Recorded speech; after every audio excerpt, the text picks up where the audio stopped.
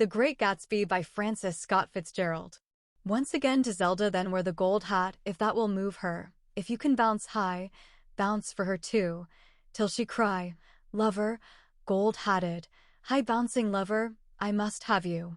Thomas Park D'Invilliers. Chapter 1. In my younger and more vulnerable years, my father gave me some advice that I've been turning over in my mind ever since. Whenever you feel like criticizing anyone, he told me, just remember that all the people in this world haven't had the advantages that you've had. He didn't say any more, but we've always been unusually communicative in a reserved way, and I understood that he meant a great deal more than that. In consequence, I'm inclined to reserve all judgments, a habit that has opened up many curious natures to me and also made me the victim of not a few veteran bores. The abnormal mind is quick to detect and attach itself to this quality when it appears in a normal person, and so it came about that in college I was unjustly accused of being a politician because I was privy to the secret griefs of wild, unknown men. Most of the confidences were unsought. Frequently I have feigned sleep, preoccupation, or a hostile levity when I realized by some unmistakable sign that an intimate revelation was quivering on the horizon. For the intimate revelations of young men, or at least the terms in which they express them, are usually plagiaristic and marred by obvious suppressions. Reserving judgments is a matter of infinite hope. I am still a little afraid of missing something if I forget that, as my father snobbishly suggested, and I snobbishly repeat, a sense of the fundamental decencies is parceled out unequally at birth. And after boasting this way of my tolerance, I come to the admission that it has a limit. Conduct may be founded on the hard rock or the wet marshes, but after a certain point I don't care what it's founded on.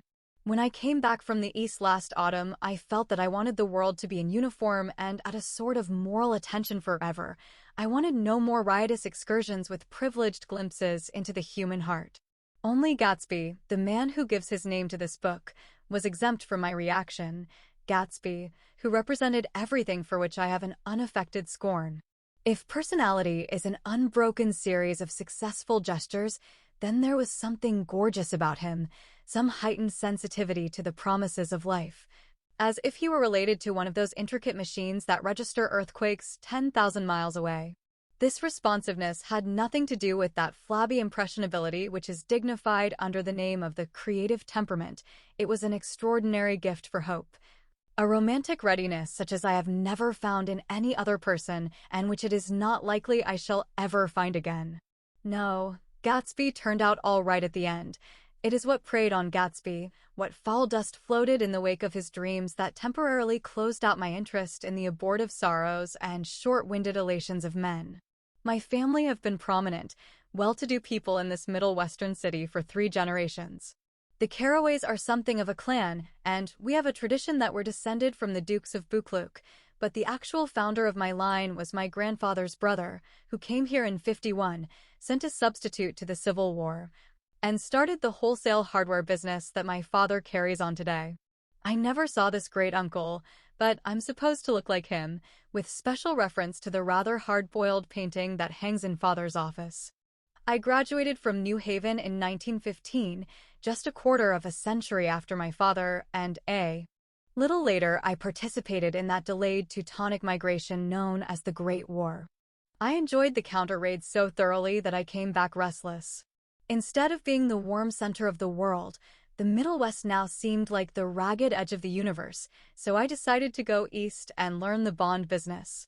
Everybody I knew was in the bond business, so I supposed it could support one more single man. All my aunts and uncles talked it over as if they were choosing a prep school for me, and finally said, "Why, yes," with very grave, hesitant faces. Father agreed to finance me for a year, and after various delays I came east, permanently, I thought, in the spring of '22. The practical thing was to find rooms in the city, but it was a warm season, and I had just left a country of wide lawns and friendly trees, so when a young man at the office suggested that we take a house together in a commuting town, it sounded like a great idea. He found the house, a weather-beaten cardboard bungalow at $80 a month, but at the last minute the firm ordered him to Washington, and I went out to the country alone. I had a dog, At least I had him for a few days until he ran away, and an old Dodge and a Finnish woman who made my bed and cooked breakfast and muttered Finnish wisdom to herself over the electric stove. It was lonely for a day or so until one morning a man, more recently arrived than I, stopped me on the road. "How do you get to West Egg Village?" he asked helplessly. I told him. And as I walked on, I was lonely no longer. I was a guide, a pathfinder, an original settler. He had casually conferred on me the freedom of the neighborhood. And so with the sunshine and the great bursts of leaves growing on the trees, just as things grow in fast movies, I had that familiar conviction that life was beginning over again with the summer. There was so much to read, for one thing, and so much fine health to be pulled down out of the young breath-giving air. I bought a dozen volumes on banking and credit and investment securities, and they stood on my shelf in red and gold like new money from the mint, promising to unfold the shining secrets that only Midas and Morgan and Maecenas knew. And I had the high intention of reading many other books besides. I was rather literary in college. One year I wrote a series of very solemn and obvious editorials for the Yale News, and now I was going to bring back all such things into my life and become again that most limited of all specialists, the well-rounded man. This isn't just an epigram. Life is much more successfully looked at from a single window, after all. It was a matter of chance that I should have rented a house in one of the strangest communities in North America. It was on that slender, riotous island which extends itself due east of New York, and where there are, among other natural curiosities, two unusual formations of land. 20 miles from the city, a pair of enormous eggs, identical in contour and separated only by a courtesy bay, jut out into the most domesticated body of salt water in the Western Hemisphere, the great wet barnyard of Long Island Sound. They are not perfect ovals, like the egg in the Columbus story. They are both crushed flat at the contact end, but their physical resemblance must be a source of perpetual wonder to the gulls that fly overhead. To the wingless, a more interesting phenomenon is their dissimilarity in every particular except shape and size. I lived at West Egg, the less fashionable of the two, though this is a most superficial tag to express the bizarre and not a little sinister contrast between them. My house was at the very tip of the egg, only 50 yards from the Sound, and squeezed between two huge places that rented for $12,000 or $15,000 a season. The one on my right was a colossal affair by any standard. It was a factual imitation of some Hotel de Ville in Normandy, with a tower on one side, spanking new under a thin beard of raw ivy and a marble swimming pool, and more than 40 acres of lawn and garden. It was Gatsby's mansion. Or, rather, as I didn't know Mr. Gatsby, it was a mansion inhabited by a gentleman of that name. My own house was an eyesore, but it was a small eyesore, and it had been overlooked, so I had a view of the water, a partial view of my neighbor's lawn, and the consoling proximity of millionaires, all for $80 a month. Across the courtesy bay, the white palaces of fashionable East Egg glittered along the water, and the history of the summer really begins on the evening I drove over there to have dinner with the Tom Buchanans. Daisy was my second cousin once removed, and I'd known Tom in college. And just after the war, I spent 2 days with them in Chicago. Her husband, among various physical accomplishments, had been one of the most powerful ends that ever played football at New Haven, a national figure in a way. One of those men who reach such an acute limited excellence at 21 that everything afterward savors of anticlimax. His family were enormously wealthy. Even in college, his freedom with money was a matter for reproach. But now he'd left Chicago and come east in a fashion that rather took your breath away. For instance, he'd brought down a string of polo ponies from Lake Forest. It was hard to realize that a man in my own generation was wealthy enough to do that. Why they came east, I don't know. They had spent a year in France for no particular reason, and then drifted here, and their unrest fully wherever people played polo and were rich together. This was a permanent move, said Daisy over the telephone, but I didn't believe it. I had no sight into Daisy's heart, but I felt that Tom would drift on forever, seeking, a little wistfully, for the dramatic turbulence of some irrecoverable football game. And so it happened that on a warm, windy evening I drove over to East Egg to see 2 old friends whom I scarcely knew at all. Their house was even more elaborate than I expected, a cheerful red and white Georgian colonial mansion overlooking the bay. The lawn started at the beach and ran towards the front door for a quarter of a mile, jumping over sundials and brick walks and burning gardens. Finally, when it reached the house, drifting up the side in bright vines as though from the momentum of its run. The front was broken by a line of French windows, glowing now with reflected gold and wide open to the warm windy afternoon, and Tom Buchanan in riding clothes was standing with his legs apart on the front porch. He had changed since his New Haven years. Now he was a sturdy, straw-haired man of 30, with a rather hard mouth and a supercilious manner. Two shining, arrogant eyes had established dominance over his face and gave him the appearance of always leaning aggressively forward. Not even the effeminate swank of his riding clothes could hide the enormous power of that body. He seemed to fill those glistening boots until he strained the top lacing, and you could see a great pack of muscle shifting when his shoulder moved under his thin coat. It was a body capable of enormous leverage, a cruel body.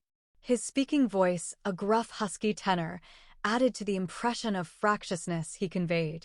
There was a touch of paternal contempt in it, even toward people he liked, and there were men at New Haven who had hated his guts. "Now, don't think my opinion on these matters is final," he seemed to say, "just because I'm stronger and more of a man than you are. We were in the same senior society, and while we were never intimate, I always had the impression that he approved of me and wanted me to like him with some harsh, defiant wistfulness of his own." We talked for a few minutes on the sunny porch. "I've got a nice place here," he said, his eyes flashing about restlessly. Turning me around by one arm, he moved a broad, flat hand along the front vista, including in its sweep a sunken Italian garden, a half-acre of deep, pungent roses, and a snub-nosed motorboat that bumped the tide offshore. It belonged to Domain, the oil man. He turned me around again, politely and abruptly. "We'll go inside." We walked through a high hallway into a bright rosy-colored space, fragilely bound into the house by French windows at either end. The windows were ajar and gleaming white against the fresh grass outside that seemed to grow a little way into the house. A breeze blew through the room, blew curtains in at one end and out the other, like pale flags, twisting them up toward the frosted wedding cake of the ceiling, and then rippled over the wine-colored rug, making a shadow on it as wind does on the sea. The only completely stationary object in the room was an enormous couch on which two young women were buoyed up as though upon an anchored balloon. They were both in white, and their dresses were rippling and fluttering as if they had just been blown back in after a short flight around the house. I must have stood for a few moments listening to the whip and snap of the curtains and the groan of a picture on the wall. Then there was a boom as Tom Buchanan shut the rear windows and the caught wind died out about the room, and the curtains and the rugs and the two young women ballooned slowly to the floor. The younger of the two was a stranger to me. She was extended full length at her end of the divan, completely motionless, and with her chin raised a little, as if she were balancing something on it which was quite likely to fall. If she saw me out of the corner of her eyes, she gave no hint of it. Indeed, I was almost surprised into murmuring an apology for having disturbed her by coming in. The other girl, Daisy, made an attempt to rise. She leaned slightly forward with a conscientious expression. Then she laughed, an absurd, charming little laugh, and I laughed too and came forward into the room. "I'm paralyzed with happiness." She laughed again, as if she said something very witty, and held my hand for a moment, looking up into my face, promising that there was no one in the world she so much wanted to see. That was a way she had. She hinted in a murmur that the surname of the balancing girl was Baker. I've heard it said that Daisy's murmur was only to make people lean toward her, an irrelevant criticism that made it no less charming. At any rate, Miss Baker's lips fluttered. She nodded at me almost imperceptibly, and then quickly tipped her head back again. The object she was balancing had obviously tottered a little and given her something of a fright. Again a sort of apology arose to my lips. Almost any exhibition of complete self-sufficiency draws a stunned tribute from me. I looked back at my cousin, who began to ask me questions in her low, thrilling voice. It was the kind of voice that the ear follows up and down, as if each speech is an arrangement of notes that will never be played again. Her face was sad and lovely with bright things in it, bright eyes and a bright, passionate mouth, but there was an excitement in her voice that men who had cared for her found difficult to forget, a singing compulsion, a whispered, "Listen," a promise that she had done gay. Exciting things just a while since, and that there were gay, exciting things hovering in the next hour. I told her how I had stopped off in Chicago for a day on my way east, and how a dozen people had sent their love through me. "Do they miss me?" she cried ecstatically. "The whole town is desolate. All the cars have the left rear wheel painted black as a mourning wreath, and there's a persistent wail all night along the North Shore. How gorgeous! Let's go back, Tom. Tomorrow." Then she added irrelevantly, "You ought to see the baby." "I'd like to." "She's asleep. She's 3 years old." "Haven't you ever seen her?" "Never." "Well, you ought to see her." She's Tom Buchanan, who had been hovering restlessly about the room, stopped and rested his hand on my shoulder. "What you doing, Nick?" "I'm a bond man." "Who with?" I told him. "Never heard of them," he remarked decisively. This annoyed me. "You will," I answered shortly. "You will if you stay in the East." "Oh, I'll stay in the East. Don't you worry," he said, glancing at Daisy and then back at me, as if he were alert for something more. "I'd be a goddamned fool to live anywhere else." At this point Miss Baker said, "Absolutely," with such suddenness that I started. It was the first word she had uttered since I came into the room. Evidently it surprised her as much as it did me, for she yawned and with a series of rapid, deft movements stood up into the room. "I'm stiff," she complained. "I've been lying on that sofa for as long as I can remember." "Don't look at me, Daisy," retorted. "I've been trying to get you to New York all afternoon." "No, thanks," said Miss Baker to the 4 cocktails just in from the pantry. "I'm absolutely in training." Her host looked at her incredulously. "You are?" He took down his drink as if it were a drop in the bottom of a glass. "How you ever get anything done is beyond me."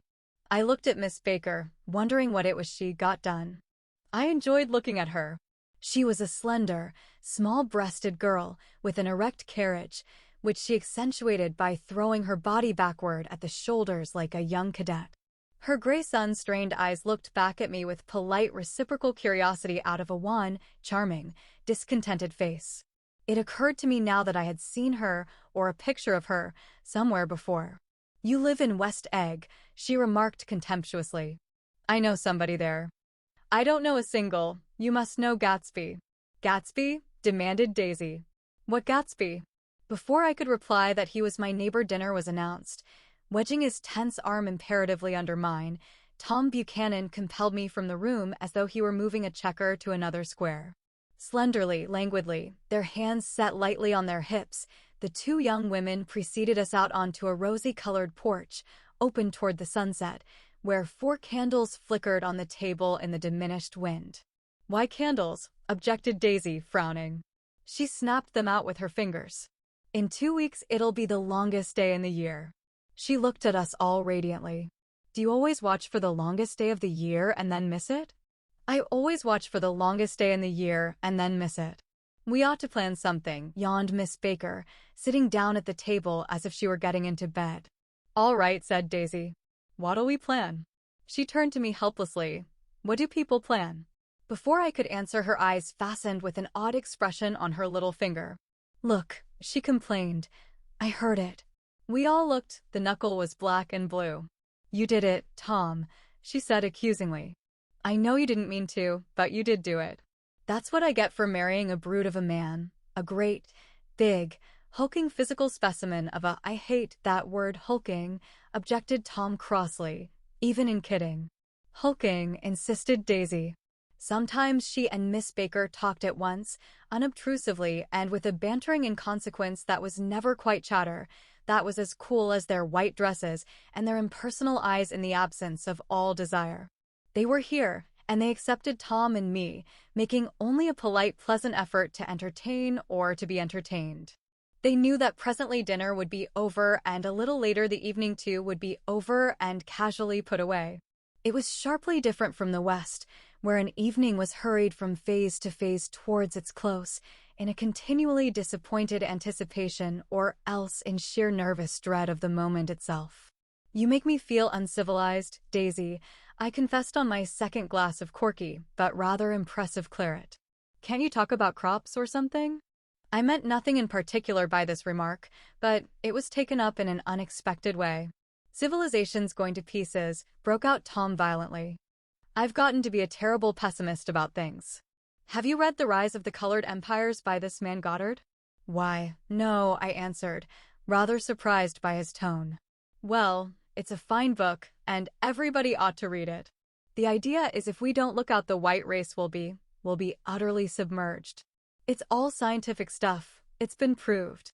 Tom's getting very profound, said Daisy, with an expression of unthoughtful sadness.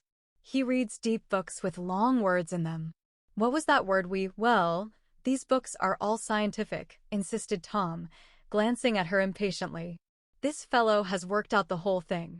It's up to us, who are the dominant race, to watch out, or these other races will have control of things. We've got to beat them down, whispered Daisy, winking ferociously toward the fervent sun.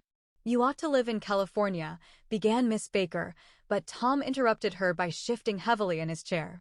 This idea is that we're Nordics. I am, and you are, and after an infinitesimal hesitation he included Daisy with a slight nod, and she winked at me again. And we've produced all the things that go to make civilization. Oh, science and art and all that. Do you see? There was something pathetic in his concentration, as if his complacency, more acute than of old, was not enough to him anymore. When, almost immediately, the telephone rang inside and the butler left the porch, Daisy seized upon the momentary interruption and leaned towards me.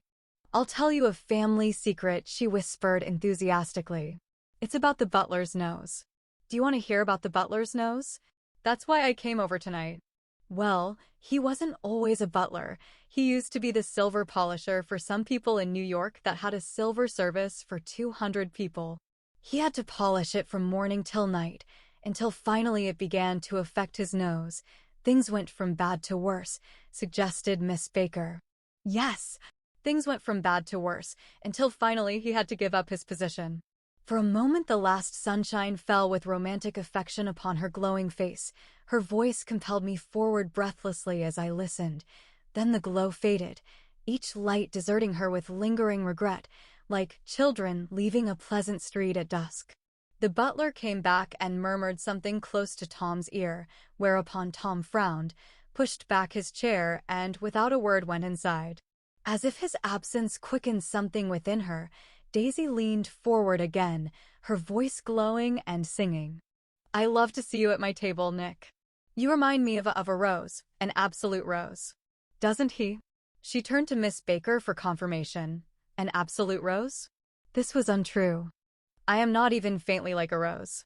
She was only extemporizing, but a stirring warmth flowed from her, as if her heart was trying to come out to you concealed in one of those breathless, thrilling words.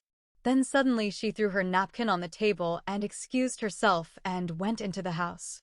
Miss Baker and I exchanged a short glance consciously devoid of meaning. I was about to speak when she sat up alertly and said, "SH," in a warning voice. A subdued, impassioned murmur was audible in the room beyond, and Miss Baker leaned forward unashamed, trying to hear. The murmur trembled on the verge of coherence, sank down, mounted excitedly, and then ceased altogether. "This Mr. Gatsby you spoke of is my neighbor," I began. "Don't talk. I want to hear what happens." "Is something happening?" I inquired innocently. "You mean to say you don't know?" said Miss Baker, honestly surprised. "I thought everybody knew." "I don't." "Why," she said hesitantly, "Tom's got some woman in New York." "Got some woman?" I repeated blankly. Miss Baker nodded. "She might have the decency not to telephone him at dinner time. Don't you think?" Almost before I had grasped her meaning, there was the flutter of a dress and the crunch of leather boots, and Tom and Daisy were back at the table. "It couldn't be helped," cried Daisy with tense gaiety. She sat down, glanced searchingly at Miss Baker and then at me, and continued, "I looked outdoors for a minute, and it's very romantic outdoors. There's a bird on the lawn that I think must be a nightingale come over on the Cunard or White Star Line. He's singing away," her voice sang. "It's romantic, isn't it, Tom?" Very romantic, he said, and then miserably to me, if it's light enough after dinner, I want to take you down to the stables. The telephone rang inside, startlingly, and as Daisy shook her head decisively at Tom, the subject of the stables, in fact all subjects, vanished into air. Among the broken fragments of the last 5 minutes at table, I remember the candles being lit again, pointlessly, and I was conscious of wanting to look squarely at everyone, and yet to avoid all eyes. I couldn't guess what Daisy and Tom were thinking, but I doubt if even Miss Baker, who seemed to have mastered a certain hearty skepticism, was able utterly to put this fifth guest's shrill metallic urgency out of mind. To a certain temperament this situation might have seemed intriguing. My own instinct was to telephone immediately for the police. The horses, needless to say, were not mentioned again. Tom and Miss Baker, with several feet of twilight between them, strolled back into the library, as if to a vigil beside a perfectly tangible body, while trying to look pleasantly interested and a little deaf. I followed Daisy around a chain of connecting verandas to the porch in front. In its deep gloom, we sat down side by side on a wicker settee. Daisy took her face in her hands as if feeling its lovely shape, and her eyes moved gradually out into the velvet dusk. I saw that turbulent emotions possessed her, so I asked what I thought would be some sedative questions about her little girl. "We don't know each other very well, Nick," she said suddenly. "Even if we are cousins. You didn't come to my wedding. I wasn't back from the war." "That's true." She hesitated.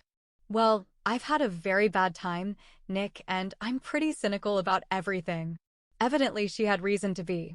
I waited, but she didn't say any more, and after a moment I returned rather feebly to the subject of her daughter. "I suppose she talks and eats and everything." "Oh, yes." She looked at me absently.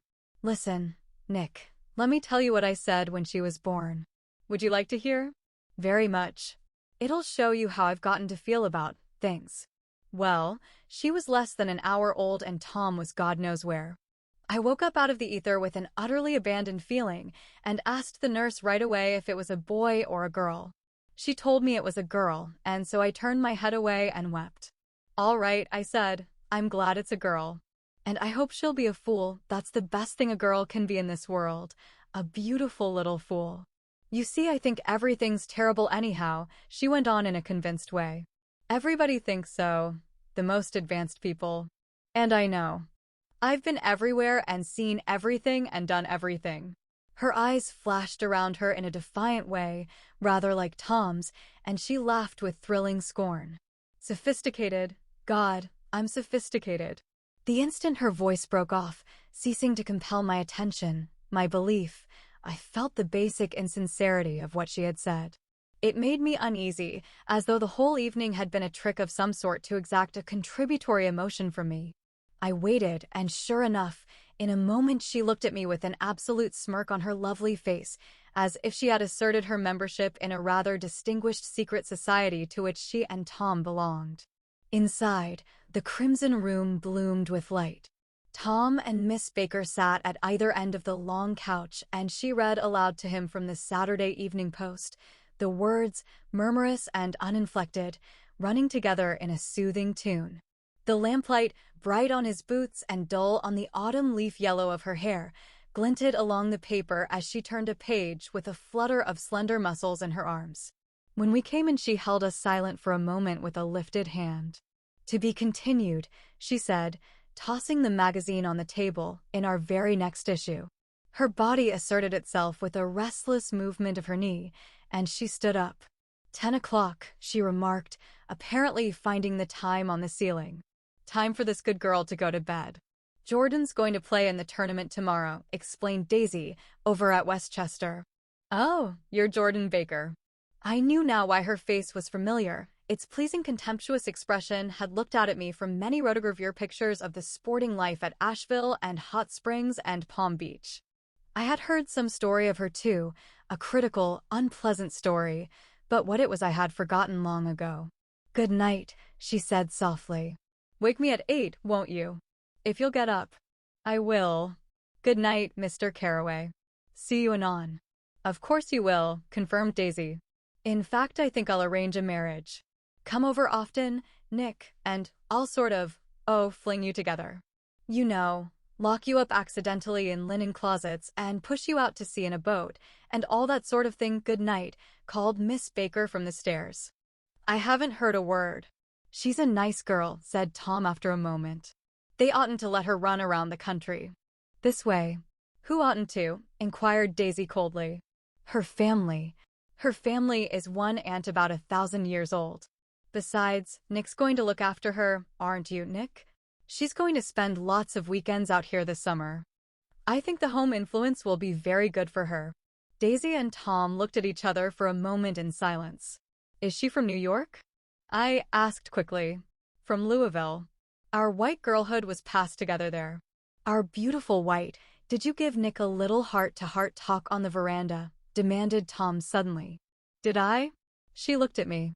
I can't seem to remember, but I think we talked about the Nordic race. Yes, I'm sure we did. It sort of crept up on us, and first thing you know, don't believe everything you hear, Nick, he advised me. I said lightly that I had heard nothing at all, and a few minutes later I got up to go home. They came to the door with me and stood side by side in a cheerful square of light. As I started my motor, Daisy peremptorily called, Wait. I forgot to ask you something, and it's important. We heard you were engaged to a girl out west. That's right, corroborated Tom kindly. We heard that you were engaged. It's a libel. I'm too poor. But we heard it, insisted Daisy, surprising me by opening up again in a flower-like way. We heard it from 3 people, so it must be true. Of course I knew what they were referring to, but I wasn't even vaguely engaged. The fact that gossip had published the bans was one of the reasons I had come east. You can't stop going with an old friend on account of rumors, and on the other hand, I had no intention of being rumored into marriage. Their interest rather touched me and made them less remotely rich. Nevertheless, I was confused and a little disgusted as I drove away. It seemed to me that the thing for Daisy to do was to rush out of the house, child in arms, but apparently there were no such intentions in her head. As for Tom, the fact that he had some woman in New York was really less surprising than that he had been depressed by a book. Something was making him nibble at the edge of stale ideas as if his sturdy physical egotism no longer nourished his peremptory heart. Already it was deep summer on roadhouse roofs and in front of wayside garages, where new red petrol pumps sat out in pools of light, and when I reached my estate at West Egg, I ran the car under its shed and sat for a while on an abandoned grass roller in the yard. The wind had blown off, leaving a loud, bright night, with wings beating in the trees and a persistent organ sound as the full bellows of the earth blew the frogs full of life. The silhouette of a moving cat wavered across the moonlight, and, turning my head to watch it, I saw that I was not alone. 50 feet away, a figure had emerged from the shadow of my neighbor's mansion and was standing with his hands in his pockets regarding the silver pepper of the stars. Something in his leisurely movements and the secure position of his feet upon the lawn suggested that it was Mr. Gatsby himself, come out to determine what share was his of our local heavens. I decided to call to him. Miss Baker had mentioned him at dinner, and that would do for an introduction. But I didn't call to him, for he gave a sudden intimation that he was content to be alone. He stretched out his arms toward the dark water in a curious way, and, far as I was from him, I could have sworn he was trembling. Involuntarily, I glanced seaward, and distinguished nothing except a single green light, minute and far away, that might have been the end of a dock. When I looked once more for Gatsby, he had vanished, and I was alone again in the unquiet darkness. Chapter 2. About halfway between West Egg and New York, the motor road hastily joins the railroad and runs beside it for 1/4 of a mile, so as to shrink away from a certain desolate area of land. This is a valley of ashes, a fantastic farm where ashes grow like wheat into ridges and hills and grotesque gardens, where ashes take the forms of houses and chimneys and rising smoke and, finally, with a transcendent effort, of ash-gray men who move dimly and already crumbling through the powdery air. Occasionally a line of gray cars crawls along an invisible track, gives out a ghastly creak, and comes to rest, and immediately the ash-gray men swarm up with leaden spades and stir up an impenetrable cloud, which screens their obscure operations from your sight. But above the gray land and the spasms of bleak dust which drift endlessly over it, you perceive, after a moment, the eyes of Dr. T.J. Eckelberg. The eyes of Dr. T.J. Eckelberg are blue and gigantic. Their retinas are 1 yard high. They look out of no face, but, instead, from a pair of enormous yellow spectacles which pass over a non-existent nose. Evidently some wild wag of an oculist set them there to fatten his practice in the borough of Queens, and then sank down himself into eternal blindness, or forgot them and moved away. But his eyes, dimmed a little by many paintless days under sun and rain, brood on over the solemn dumping ground. The Valley of Ashes is bounded on one side by a small foul river, and, when the drawbridge is up to let barges through, the passengers on waiting trains can stare at the dismal scene for as long as half an hour. There is always a halt there of at least a minute, and it was because of this that I first met Tom Buchanan's mistress. The fact that he had one was insisted upon wherever he was known. His acquaintances resented the fact that he turned up in popular cafes with her and, leaving her at a table, sauntered about, chatting with whomsoever he knew. Though I was curious to see her, I had no desire to meet her, but I did. I went up to New York with Tom on the train one afternoon, and when we stopped by the ash heaps he jumped to his feet and, taking hold of my elbow, literally forced me from the car. "We're getting off," he insisted. "I want you to meet my girl." I think he'd tanked up a good deal at luncheon, and his determination to have my company bordered on violence. The supercilious assumption was that on Sunday afternoon I had nothing better to do. I followed him over a low whitewashed railroad fence, and we walked back 100 yards along the road under Dr. Eckelberg's persistent stare. The only building in sight was a small block of yellow brick sitting on the edge of the wasteland, a sort of compact main street ministering to it, and contiguous to absolutely nothing. One of the 3 shops it contained was for rent, and another was an all-night restaurant, approached by a trail of ashes. The third was a garage, repairs. George B. Wilson. Cars bought and sold, and I followed Tom inside. The interior was unprosperous and bare. The only car visible was the dust-covered wreck of a Ford which crouched in a dim corner. It had occurred to me that this shadow of a garage must be a blind, and that sumptuous and romantic apartments were concealed overhead when the proprietor himself appeared in the door of an office, wiping his hands on a piece of waste. He was a blond, spiritless man, anemic and faintly handsome. When he saw us, a damp gleam of hope sprang into his light blue eyes.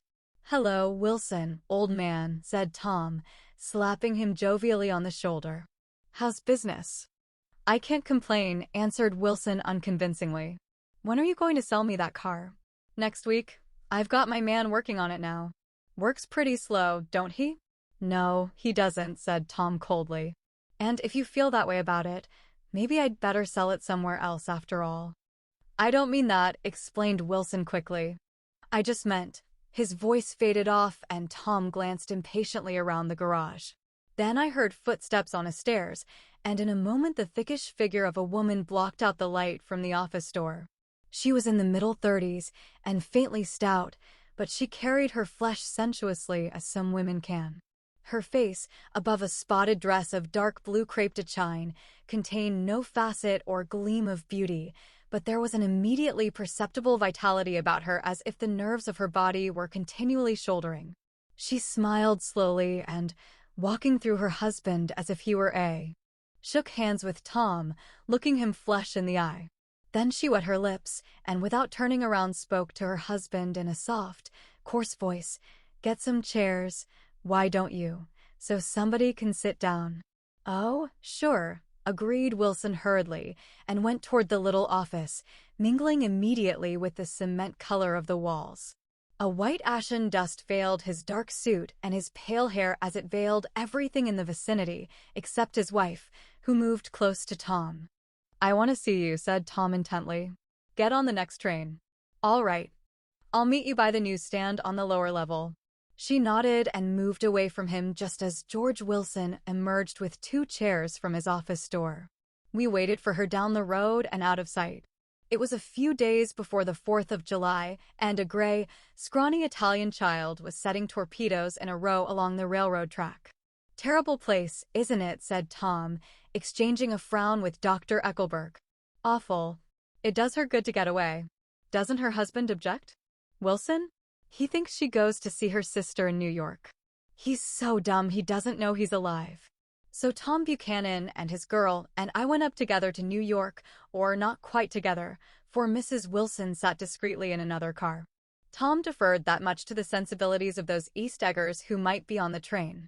She had changed her dress to a brown-figured muslin, which stretched tight over her rather wide hips as Tom helped her to the platform in New York. At the newsstand, she bought a copy of Town Tattle and a moving picture magazine, and in the station drugstore some cold cream and a small flask of perfume. Upstairs, in the solemn echoing drive, she let 4 taxicabs drive away before she selected a new one, lavender-colored with gray upholstery, and in this we slid out from the mass of the station into the glowing sunshine. But immediately she turned sharply from the window and, leaning forward, tapped on the front glass. "I want to get one of those dogs," she said earnestly. "I want to get one for the apartment. They're nice to have, a dog." We backed up to a gray old man who bore an absurd resemblance to John D. Rockefeller. In a basket swung from his neck cowered a dozen very recent puppies of an indeterminate breed. "What kind are they?" asked Mrs. Wilson eagerly as he came to the taxi window. "All kinds. What kind do you want, lady?" "I'd like to get one of those police dogs. I don't suppose you got that kind?" The man peered doubtfully into the basket, plunged in his hand, and drew one up, wriggling, by the back of the neck. "That's no police dog," said Tom. "No, it's not exactly a police dog," said the man with disappointment in his voice. "It's more of an Airedale." He passed his hand over the brown wash rag of a back. "Look at that coat. Some coat. That's a dog that'll never bother you with catching cold." "I think it's cute," said Mrs. Wilson enthusiastically. "How much is it?" "That dog." He looked at it admiringly. "That dog will cost you $10. The Airedale. Undoubtedly there was an Airedale concerned in it somewhere, though its feet were startlingly white, changed hands and settled down into Mrs. Wilson's lap, where she fondled the weatherproof coat with rapture. "Is it a boy or a girl?" she asked delicately. "That dog? That dog's a boy." "It's a bitch," said Tom decisively. "Here's your money. Go and buy 10 more dogs with it." We drove over to Fifth Avenue, warm and soft, almost pastoral, on the summer Sunday afternoon. I wouldn't have been surprised to see a great flock of white sheep turn the corner. "Hold on," I said. "I have to leave you here." "No, you don't," interposed Tom quickly. "Myrtle'll be hurt if you don't come up to the apartment." "Won't you, Myrtle?" "Come on," she urged. "I'll telephone my sister Catherine. She's said to be very beautiful by people who ought to know." "Well, I'd like to," but we went on, cutting back again over the park toward the West Hundreds. At 158th Street the cab stopped at one slice in a long white cake of apartment houses. Throwing a regal homecoming glance around the neighborhood, Mrs. Wilson gathered up her dog and her other purchases and went haughtily in. "I'm going to have the McKees come up," she announced as we rose in the elevator. And, of course, I got to call up my sister, too. The apartment was on the top floor, a small living room, a small dining room, a small bedroom, and a bath. The living room was crowded to the doors with a set of tapestried furniture entirely too large for it, so that to move about was to stumble continually over scenes of ladies swinging in the gardens of Versailles. The only picture was an over-enlarged photograph, apparently a hen sitting on a blurred rock. Looked at from a distance, however, the hen resolved itself into a bonnet, and the countenance of a stout old lady beamed down into the room. Several old copies of Town Tattle lay on the table together with a copy of Simon Called Peter and some of the small scandal magazines of Broadway. Mrs. Wilson was first concerned with the dog. A reluctant elevator boy went for a box full of straw and some milk, to which he added on his own initiative a tin of large, hard dog biscuits, one of which decomposed apathetically in the saucer of milk all afternoon. Meanwhile, Tom brought out a bottle of whiskey from a locked bureau door. I have been drunk just twice in my life, and the second time was that afternoon, so everything that happened has a dim, hazy cast over it, although until after 8 o'clock the apartment was full of cheerful sun. Sitting on Tom's lap, Mrs. Wilson called up several people on the telephone. Then there were no cigarettes, and I went out to buy some at the drugstore on the corner. When I came back, they had both disappeared, so I sat down discreetly in the living room and read a chapter of Simon Called Peter. Either it was terrible stuff or the whiskey distorted things, because it didn't make any sense to me. Just as Tom and Myrtle, after the first drink, Mrs. Wilson and I called each other by our first names, reappeared, company commenced to arrive at the apartment door. The sister, Catherine, was a slender, worldly girl of about 30, with a solid, sticky bob of red hair and a complexion powdered milky white. Her eyebrows had been plucked and then drawn on again at a more rakish angle, but the efforts of nature toward the restoration of the old alignment gave a blurred air to her face. When she moved about, there was an incessant clicking as innumerable pottery bracelets jingled up and down upon her arms. She came in with such a proprietary haste and looked around so possessively at the furniture that I wondered if she lived here. But when I asked her, she laughed immoderately, repeated my question aloud, and told me she lived with a girlfriend at a hotel. Mr. McKee was a pale, feminine man from the flat below. He had just shaved, for there was a white spot of lather on his cheekbone, and he was most respectful in his greeting to everyone in the room. He informed me that he was in the artistic game, and I gathered later that he was a photographer and had made the dim enlargement of Mrs. Wilson's mother, which hovered like an ectoplasm on the wall. His wife was shrill, languid, handsome, and horrible. She told me with pride that her husband had photographed her 127 times since they had been married. Mrs. Wilson had changed her costume some time before and was now attired in an elaborate afternoon dress of cream-colored chiffon, which gave out a continual rustle as she swept about the room. With the influence of the dress, her personality had also undergone a change. The intense vitality that had been so remarkable in the garage was converted into impressive hauteur. Her laughter, her gestures, her assertions became more violently affected moment by moment, and as she expanded, the room grew smaller around her, until she seemed to be revolving on a noisy, creaking pivot through the smoky air. "My dear," she told her sister in a high, mincing shout, "most of these fellas will cheat you every time. All they think of is money. I had a woman up here last week to look at my feet, and when she gave me the bill, you'd have thought she had my appendicitis out." "What was the name of the woman?" asked Mrs. McKee. "Mrs. Eberhardt. She goes around looking at people's feet in their own homes." "I like your dress," remarked Mrs. McKee. "I think it's adorable." Mrs. Wilson rejected the compliment by raising her eyebrow in disdain. "It's just a crazy old thing," she said. "I just slip it on sometimes when I don't care what I look like." "But it looks wonderful on you, if you know what I mean," pursued Mrs. McKee. "If Chester could only get you in that pose, I think he could make something of it."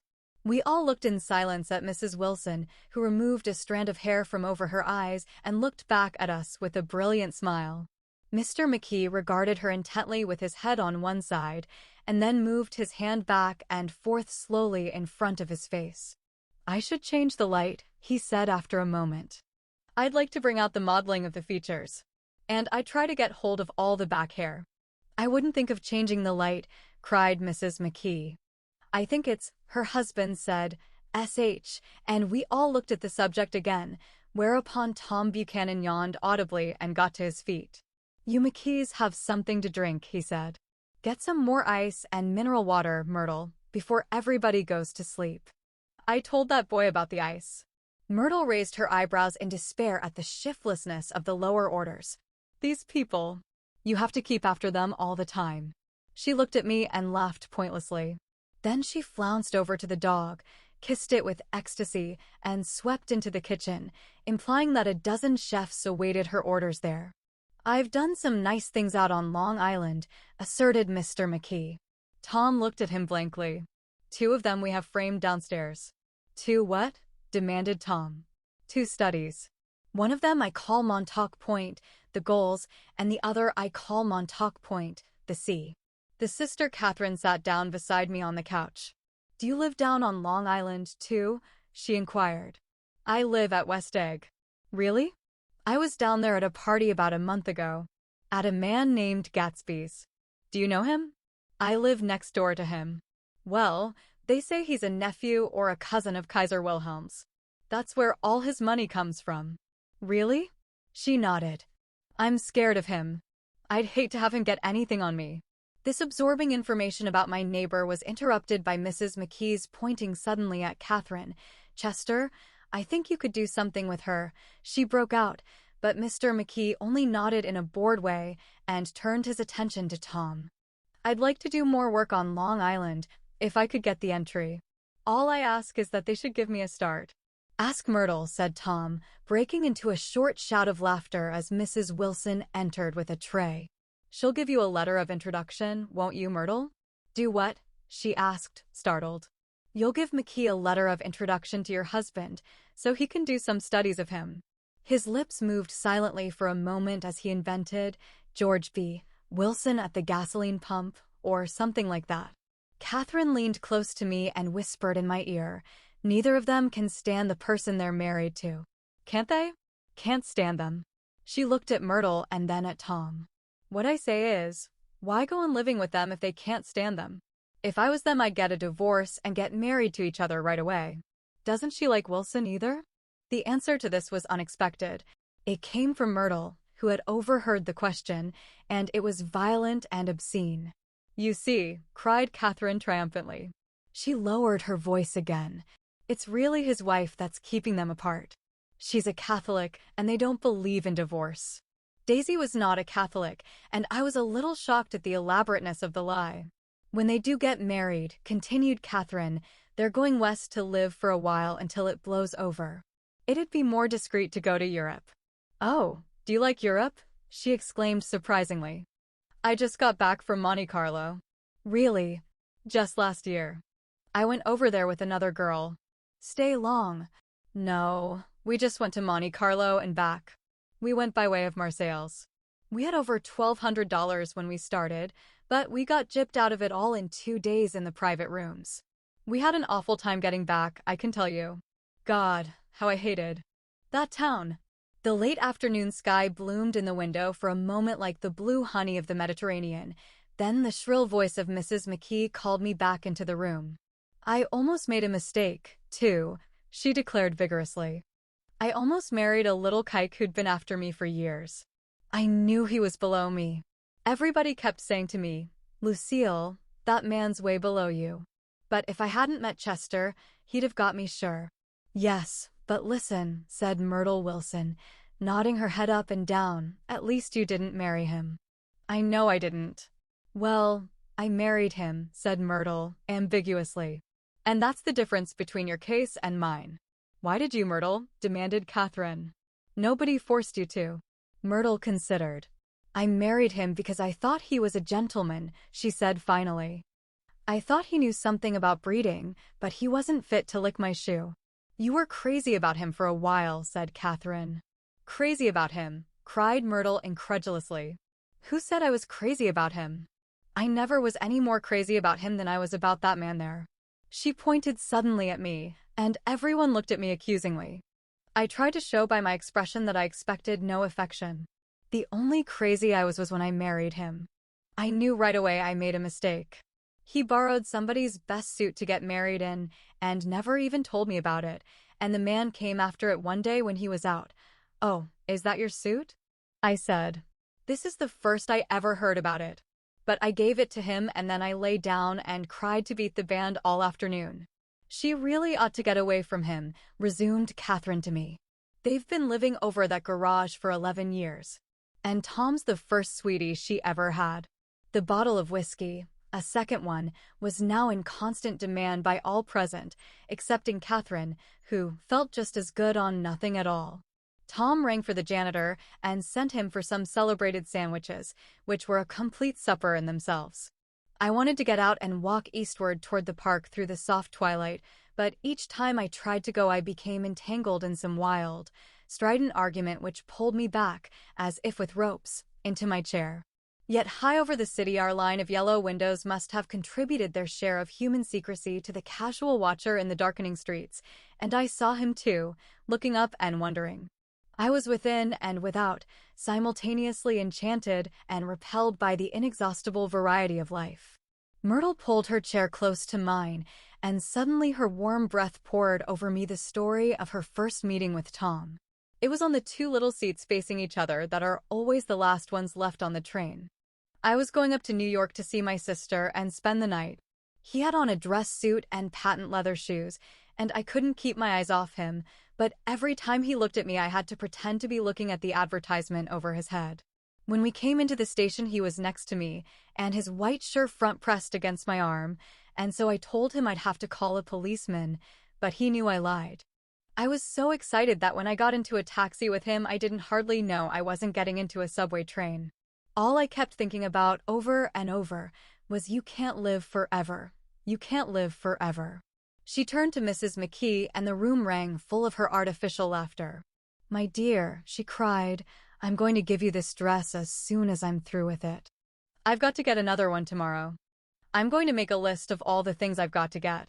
A massage and a wave, and a collar for the dog, and one of those cute little ashtrays where you touch a spring, and a wreath with a black silk bow for Mother's grave that'll last all summer."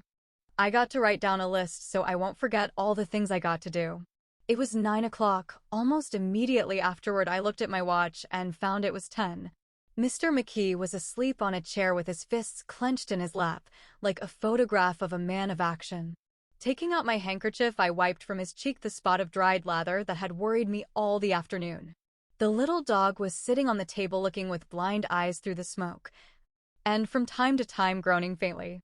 People disappeared, reappeared, made plans to go somewhere, and then lost each other, searched for each other, found each other a few feet away. Sometime toward midnight, Tom Buchanan and Mrs. Wilson stood face to face discussing, in impassioned voices, whether Mrs. Wilson had any right to mention Daisy's name. "Daisy, Daisy, Daisy," shouted Mrs. Wilson. "I'll say it whenever I want to. Daisy." Making a short, deft movement, Tom Buchanan broke her nose with his open hand. Then there were bloody towels upon the bathroom floor, and women's voices scolding, and high over the confusion a long broken wail of pain. Mr. McKee awoke from his doze and started in a daze toward the door. When he had gone halfway, he turned around and stared at the scene, his wife and Catherine scolding and consoling as they stumbled here and there among the crowded furniture with articles of aid, and the despairing figure on the couch, bleeding fluently, and trying to spread a copy of Town Tattle over the tapestry scenes of Versailles. Then Mr. McKee turned and continued on out the door. Taking my hat from the chandelier, I followed. "Come to lunch someday," he suggested, as we groaned down in the elevator. "Where?" "Anywhere." "Keep your hands off the lever," snapped the elevator boy. "I beg your pardon," said Mr. McKee with dignity. "I didn't know I was touching it." "All right," I agreed. "I'll be glad to." I was standing beside his bed, and he was sitting up between the sheets, clad in his underwear, with a great portfolio in his hands. Beauty and the Beast. Loneliness. Old Grocery Horse. Brook End Bridge. Then I was lying half asleep in the cold lower level of the Pennsylvania station, staring at the Morning Tribune and waiting for the 4 o'clock train. Chapter 3. There was music from my neighbor's house through the summer nights. In his blue gardens men and girls came and went like moths among the whisperings and the champagne and the stars. At high tide in the afternoon, I watched his guests diving from the tower of his raft, or taking the sun on the hot sand of his beach while his 2 motorboats slit the waters of the Sound, drawing aquaplanes over cataracts of foam. On weekends his Rolls-Royce became an omnibus, bearing parties to and from the city between 9 in the morning and long past midnight, while his station wagon scampered like a brisk yellow bug to meet all trains.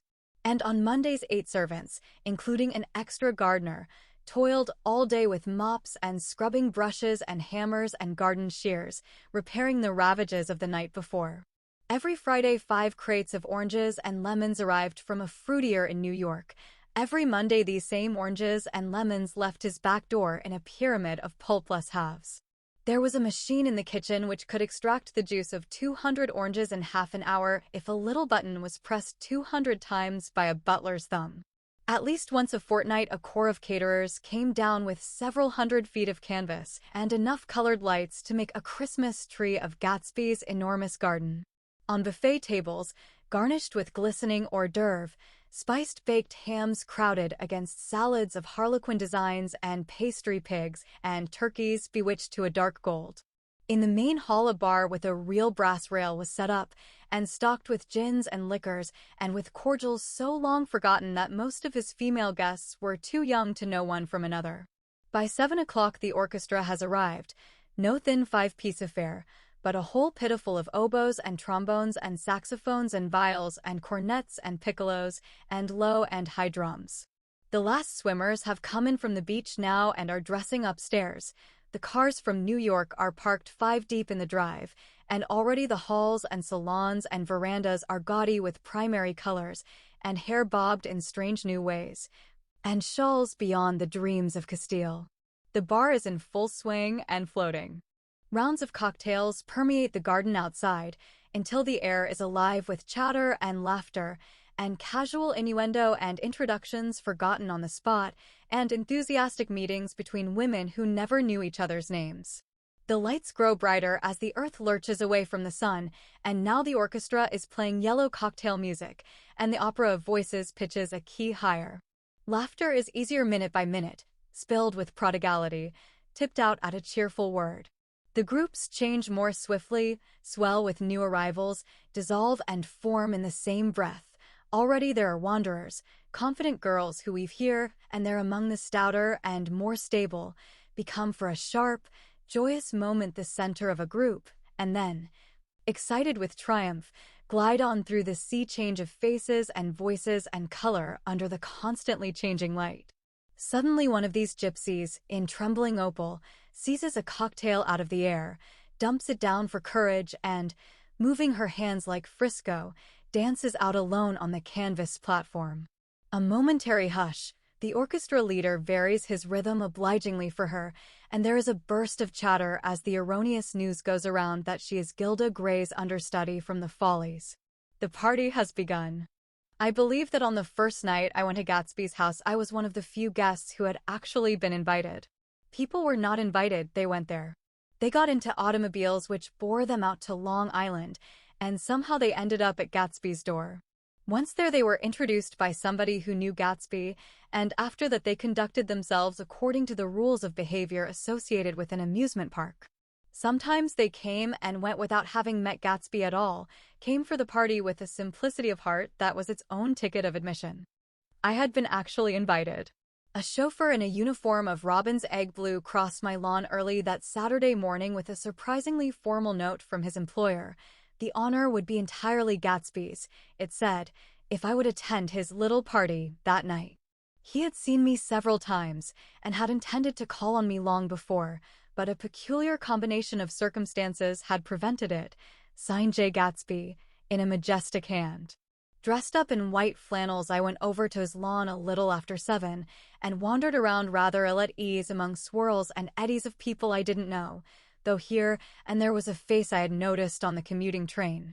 I was immediately struck by the number of young Englishmen dotted about, all well-dressed, all looking a little hungry, and all talking in low, earnest voices to solid and prosperous Americans. I was sure that they were selling something, bonds or insurance or automobiles. They were at least agonizingly aware of the easy money in the vicinity and convinced that it was theirs for a few words in the right key. As soon as I arrived, I made an attempt to find my host, but the 2 or 3 people of whom I asked his whereabouts stared at me in such an amazed way, and denied so vehemently any knowledge of his movements, that I slunk off in the direction of the cocktail table, the only place in the garden where a single man could linger without looking purposeless and alone. I was on my way to get roaring drunk from sheer embarrassment when Jordan Baker came out of the house and stood at the head of the marble steps, leaning a little backward and looking with contemptuous interest down into the garden. Welcome or not, I found it necessary to attach myself to someone before I should begin to address cordial remarks to the passers-by. "Hello," I roared, advancing toward her. My voice seemed unnaturally loud across the garden. "I thought you might be here," she responded absently as I came up. "I remembered you lived next door too." She held my hand impersonally, as a promise that she'd take care of me in a minute, and gave ear to 2 girls in twin yellow dresses, who stopped at the foot of the steps. "Hello," they cried together. "Sorry you didn't win." That was for the golf tournament. She had lost in the finals the week before. You don't know who we are, said one of the girls in yellow, but we met you here about a month ago. You've dyed your hair since then, remarked Jordan, and I started, but the girls had moved casually on and her remark was addressed to the premature moon, produced like the supper, no doubt, out of a caterer's basket. With Jordan's slender golden arm resting in mine, we descended the steps and sauntered about the garden. A tray of cocktails floated at us through the twilight, and we sat down at a table with the 2 girls in yellow and 3 men, each one introduced to us as Mr. Mumble. Do you come to these parties often? Inquired Jordan of the girl beside her. The last one was the one I met you at, answered the girl, in an alert, confident voice. She turned to her companion. Wasn't it for you, Lucille? It was for Lucille, too. I like to come, Lucille said. I never care what I do, so I always have a good time. When I was here last, I tore my gown on a chair, and he asked me my name and address. Inside of a week, I got a package from couriers with a new evening gown in it. Did you keep it? Asked Jordan. Sure, I did. I was going to wear it tonight, but it was too big in the bust and had to be altered. It was gas blue with lavender beads. $265. There's something funny about a fellow that'll do a thing like that, said the other girl eagerly. He doesn't want any trouble with anybody. Who doesn't? I inquired. Gatsby. Somebody told me. The 2 girls and Jordan leaned together confidentially. Somebody told me they thought he killed a man once. A thrill passed over all of us. The 3 Mr. Mumbles bent forward and listened eagerly. I don't think it's so much that, argued Lucille skeptically. It's more that he was a German spy during the war. One of the men nodded in confirmation. I heard that from a man who knew all about him, grew up with him in Germany, he assured us positively. Oh, no, said the first girl, it couldn't be that, because he was in the American Army during the war. As our credulity switched back to her, she leaned forward with enthusiasm. You look at him sometimes when he thinks nobody's looking at him. I'll bet he killed a man. She narrowed her eyes and shivered. Lucille shivered. We all turned and looked around for Gatsby. It was testimony to the romantic speculation he inspired that there were whispers about him from those who had found little that it was necessary to whisper about in this world. The first supper, there would be another one after midnight, was now being served, and Jordan invited me to join her own party, who were spread around a table on the other side of the garden. There were 3 married couples and Jordan's escort, a persistent undergraduate given to violent innuendo, and obviously under the impression that sooner or later Jordan was going to yield him up her person to a greater or lesser degree. Instead of rambling, this party had preserved a dignified homogeneity and assumed to itself the function of representing the staid nobility of the countryside, East Egg condescending to West Egg and carefully on guard against its spectroscopic gaiety.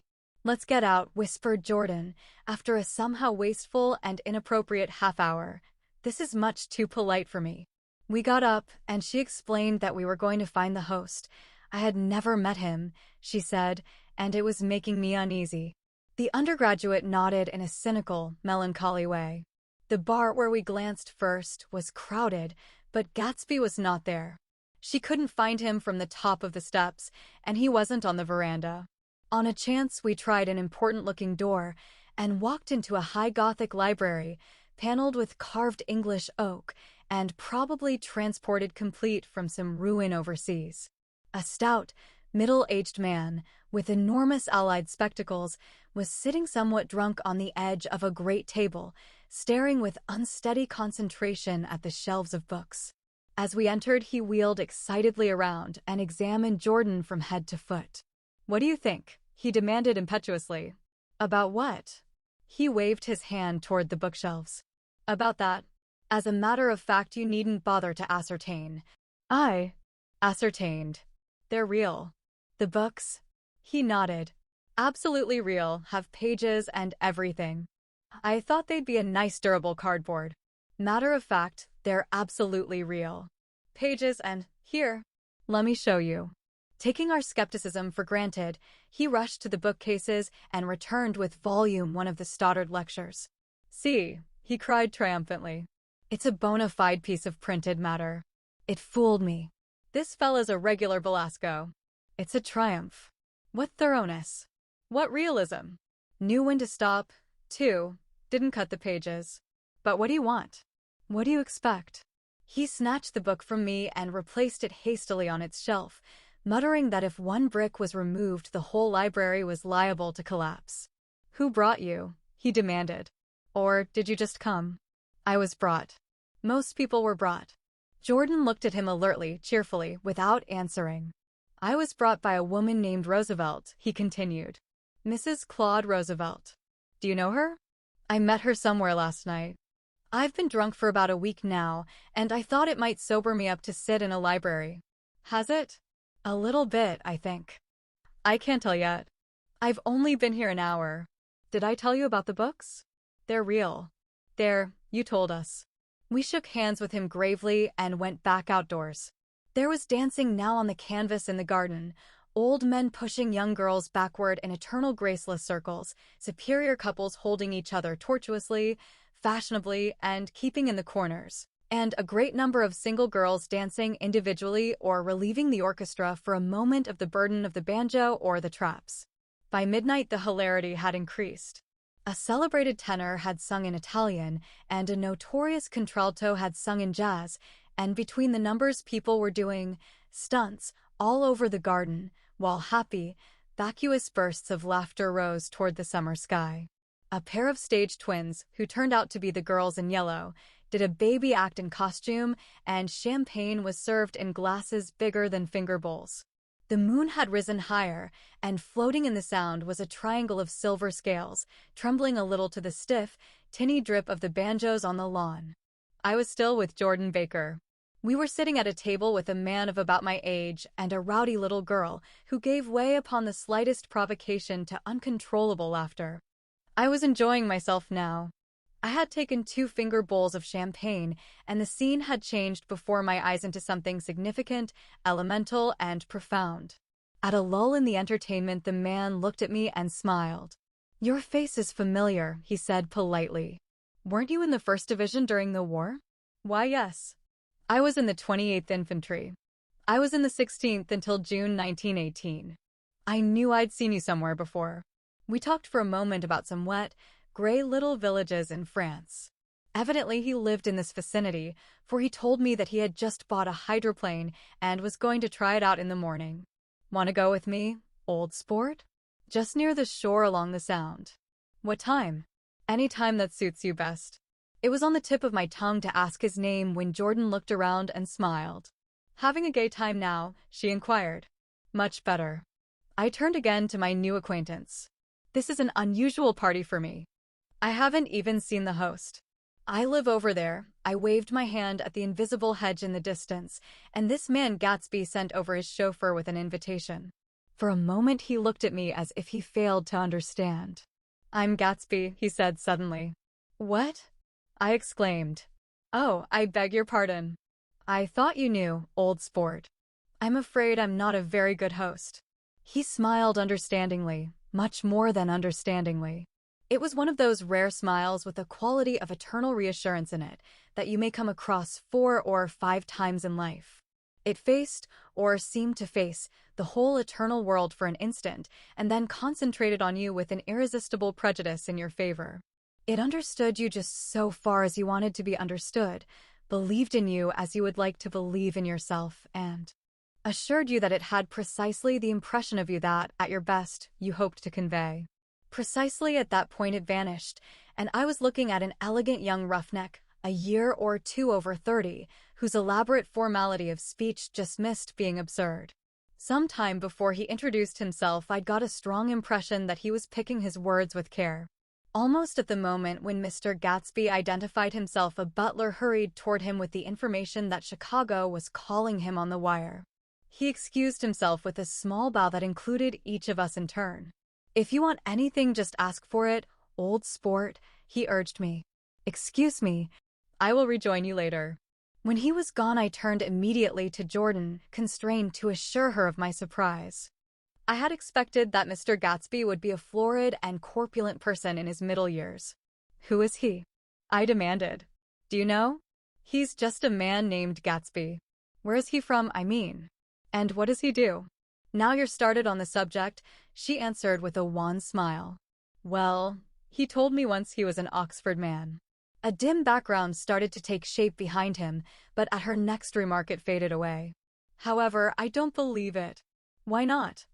I don't know, she insisted. I just don't think he went there. Something in her tone reminded me of the other girls. I think he killed a man and had the effect of stimulating my curiosity. I would have accepted without question the information that Gatsby sprang from the swamps of Louisiana or from the Lower East Side of New York. That was comprehensible.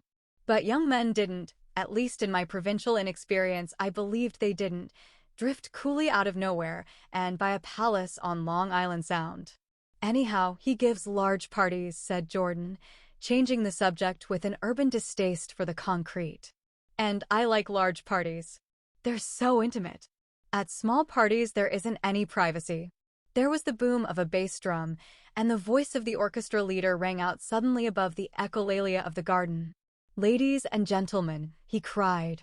At the request of Mr. Gatsby, we are going to play for you Mr. Vladimir Tostof's latest work, which attracted so much attention at Carnegie Hall last May.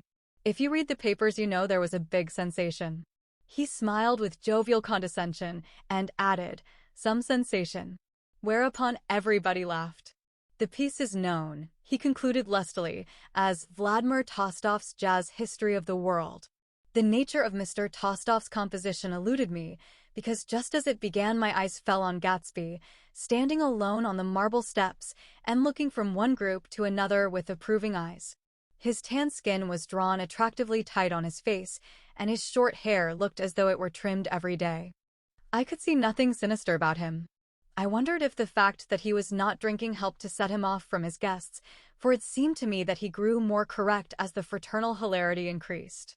When the Jazz History of the World was over, girls were putting their heads on men's shoulders in a puppyish, convivial way. Girls were swooning backward playfully into men's arms, even into groups, knowing that someone would arrest their falls. But no one swooned backward on Gatsby, and no French bob touched Gatsby's shoulder, and no singing quartets were formed with Gatsby's head for one link. I beg your pardon. Gatsby's butler was suddenly standing beside us. Miss Baker, he inquired. I beg your pardon, but Mr. Gatsby would like to speak to you alone. With me, she exclaimed in surprise. Yes, madam. She got up slowly, raising her eyebrows at me in astonishment, and followed the butler toward the house. I noticed that she wore her evening dress, all her dresses, like sports clothes. There was a jauntiness about her movements as if she had first learned to walk upon golf courses on clean, crisp mornings. I was alone, and it was almost 2. For some time confused and intriguing sounds had issued from a long, many-windowed room which overhung the terrace. Eluding Jordan's undergraduate, who was now engaged in an obstetrical conversation with 2 chorus girls and who implored me to join him, I went inside. The large room was full of people.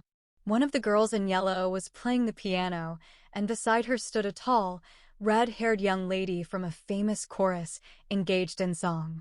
She had drunk a quantity of champagne, and during the course of her song she had decided, ineptly, that everything was very, very sad. She was not only singing, she was weeping too.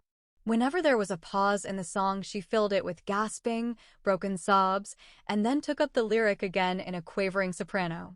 The tears coursed down her cheeks, not freely, however, for when they came into contact with her heavily beaded eyelashes, they assumed an inky color and pursued the rest of their way in slow black rivulets. A humorous suggestion was made that she sing the notes on her face, whereupon she threw up her hands, sank into a chair, and went off into a deep vinous sleep.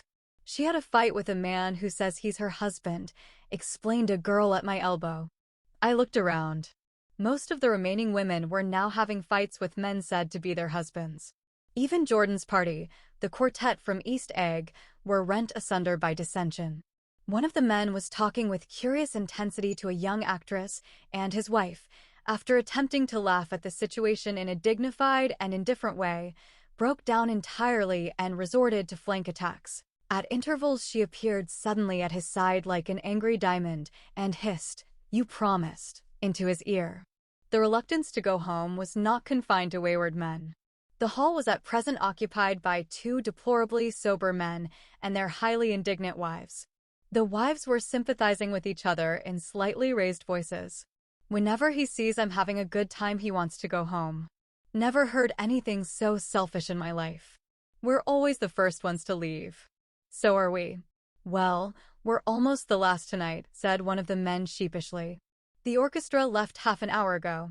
In spite of the wives' agreement that such malevolence was beyond credibility, the dispute ended in a short struggle, and both wives were lifted, kicking, into the night. As I waited for my hat in the hall, the door of the library opened and Jordan Baker and Gatsby came out together.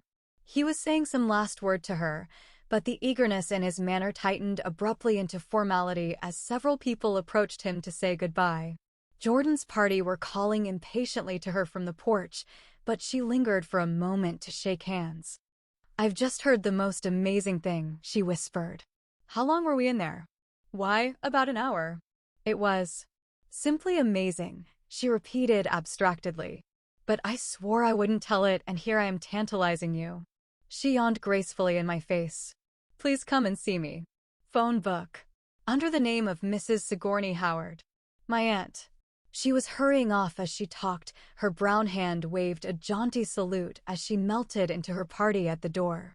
Rather ashamed that on my first appearance I had stayed so late, I joined the last of Gatsby's guests, who were clustered around him. I wanted to explain that I'd hunted for him early in the evening and to apologize for not having known him in the garden. "Don't mention it," he enjoined me eagerly. "Don't give it another thought, old sport." The familiar expression held no more familiarity than the hand which reassuringly brushed my shoulder. "And don't forget we're going up in the hydroplane tomorrow morning at 9 o'clock. Then the butler, behind his shoulder, "Philadelphia wants you on the phone, sir." "All right, in a minute. Tell them I'll be right there. Good night. Good night. Good night." He smiled, and suddenly there seemed to be a pleasant significance in having been among the last to go, as if he had desired it all the time. "Good night, old sport. Good night." But as I walked down the steps, I saw that the evening was not quite over. 50 feet from the door, a dozen headlights illuminated a bizarre and tumultuous scene. In the ditch beside the road, right side up, but violently shorn of one wheel, rested a new coupe which had left Gatsby's drive not 2 minutes before. The sharp jut of a wall accounted for the detachment of the wheel, which was now getting considerable attention from half a dozen curious chauffeurs. However, as they had left their cars blocking the road, a harsh, discordant din from those in the rear had been audible for some time, and added to the already violent confusion of the scene. A man in a long duster had dismounted from the wreck and now stood in the middle of the road, looking from the car to the tire and from the tire to the observers in a pleasant, puzzled way. "See," he explained. "It went in the ditch." The fact was infinitely astonishing to him, and I recognized first the unusual quality of wonder, and then the man. It was the late patron of Gatsby's library. "How'd it happen?" He shrugged his shoulders. "I know nothing whatever about mechanics," he said decisively. "But how did it happen? Did you run into the wall?" "Don't ask me," said All Eyes, washing his hands of the whole matter. "I know very little about driving, next to nothing. It happened, and that's all I know." "Well, if you're a poor driver, you oughtn't to try driving at night." "But I wasn't even trying," he explained indignantly. "I wasn't even trying." An odd hush fell upon the bystanders. "Do you want to commit suicide? You're lucky it was just a wheel. A bad driver and not even trying." "You don't understand," explained the criminal. "I wasn't driving. There's another man in the car." The shock that followed this declaration found voice in a sustained ah-h-h as the door of the coupe swung slowly open. The crowd, it was now a crowd, stepped back involuntarily, and when the door had opened wide there was a ghostly pause. Then, very gradually, part by part, a pale, dangling individual stepped out of the wreck, pawing tentatively at the ground with a large, uncertain dancing shoe. Blinded by the glare of the headlights and confused by the incessant groaning of the horns, the apparition stood swaying for a moment before he perceived the man in the duster. "What's the matter?" he inquired calmly. "Did we run out of gas?" "Look." Half a dozen fingers pointed at the amputated wheel. He stared at it for a moment, and then looked upward as though he suspected that it had dropped from the sky. "It came off," someone explained. He nodded. "At first I didn't notice we'd stopped." A pause. Then, taking a long breath and straightening his shoulders, he remarked in a determined voice, "Wonder if tell me where there's a gas line station?" At least a dozen men, some of them a little better off than he was, explained to him that wheel and car were no longer joined by any physical bond. "Back out," he suggested after a moment. "Put her in reverse." "But the wheel's off." He hesitated. "No harm in trying," he said. The caterwauling horns had reached a crescendo, and I turned away and cut across the lawn toward home. I glanced back once. A wafer of a moon was shining over Gatsby's house, making the night fine as before, and surviving the laughter and the sound of his still glowing garden. A sudden emptiness seemed to flow now from the windows and the great doors, endowing with complete isolation the figure of the host, who stood on the porch, his hand up in a formal gesture of farewell. Reading over what I have written so far, I see I have given the impression that the events of 3 nights several weeks apart were all that absorbed me. On the contrary, they were merely casual events in a crowded summer, and, until much later, they absorbed me infinitely less than my personal affairs. Most of the time I worked. In the early morning the sun threw my shadow westward as I hurried down the white chasms of lower New York to the Probity Trust. I knew the other clerks and young bond salesmen by their first names, and lunched with them in dark, crowded restaurants on little pig sausages and mashed potatoes and coffee. I even had a short affair with a girl who lived in Jersey City and worked in the accounting department, but her brother began throwing mean looks in my direction, so when she went on her vacation in July, I let it blow quietly away. I took dinner usually at the Yale Club. For some reason it was the gloomiest event of my day, and then I went upstairs to the library and studied investments and securities for a conscientious hour. There were generally a few writers around, but they never came into the library, so it was a good place to work. After that, if the night was mellow, I strolled down Madison Avenue past the old Murray Hill Hotel and over 33rd Street to the Pennsylvania Station. I began to like New York, the racy, adventurous feel of it at night, and the satisfaction that the constant flicker of men and women and machines gives to the restless eye. I like to walk up Fifth Avenue and pick out romantic women from the crowd and imagine that in a few minutes I was going to enter into their lives, and no one would ever know or disapprove. Sometimes, in my mind, I followed them to their apartments on the corners of hidden streets, and they turned and smiled back at me before they faded through a door into warm darkness. At the enchanted metropolitan twilight, I felt a haunting loneliness sometimes, and felt it in others.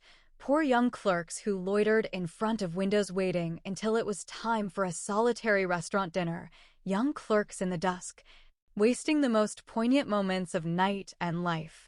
Again at 8 o'clock, when the dark lanes of the 40s were lined 5 deep with throbbing taxicabs bound for the theater district, I felt a sinking in my heart. Forms leaned together in the taxis as they waited, and voices sang, and there was laughter from unheard jokes, and lighted cigarettes made unintelligible circles inside. Imagining that I, too, was hurrying towards gaiety and sharing their intimate excitement, I wished them well. For a while I lost sight of Jordan Baker, and then in midsummer I found her again. At first I was flattered to go places with her, because she was a golf champion, and everyone knew her name. Then it was something more.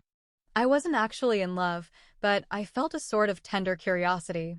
The bored, haughty face that she turned to the world concealed something. Most affectations conceal something eventually, even though they don't in the beginning, and one day I found what it was. When we were on a house party together up in Warwick, she left a borrowed car out in the rain with the top down, and then lied about it, and suddenly I remembered the story about her that had eluded me that night at Daisy's.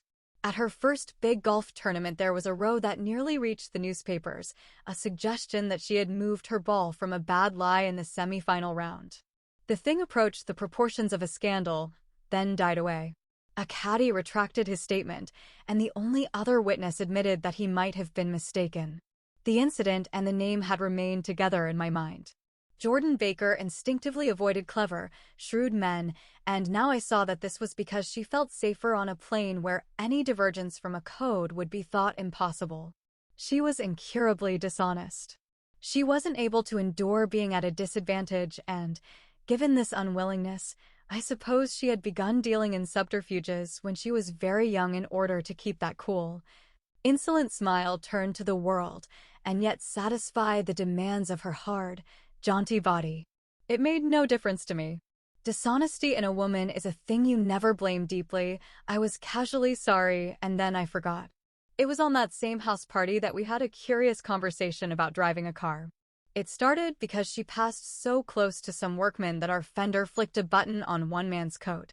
"You're a rotten driver," I protested. "Either you ought to be more careful, or you oughtn't to drive at all." "I am careful." "No, you're not."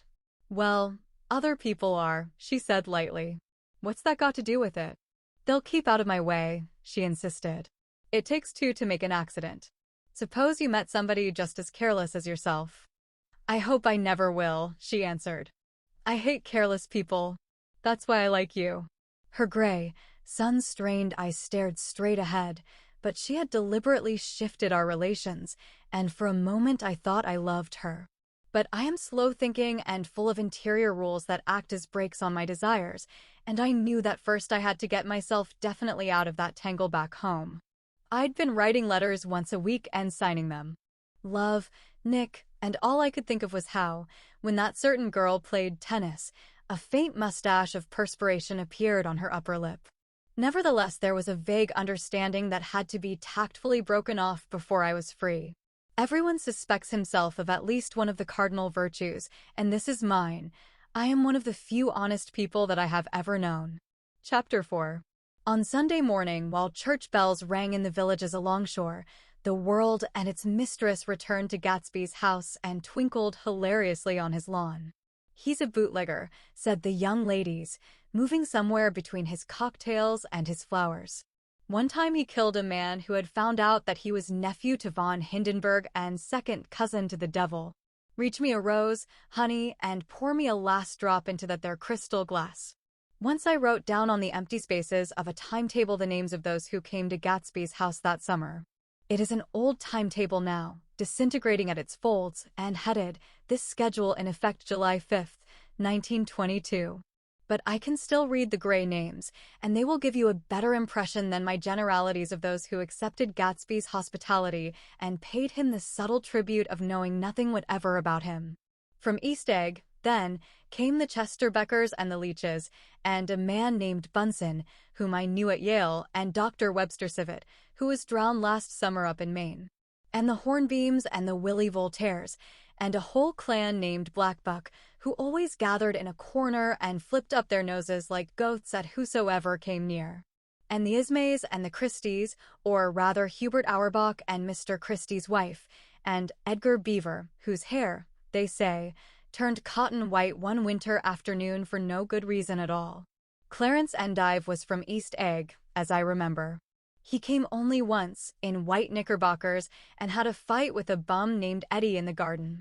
From farther out on the island came the Cheadles and the O.R.P. Schraders, and the Stonewall Jackson Abrams of Georgia, and the Fishguards and the Ripley Snells. Snell was there 3 days before he went to the penitentiary, so drunk out on the gravel drive that Mrs. Ulysses Sweat's automobile ran over his right hand. The Danceys came, too, and S.B. Whitebait, who was well over 60, and Maurice A. Flink, and the Hammerheads, and Beluga the tobacco importer, and Beluga's girls. From West Egg came the Poles and the Mulreadys and Cecil Roebuck and Cecil Schoen and Gulick the state senator and Newton Orchid, who controlled films par excellence, and Eckhost and Clyde Cohen and Don S. Schwartz, the Sun, and Arthur McCarty, all connected with the movies in one way or another. And the Catlips and the Bembergs and G. Earl Muldoon, brother to that Muldoon who afterwards strangled his wife. De Fontano the promoter came there, and Ed Legros and James B. Rotgut, Ferret and the De Jongs and Ernest Lilly, they came to gamble. And when Ferret wandered into the garden it meant he was cleaned out and Associated Traction would have to fluctuate profitably next day. A man named Klipspringer was there so often that he became known as the Boarder. I doubt if he had any other home. Of theatrical people there were Gus Weyes and Horace O'Donovan and Lester Meyer and George Duckweed and Francis Bull. Also from New York were the Cromes and the Backhissons and the Denekers and Russell Betty and the Corrigans and the Kellehers and the Dewars and the Scullys and S.W. Belcher and the Smirks and the Young Quins, divorced now, and Henry L. Palmetto, who killed himself by jumping in front of a subway train in Times Square. Benny McClenahan arrived always with 4 girls. They were never quite the same ones in physical person, but they were so identical one with another that it inevitably seemed they had been there before. I have forgotten their names, Jacqueline, I think, or else Consuela, or Gloria, or Judy, or June, and their last names were either the melodious names of flowers and months or the sterner ones of the great American capitalists whose cousins, if pressed, they would confess themselves to be. In addition to all these, I can remember that Faustina O'Brien came there at least once, and the Baedeker girls and young Brewer, who had his nose shot off in the war, and Mr. Albruxberger and Miss Hogg, his fiancée, and Ardita Fitzpeters and Mr. P. Jewett, once head of the American Legion, and Miss Claudia Hip, with a man reputed to be her chauffeur, and a prince of something, whom we called Duke, and whose name, if I ever knew it, I have forgotten. All these people came to Gatsby's house in the summer.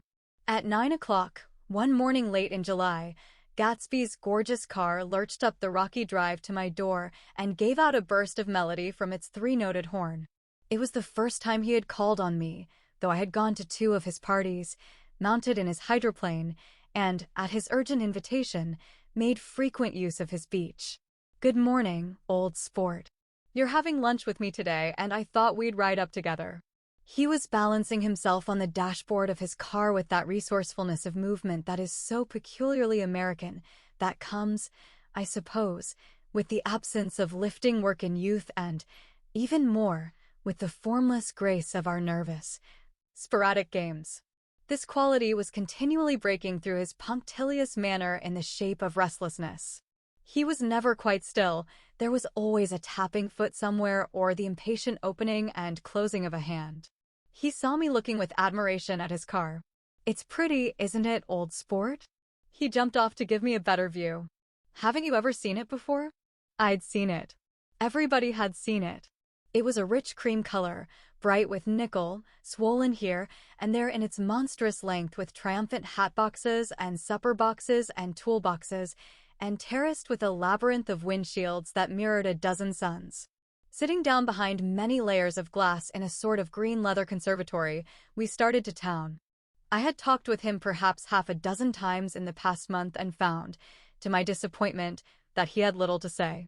So my first impression, that he was a person of some undefined consequence, had gradually faded, and he had become simply the proprietor of an elaborate roadhouse next door.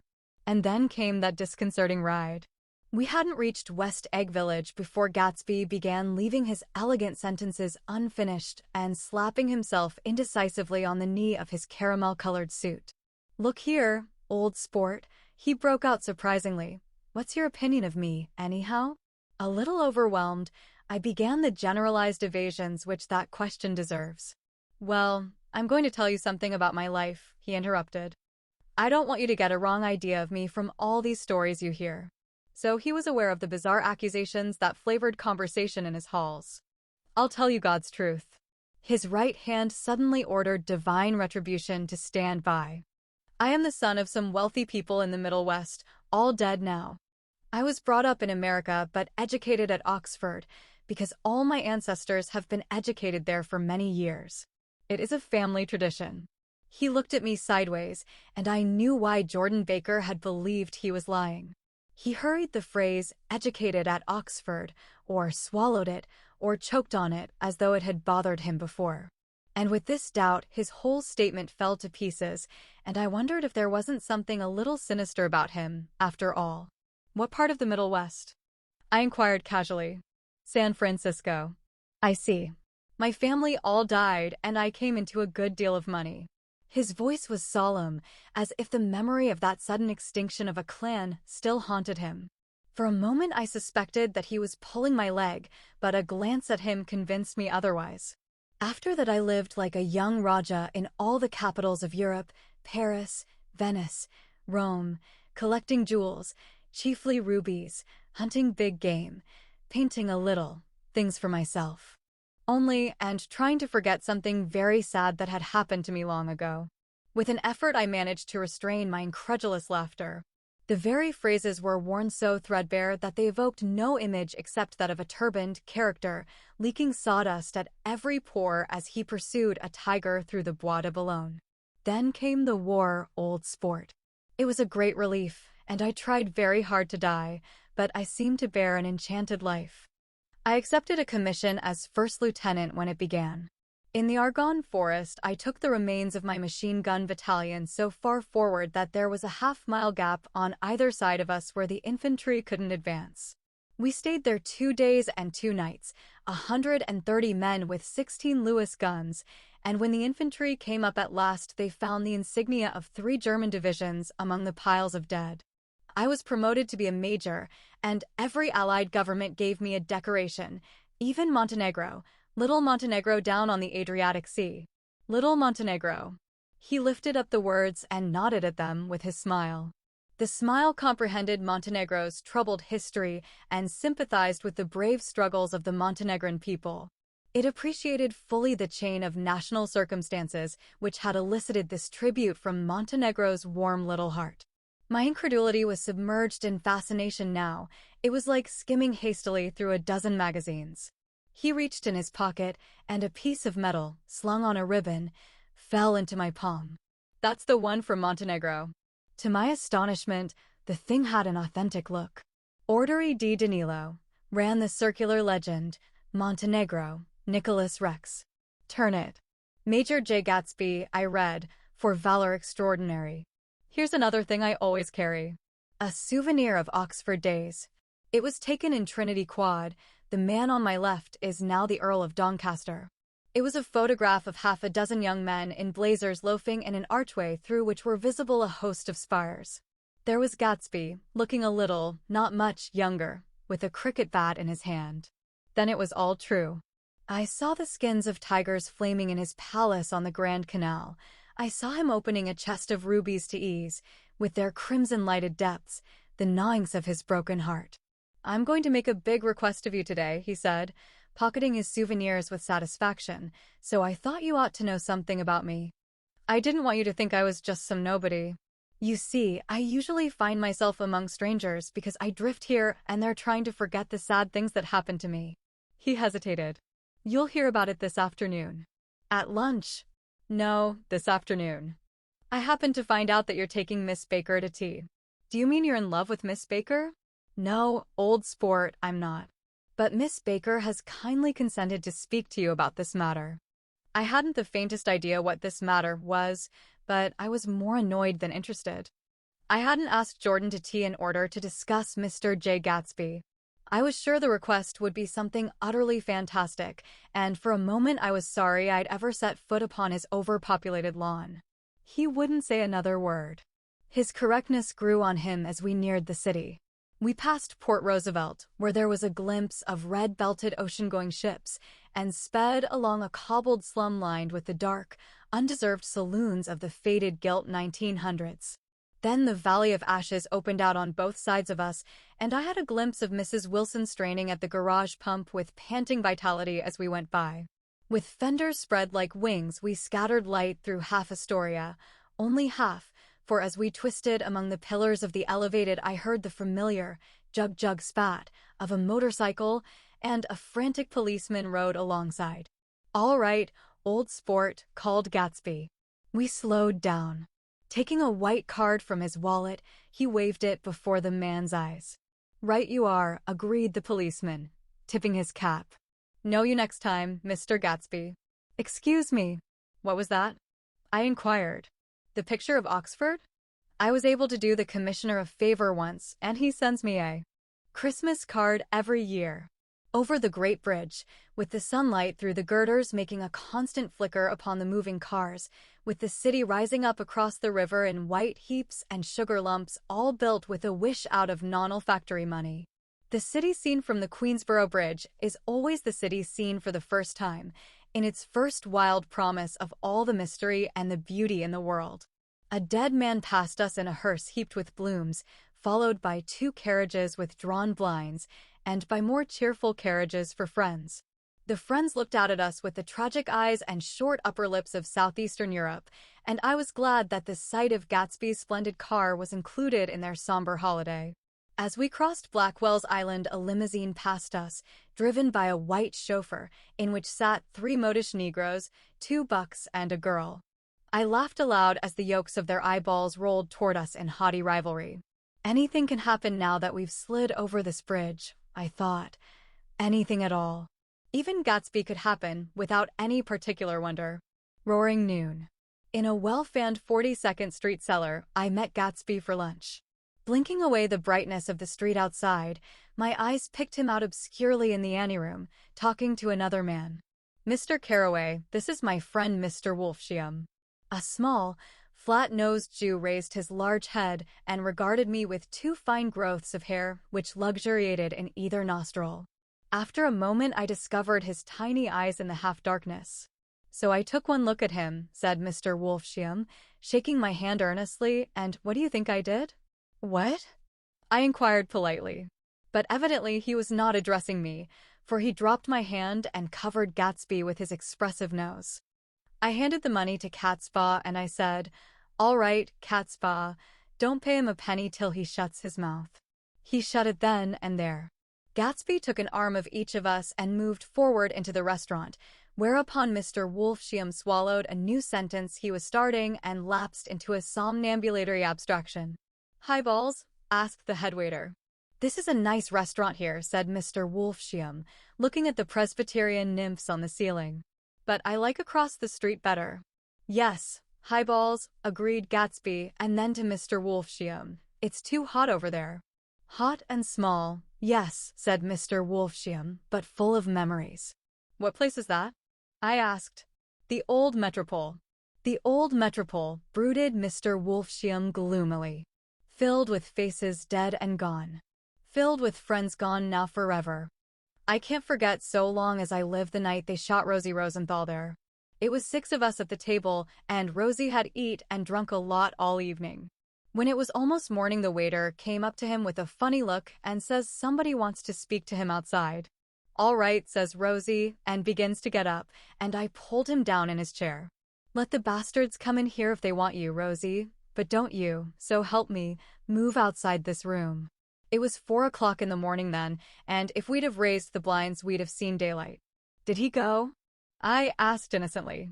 "Sure he went." Mr. Wolfsheim nose flashed at me indignantly. He turned around in the door and says, "Don't let that waiter take away my coffee."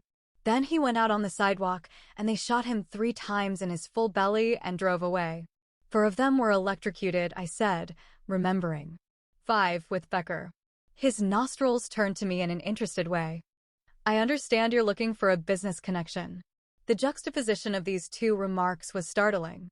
Gatsby answered for me. "Oh, no," he exclaimed, "this isn't the man." "No?" Mr. Wolfsheim seemed disappointed. "This is just a friend. I told you we'd talk about that some other time." "I beg your pardon," said Mr. Wolfsheim. "I had a wrong man." A succulent hash arrived, and Mr. Wolfsheim, forgetting the more sentimental atmosphere of the Old Metropole, began to eat with ferocious delicacy. His eyes, meanwhile, roved very slowly all around the room. He completed the arc by turning to inspect the people directly behind. I think that, except for my presence, he would have taken one short glance beneath our own table. "Look here, old sport," said Gatsby, leaning toward me. "I'm afraid I made you a little angry this morning in the car." There was the smile again, but this time I held out against it. "I don't like mysteries," I answered, "and I don't understand why you won't come out frankly and tell me what you want. Why has it all got to come through Miss Baker?" "Oh, it's nothing underhand," he assured me. "Miss Baker's a great sportswoman. you know, and she'd never do anything that wasn't all right. Suddenly he looked at his watch, jumped up, and hurried from the room, leaving me with Mr. Wolfsham at the table. "He has to telephone," said Mr. Wolfsham, following him with his eyes. "Fine fellow, isn't he? Handsome to look at and a perfect gentleman." "Yes, he's an Oxford man." "Oh!" "He went to Oxford College in England." "You know Oxford College?" "I've heard of it. It's one of the most famous colleges in the world." "Have you known Gatsby for a long time?" I inquired. "Several years," he answered in a gratified way. "I made the pleasure of his acquaintance just after the war. But I knew I had discovered a man of fine breeding after I talked with him an hour. I said to myself, there's the kind of man you'd like to take home and introduce to your mother and sister." He paused. "I see you're looking at my cuff buttons." I hadn't been looking at them, but I did now. They were composed of oddly familiar pieces of ivory. Finest specimens of human molars, he informed me. "Well," I inspected them. "That's a very interesting idea." "Yeah." He flipped his sleeves up under his coat. "Yeah, Gatsby's very careful about women. He would never so much as look at a friend's wife." When the subject of this instinctive trust returned to the table and sat down, Mr. Wolfsham drank his coffee with a jerk and got to his feet. "I have enjoyed my lunch," he said, "and I'm going to run off from you two young men before I outstay my welcome." "Don't hurry, Meyer," said Gatsby without enthusiasm. Mr. Wolfsham raised his hand in a sort of benediction. "You're very polite, but I belong to another generation," he announced solemnly. "You sit here and discuss your sports and your young ladies, and he supplied an imaginary noun with another wave of his hand. "As for me, I am 50 years old, and I won't impose myself on you any longer." As he shook hands and turned away, his tragic nose was trembling. I wondered if I had said anything to offend him. "He becomes very sentimental sometimes," explained Gatsby. "This is one of his sentimental days. He's quite a character around New York, a denizen of Broadway." "Who is he, anyhow, an actor?" "No, a dentist." "Meyer Wolfsham?" "No, he's a gambler." Gatsby hesitated, then added, coolly, "He's the man who fixed the World Series back in 1919. "Fixed the World Series?" I repeated. The idea staggered me. I remembered, of course, that the World Series had been fixed in 1919, but if I had thought of it at all, I would have thought of it as a thing that merely happened, the end of some inevitable chain. It never occurred to me that one man could start to play with the faith of 50 million people, with the single-mindedness of a burglar blowing a safe. How did he happen to do that? I asked after a minute. He just saw the opportunity. Why isn't he in jail? They can't get him, old sport. He's a smart man. I insisted on paying the check.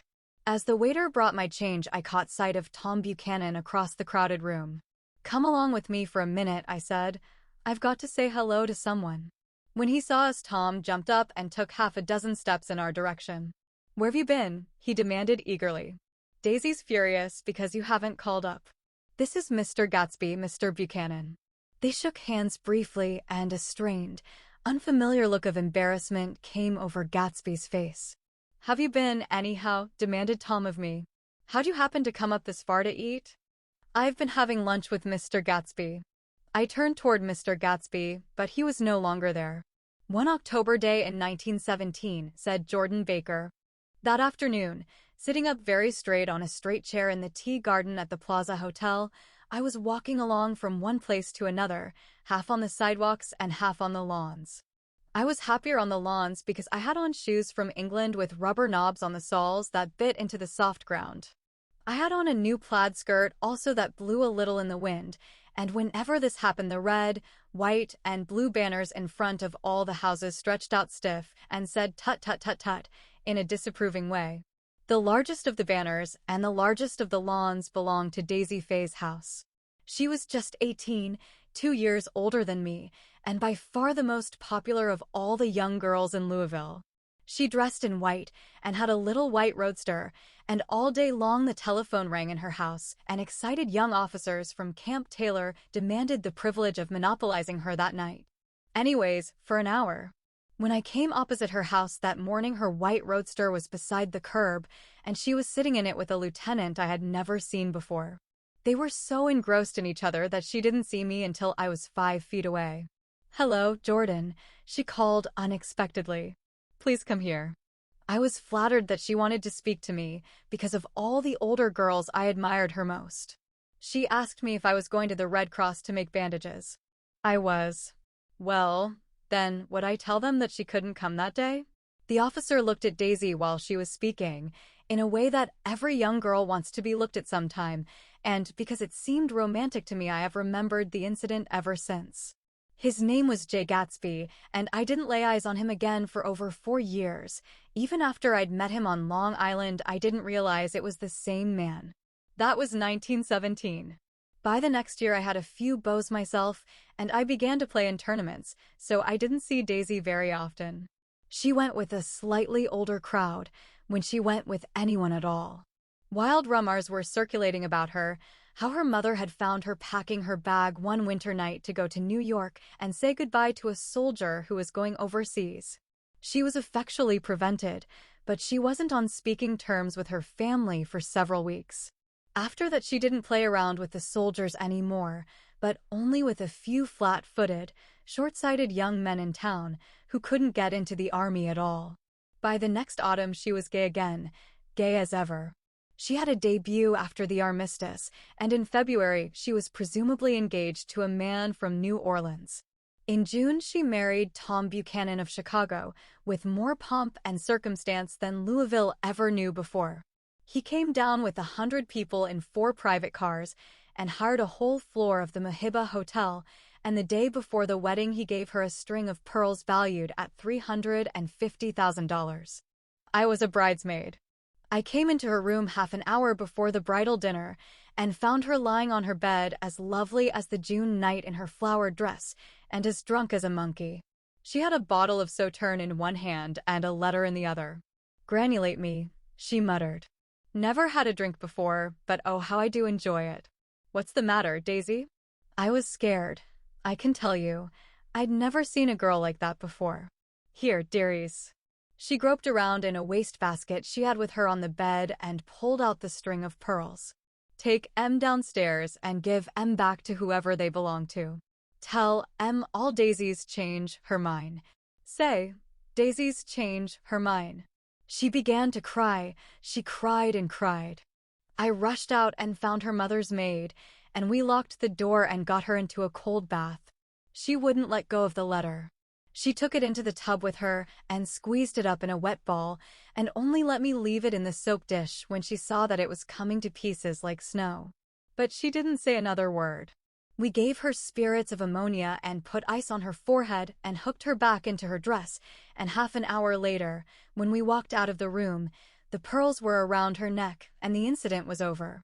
Next day at 5:00, she married Tom Buchanan without so much as a shiver and started off on a 3 months trip to the South Seas. I saw them in Santa Barbara when they came back, and I thought I'd never seen a girl so mad about her husband. If he left the room for a minute, she'd look around uneasily and say, "Where's Tom gone?" and wear the most abstracted expression until she saw him coming in the door. She used to sit on the sand with his head in her lap by the hour, rubbing her fingers over his eyes and looking at him with unfathomable delight. It was touching to see them together. It made you laugh in a hushed, fascinated way. That was in August. A week after I left Santa Barbara, Tom ran into a wagon on the Ventura Road one night and ripped a front wheel off his car. The girl who was with him got into the papers, too, because her arm was broken. She was one of the chambermaids in the Santa Barbara Hotel. The next April, Daisy had her little girl, and they went to France for a year. I saw them one spring in Cannes and later in Deauville, and then they came back to Chicago to settle down. Daisy was popular in Chicago, as you know. They moved with a fast crowd, all of them young and rich and wild, but she came out with an absolutely perfect reputation. Perhaps because she doesn't drink. It's a great advantage not to drink among hard-drinking people. You can hold your tongue and, moreover, you can time any little irregularity of your own so that everybody else is so blind that they don't see or care. Perhaps Daisy never went in for a more at all, and yet there's something in that voice of hers. Well, about 6 weeks ago, she heard the name Gatsby for the first time in years. It was when I asked you, do you remember, if you knew Gatsby in West Egg? After you had gone home, she came into my room and woke me up and said, "What Gatsby?" And when I described him, I was half asleep. She said in the strangest voice that it must be the man she used to know. It wasn't until then that I connected this Gatsby with the officer in her white car. When Jordan Baker had finished telling all this, we had left the plaza for half an hour and were driving in a Victoria through Central Park. The sun had gone down behind the tall apartments of the movie stars in the West 50s, and the clear voices of children, already gathered like crickets on the grass, rose through the hot twilight. I'm the Sheik of Araby. Your love belongs to me. At night when you're asleep into your tent I'll creep. It was a strange coincidence, I said. But it wasn't a coincidence at all. Why not? Gatsby bought that house so that Daisy would be just across the bay. Then it had not been merely the stars to which he had aspired on that June night. He came alive to me, delivered suddenly from the womb of his purposeless splendor. He wants to know, continued Jordan, if you'll invite Daisy to your house some afternoon and then let him come over. The modesty of the demand shook me. He had waited 5 years and bought a mansion where he dispensed starlight to casual moths so that he could come over some afternoon to a stranger's garden. Did I have to know all this before he could ask such a little thing? He's afraid. He's waited so long. He thought you might be offended. You see, he's regular tough underneath it all. Something worried me. Why didn't he ask you to arrange a meeting? He wants her to see his house, she explained. And your house is right next door. Oh! I think he half expected her to wander into one of his parties some night, went on Jordan, but she never did. Then he began asking people casually if they knew her, and I was the first one he found. It was that night he sent for me at his dance, and you should have heard the elaborate way he worked up to it. Of course, I immediately suggested a luncheon in New York, and I thought he'd go mad. I don't want to do anything out of the way, he kept saying. I want to see her right next door. When I said you were a particular friend of Tom's, he started to abandon the whole idea. He doesn't know very much about Tom, though he says he's read a Chicago paper for years just on the chance of catching a glimpse of Daisy's name. It was dark now, and as we dipped under a little bridge, I put my arm around Jordan's golden shoulder and drew her toward me and asked her to dinner. Suddenly, I wasn't thinking of Daisy and Gatsby anymore, but of this clean, hard, limited person who dealt in universal skepticism and who leaned back jauntily just within the circle of my arm. A phrase began to beat in my ears with a sort of heady excitement. There are only the pursued, the pursuing, the busy, and the tired. And Daisy ought to have something in her life, murmured Jordan to me. Does she want to see Gatsby? She's not to know about it. Gatsby doesn't want her to know. You're just supposed to invite her to tea. We passed a barrier of dark trees, and then the facade of 59th Street, a block of delicate pale light, beamed down into the park. Unlike Gatsby and Tom Buchanan, I had no girl whose disembodied face floated along the dark cornices and blinding signs, and so I drew up the girl beside me, tightening my arms. Her wan, scornful mouth smiled, and so I drew her up again closer, this time to my face. Chapter 5. When I came home to West Egg that night, I was afraid for a moment that my house was on fire.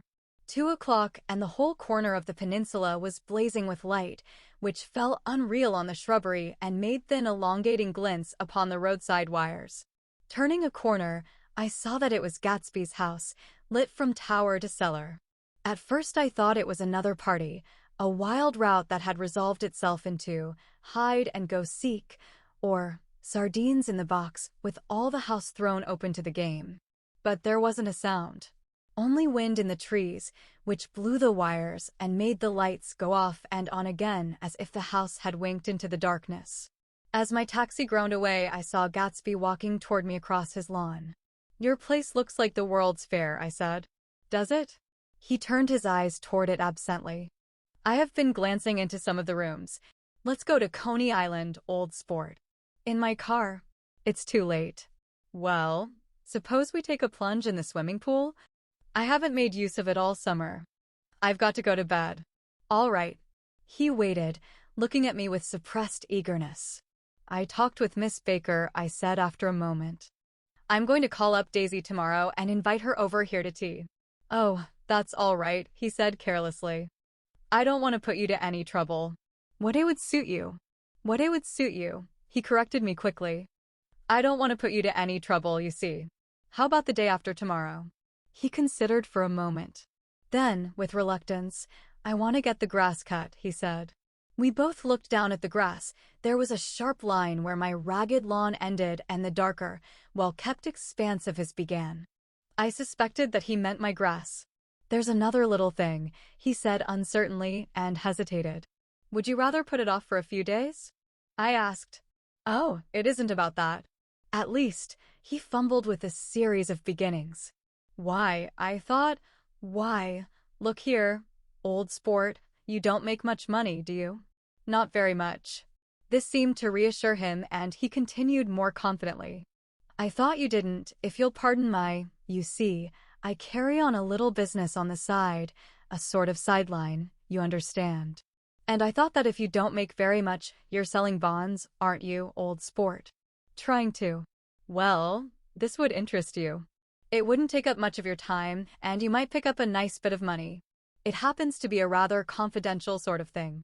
I realize now that under different circumstances that conversation might have been one of the crises of my life.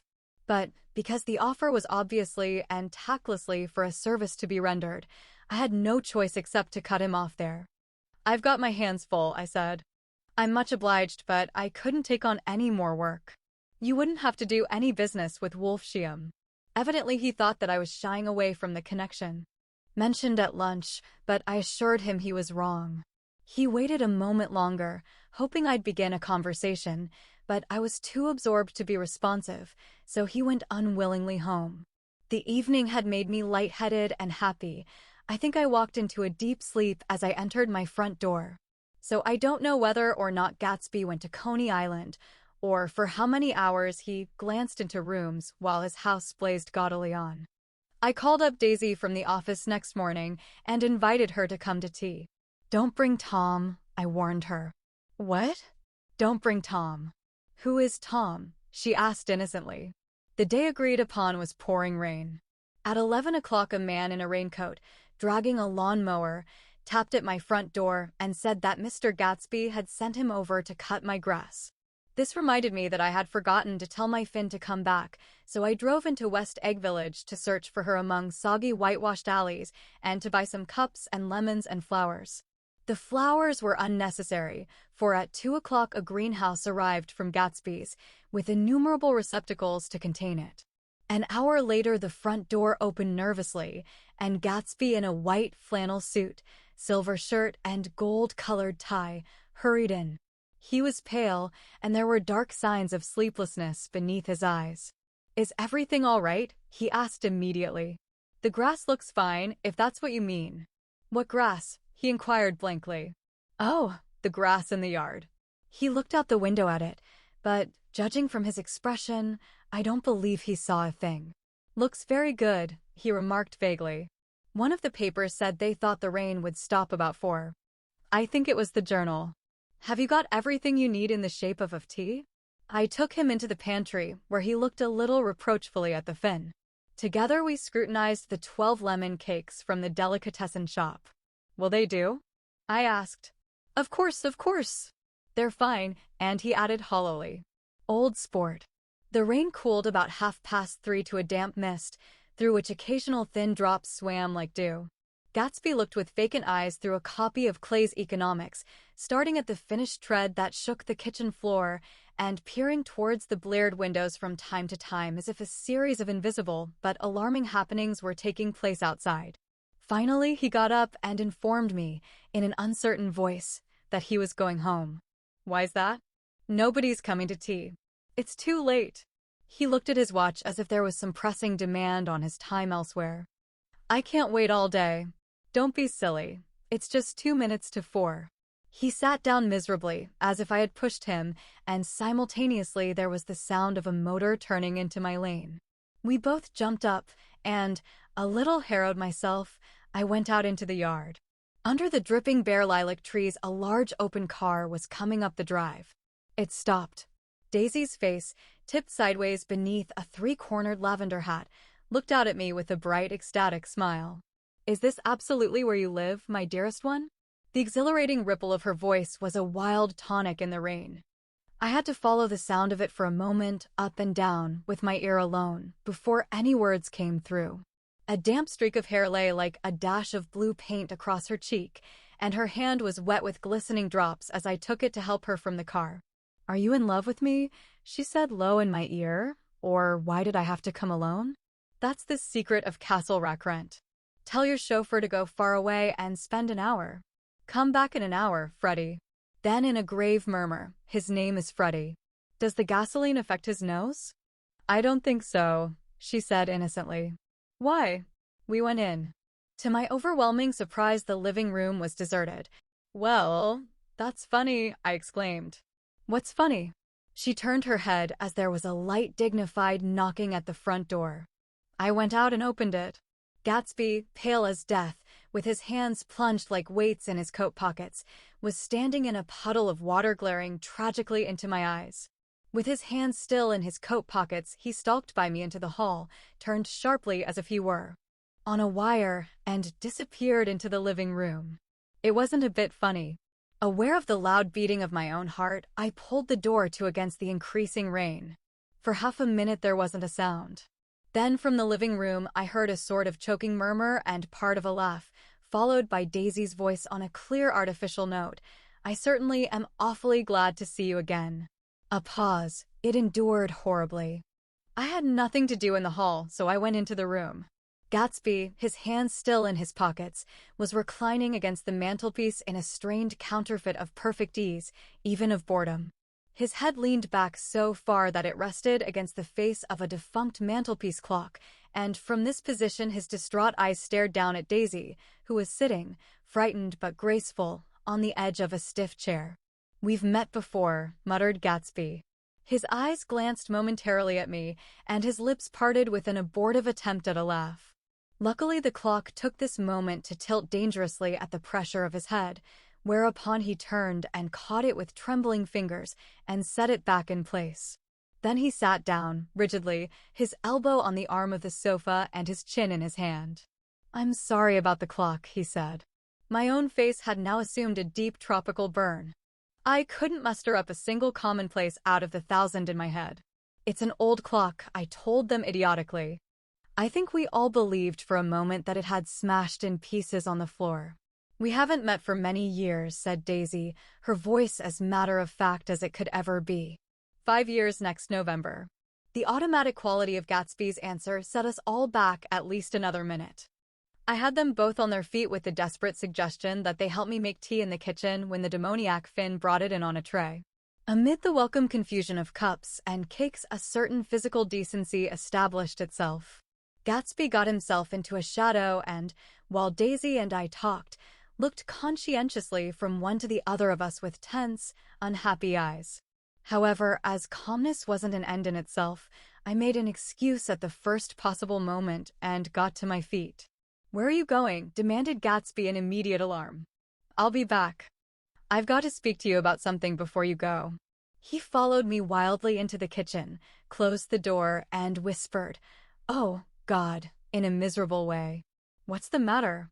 "This is a terrible mistake," he said, shaking his head from side to side.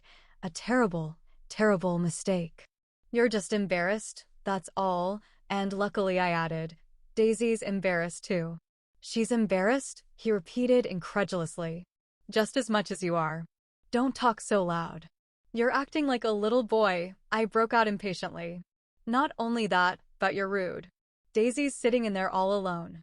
He raised his hand to stop my words, looked at me with unforgettable reproach, and, opening the door cautiously, went back into the other room.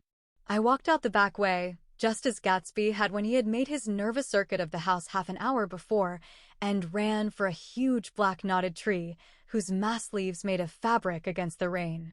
Once more it was pouring, and my irregular lawn, well shaved by Gatsby's gardener, abounded in small muddy swamps and prehistoric marshes. There was nothing to look at from under the tree except Gatsby's enormous house, so I stared at it, like Kant at his church steeple, for half an hour. A brewer had built it early in the period craze, a decade before, and there was a story that he'd agreed to pay 5 years' taxes on all the neighboring cottages if the owners would have their roofs thatched with straw. Perhaps their refusal took the heart out of his plan to found a family. He went into an immediate decline. His children sold his house with the black wreath still on the door. Americans, while willing, even eager, to be serfs, have always been obstinate about being peasantry. After half an hour, the sun shone again, and the grocer's automobile rounded Gatsby's drive with the raw material for his servants' dinner. I felt sure he wouldn't eat a spoonful. A maid began opening the upper windows of his house, appeared momentarily in each, and, leaning from the large central bay, spat meditatively into the garden. It was time I went back. While the rain continued, it had seemed like the murmur of their voices, rising and swelling a little now and then with gusts of emotion. But in the new silence, I felt that silence had fallen within the house too. I went in, after making every possible noise in the kitchen, short of pushing over the stove, but I don't believe they heard a sound. They were sitting at either end of the couch, looking at each other as if some question had been asked or was in the air, and every vestige of embarrassment was gone. Daisy's face was smeared with tears, and when I came in she jumped up and began wiping at it with her handkerchief before a mirror. But there was a change in Gatsby that was simply confounding. He literally glowed. Without a word or a gesture of exultation, a new well-being radiated from him and filled the little room. "Oh, hello, old sport," he said, as if he hadn't seen me for years. I thought for a moment he was going to shake hands. "It stopped raining." "Has it?" When he realized what I was talking about, that there were twinkle bells of sunshine in the room, he smiled like a weatherman, like an ecstatic patron of recurrent light, and repeated the news to Daisy. "What do you think of that?" "It stopped raining." "I'm glad, Jay." Her throat, full of aching, grieving beauty, told only of her unexpected joy. "I want you and Daisy to come over to my house," he said. "I'd like to show her around." "You're sure you want me to come?" "Absolutely, old sport." Daisy went upstairs to wash her face, too late, I thought with humiliation of my towels, while Gatsby and I waited on the lawn. "My house looks well, doesn't it?" he demanded. "See how the whole front of it catches the light." I agreed that it was splendid. "Yes!" His eyes went over it, every arched door and square tower. "It took me just 3 years to earn the money that bought it." "I thought you inherited your money."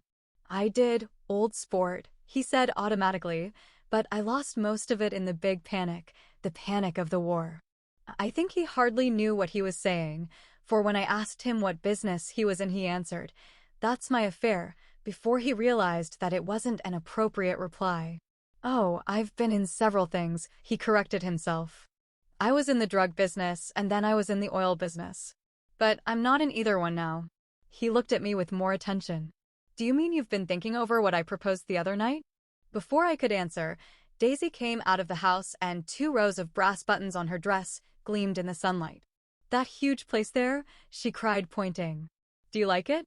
"I love it, but I don't see how you live there all alone." "I keep it always full of interesting people, night and day. People who do interesting things. Celebrated people." Instead of taking the shortcut along the Sound, we went down to the road and entered by the big postern.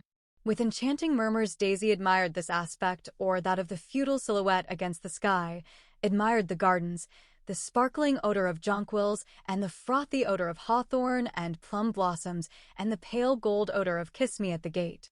It was strange to reach the marble steps and find no stir of bright dresses in and out the door, and hear no sound but bird voices in the trees. And inside, as we wandered through Marie Antoinette music rooms and restoration salons, I felt that there were guests concealed behind every couch and table, under orders to be breathlessly silent until we had passed through.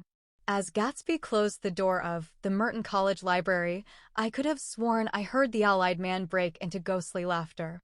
We went upstairs, through period bedrooms swathed in rose and lavender silk and vivid with new flowers, through dressing rooms and pool rooms, and bathrooms with sunken baths. intruding into one chamber where a disheveled man in pajamas was doing liver exercises on the floor.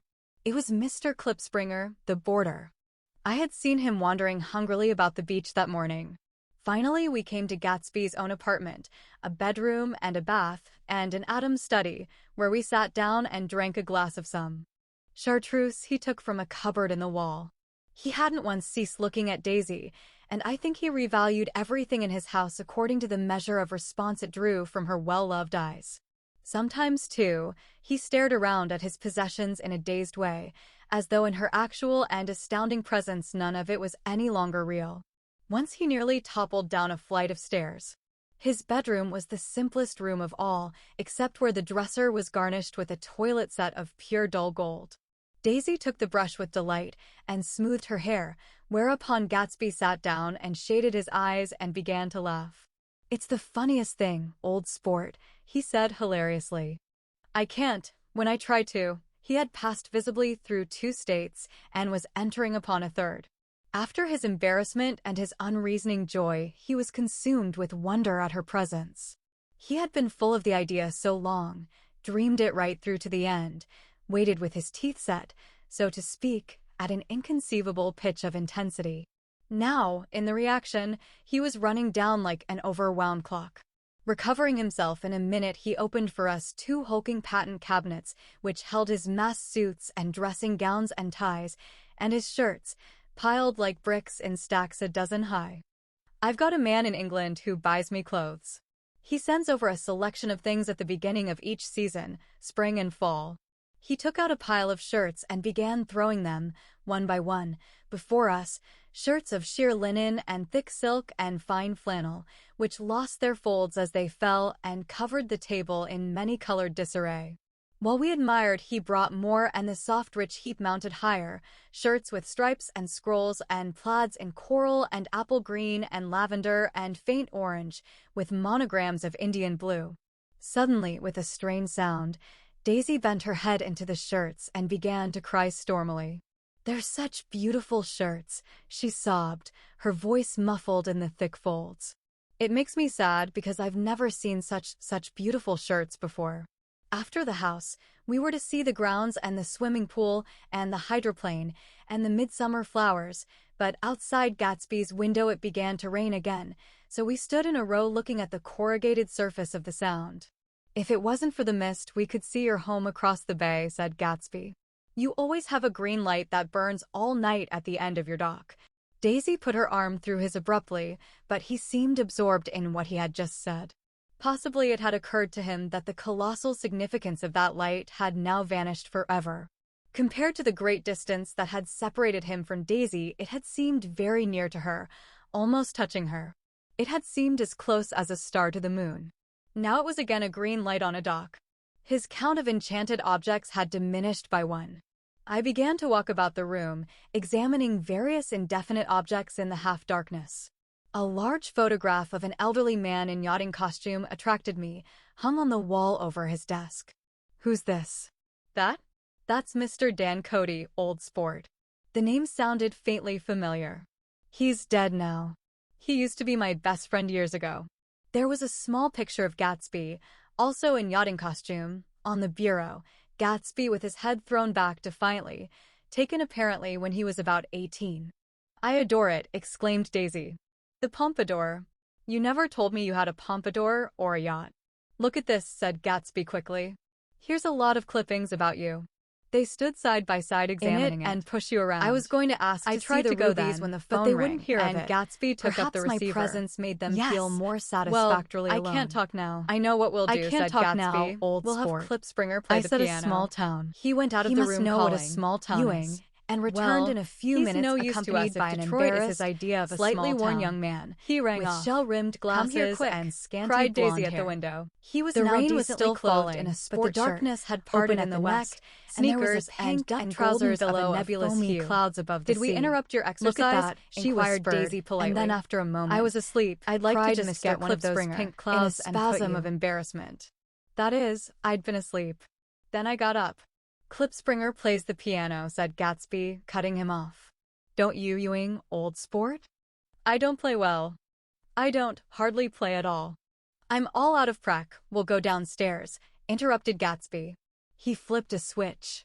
The gray windows disappeared as the house glowed full of light.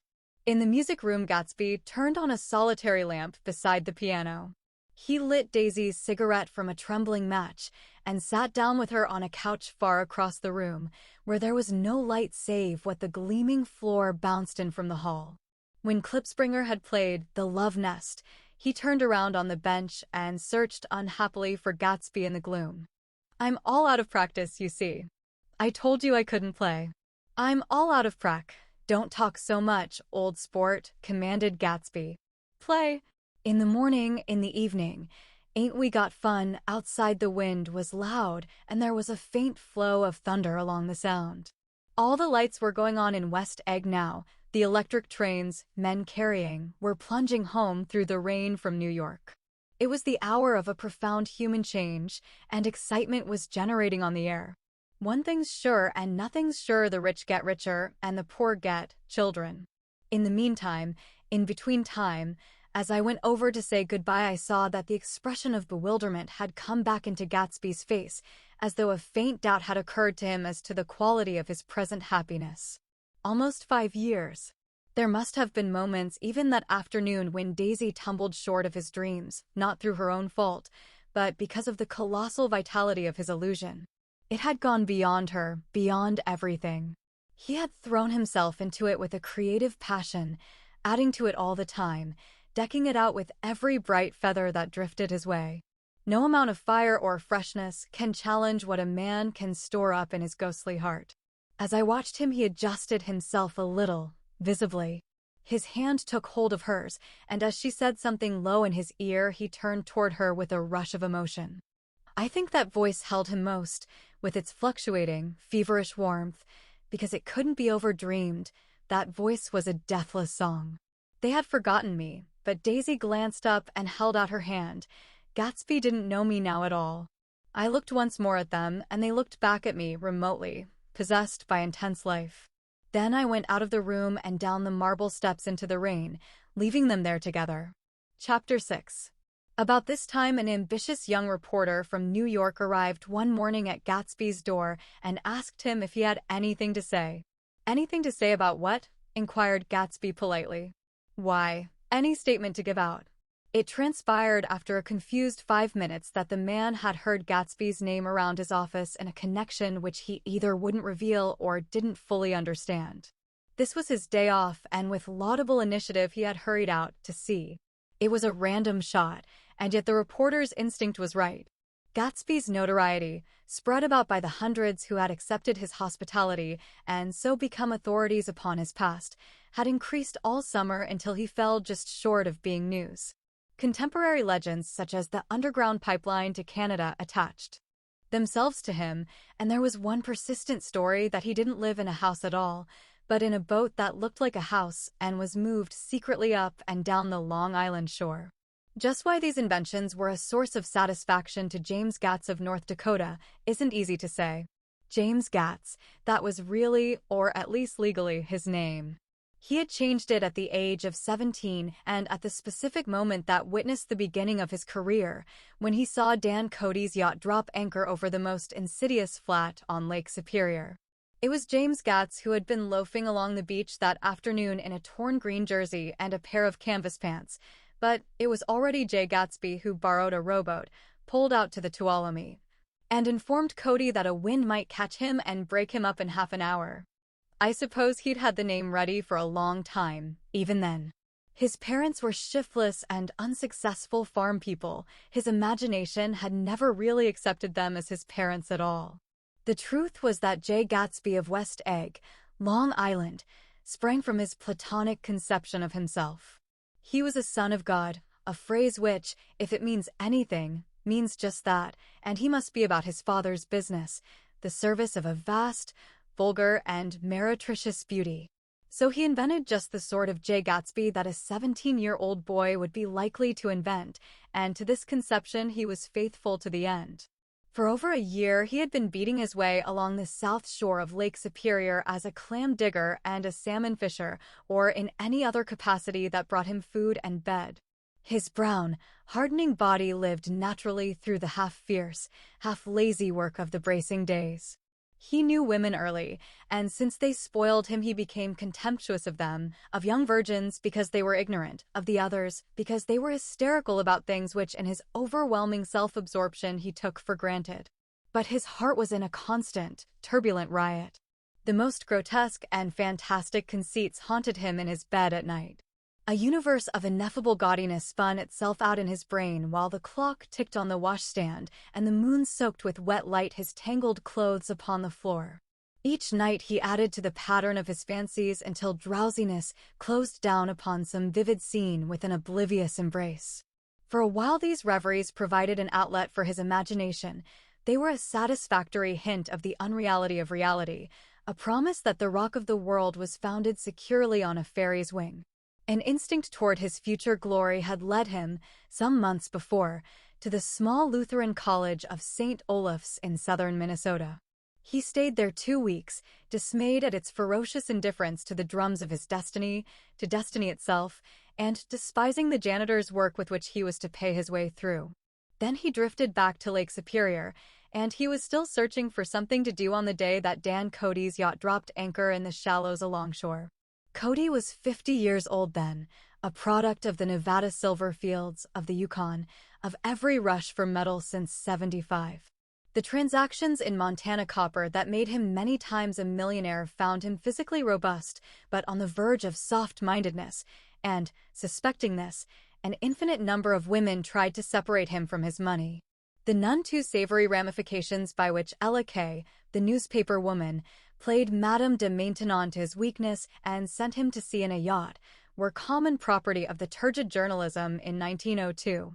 He had been coasting along all too hospitable shores for 5 years when he turned up as James Gats's destiny in Little Girl Bay. To young Gats, resting on his oars and looking up at the railed deck, that yacht represented all the beauty and glamour in the world. I suppose he smiled at Cody. He had probably discovered that people liked him when he smiled. At any rate, Cody asked him a few questions. One of them elicited the brand new name, and found that he was quick and extravagantly ambitious. A few days later, he took him to Duluth and bought him a blue coat, 6 pairs of white duck trousers, and a yachting cap. And when the Tuolumne left for the West Indies and the Barbary Coast, Gatsby left too. He was employed in a vague personal capacity. While he remained with Cody, he was in turn steward, mate, skipper, secretary, and even jailer, for Dan Cody sober knew what lavish doings Dan Cody drunk might soon be about. And he provided for such contingencies by reposing more and more trust in Gatsby. The arrangement lasted 5 years, during which the boat went 3 times around the continent. It might have lasted indefinitely except for the fact that Ella Kay came on board one night in Boston, and a week later Dan Cody inhospitably died. I remember the portrait of him up in Gatsby's bedroom, a gray, florid man with a hard, empty face, the pioneer debauchee, who during one phase of American life brought back to the eastern seaboard the savage violence of the frontier brothel and saloon. It was indirectly due to Cody that Gatsby drank so little. Sometimes in the course of gay parties women used to rub champagne into his hair. For himself he formed the habit of letting liquor alone. And it was from Cody that he inherited money, a legacy of $25,000. He didn't get it. He never understood the legal device that was used against him, but what remained of the millions went intact to Ella Kay. He was left with his singularly appropriate education. The vague contour of Jay Gatsby had filled out to the substantiality of a man. He told me all this very much later, but I've put it down here with the idea of exploding those first wild rumors about his antecedents, which weren't even faintly true. Moreover, he told it to me at a time of confusion, when I had reached the point of believing everything and nothing about him. So I take advantage of this short halt, while Gatsby, so to speak, caught his breath, to clear this set of misconceptions away. It was a halt, too, in my association with his affairs. For several weeks I didn't see him or hear his voice on the phone. Mostly I was in New York, trotting around with Jordan and trying to ingratiate myself with her senile aunt, but finally I went over to his house one Sunday afternoon. I hadn't been there 2 minutes when somebody brought Tom Buchanan in for a drink. I was startled, naturally, but the really surprising thing was that it hadn't happened before. They were a party of 3 on horseback, Tom and a man named Sloane and a pretty woman in a brown riding habit who had been there previously. "I'm delighted to see you," said Gatsby, standing on his porch. "I'm delighted that you dropped in." As though they cared. "Sit right down. Have a cigarette or a cigar." He walked around the room quickly, ringing bells. "I'll have something to drink for you in just a minute." He was profoundly affected by the fact that Tom was there. But he would be uneasy anyhow until he had given them something, realizing in a vague way that that was all they came for. Mr. Sloane wanted nothing. A lemonade? No, thanks. A little champagne? Nothing at all, thanks. "I'm sorry, did you have a nice ride? Very good roads around here." "I suppose the automobiles, yeah." Moved by an irresistible impulse, Gatsby turned to Tom, who had accepted the introduction as a stranger. "I believe we've met somewhere before, Mr. Buchanan." "Oh, yes," said Tom, gruffly polite, but obviously not remembering. "So we did. I remember very well. About 2 weeks ago." "That's right. You were with Nick here." "I know your wife," continued Gatsby, almost aggressively. "That's so." Tom turned to me. "You live near here, Nick?" "Next door." "That's so." Mr. Sloane didn't enter into the conversation, but lounged back haughtily in his chair. The woman said nothing either, until unexpectedly, after 2 highballs, she became cordial. "We'll all come over to your next party, Mr. Gatsby," she suggested.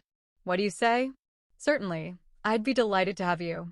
"Beaver nice," said Mr. Sloane, without gratitude. "Well, think ought to be starting home." "Please don't hurry," Gatsby urged them. He had control of himself now, and he wanted to see more of Tom. Why don't you stay for supper?" "I wouldn't be surprised if some other people dropped in from New York." "You come to supper with me," said the lady enthusiastically. "Both of you." This included me. Mr. Sloane got to his feet. "Come along," he said, but to her only. "I mean it," she insisted. "I'd love to have you." "Lots of room." Gatsby looked at me questioningly. He wanted to go, and he didn't see that Mr. Sloane had determined he shouldn't. "I'm afraid I won't be able to," I said. "Well, you come," she urged, concentrating on Gatsby. Mr. Sloane murmured something close to her ear. "We won't be late if we start now," she insisted aloud. "I haven't got a horse," said Gatsby. "I used to ride in the army, but I've never bought a horse. I'll have to follow you in my car. Excuse me for just a minute." The rest of us walked out on the porch, where Sloane and the lady began an impassioned conversation aside. "My God, I believe the man's coming," said Tom. "Doesn't he know she doesn't want him?" "She says she does want him. She has a big dinner party, and he won't know a soul there." He frowned. "I wonder where in the devil he met Daisy. By God, I may be old-fashioned in my ideas, but women run around too much these days to suit me. They meet all kinds of crazy fish." Suddenly Mr. Sloane and the lady walked down the steps and mounted their horses. "Come on," said Mr. Sloane to Tom. "We're late." "We've got to go." And then to me. "Tell him we couldn't wait, will you?" Tom and I shook hands, the rest of us exchanged a cool nod, and they trotted quickly down the drive, disappearing under the August foliage just as Gatsby, with hat and light overcoat in hand, came out the front door. Tom was evidently perturbed at Daisy's running around alone, for on the following Saturday night he came with her to Gatsby's party. Perhaps his presence gave the evening its peculiar quality of oppressiveness. It stands out in my memory from Gatsby's other parties that summer. There were the same people, or at least the same sort of people, the same profusion of champagne, the same many-colored, many-keyed commotion, but I felt an unpleasantness in the air, a pervading harshness that hadn't been there before. Or perhaps I had merely grown used to it, grown to accept West Egg as a world complete in itself, with its own standards and its own great figures, second to nothing because it had no consciousness of being so, and now I was looking at it again, through Daisy's eyes. It is invariably saddening to look through new eyes at things upon which you have expended your own powers of adjustment. They arrived at twilight, and as we strolled out among the sparkling hundreds, Daisy's voice was playing murmurers' tricks in her throat. "These things excite me so," she whispered. If you want to kiss me any time during the evening, Nick, just let me know and I'll be glad to arrange it for you. Just mention my name. Or present a green card. I'm giving out green, look around, suggested Gatsby. I'm looking around. I'm having a marvelous. You must see the faces of many people you've heard about. Tom's arrogant eyes roamed the crowd. We don't go around very much, he said. In fact, I was just thinking I don't know a soul here. Perhaps you know that lady.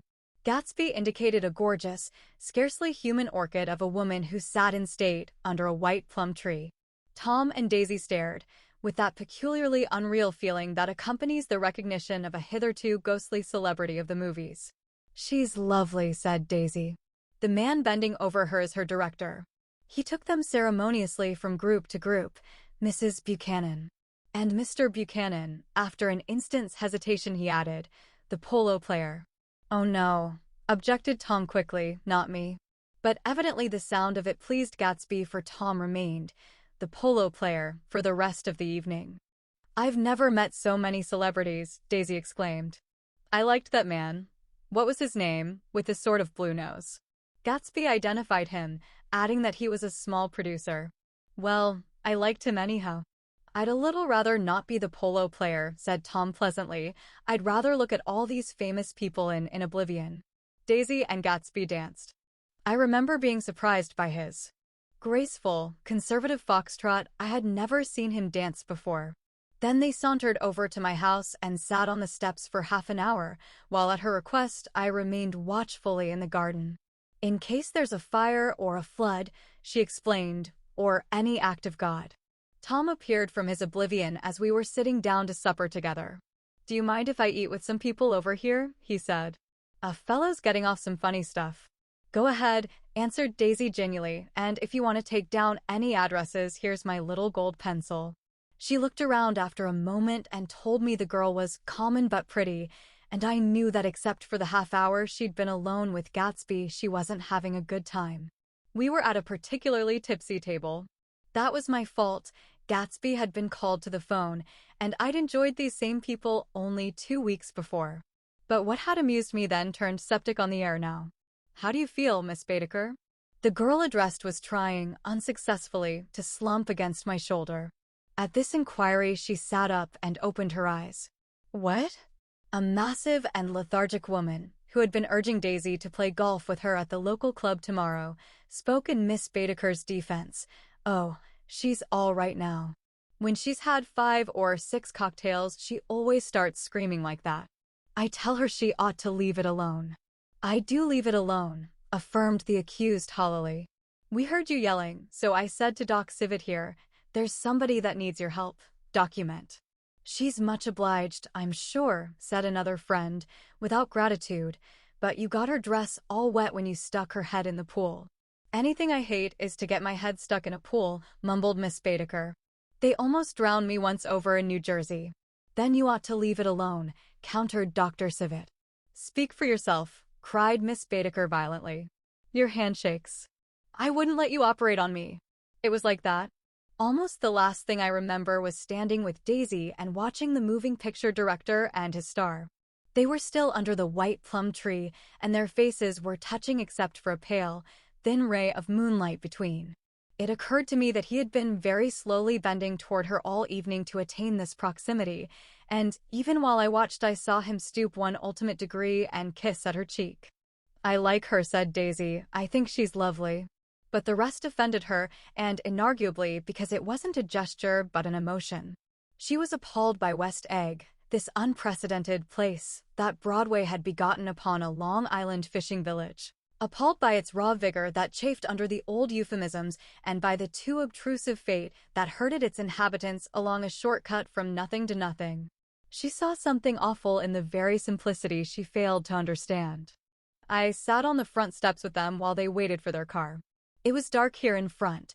Only the bright door sent 10 square feet of light volleying out into the soft black morning. Sometimes a shadow moved against a dressing room blind above, gave way to another shadow, an indefinite procession of shadows, who rouged and powdered in an invisible glass. Who is this Gatsby anyhow? Demanded Tom suddenly. Some big bootlegger? Where'd you hear that? I inquired.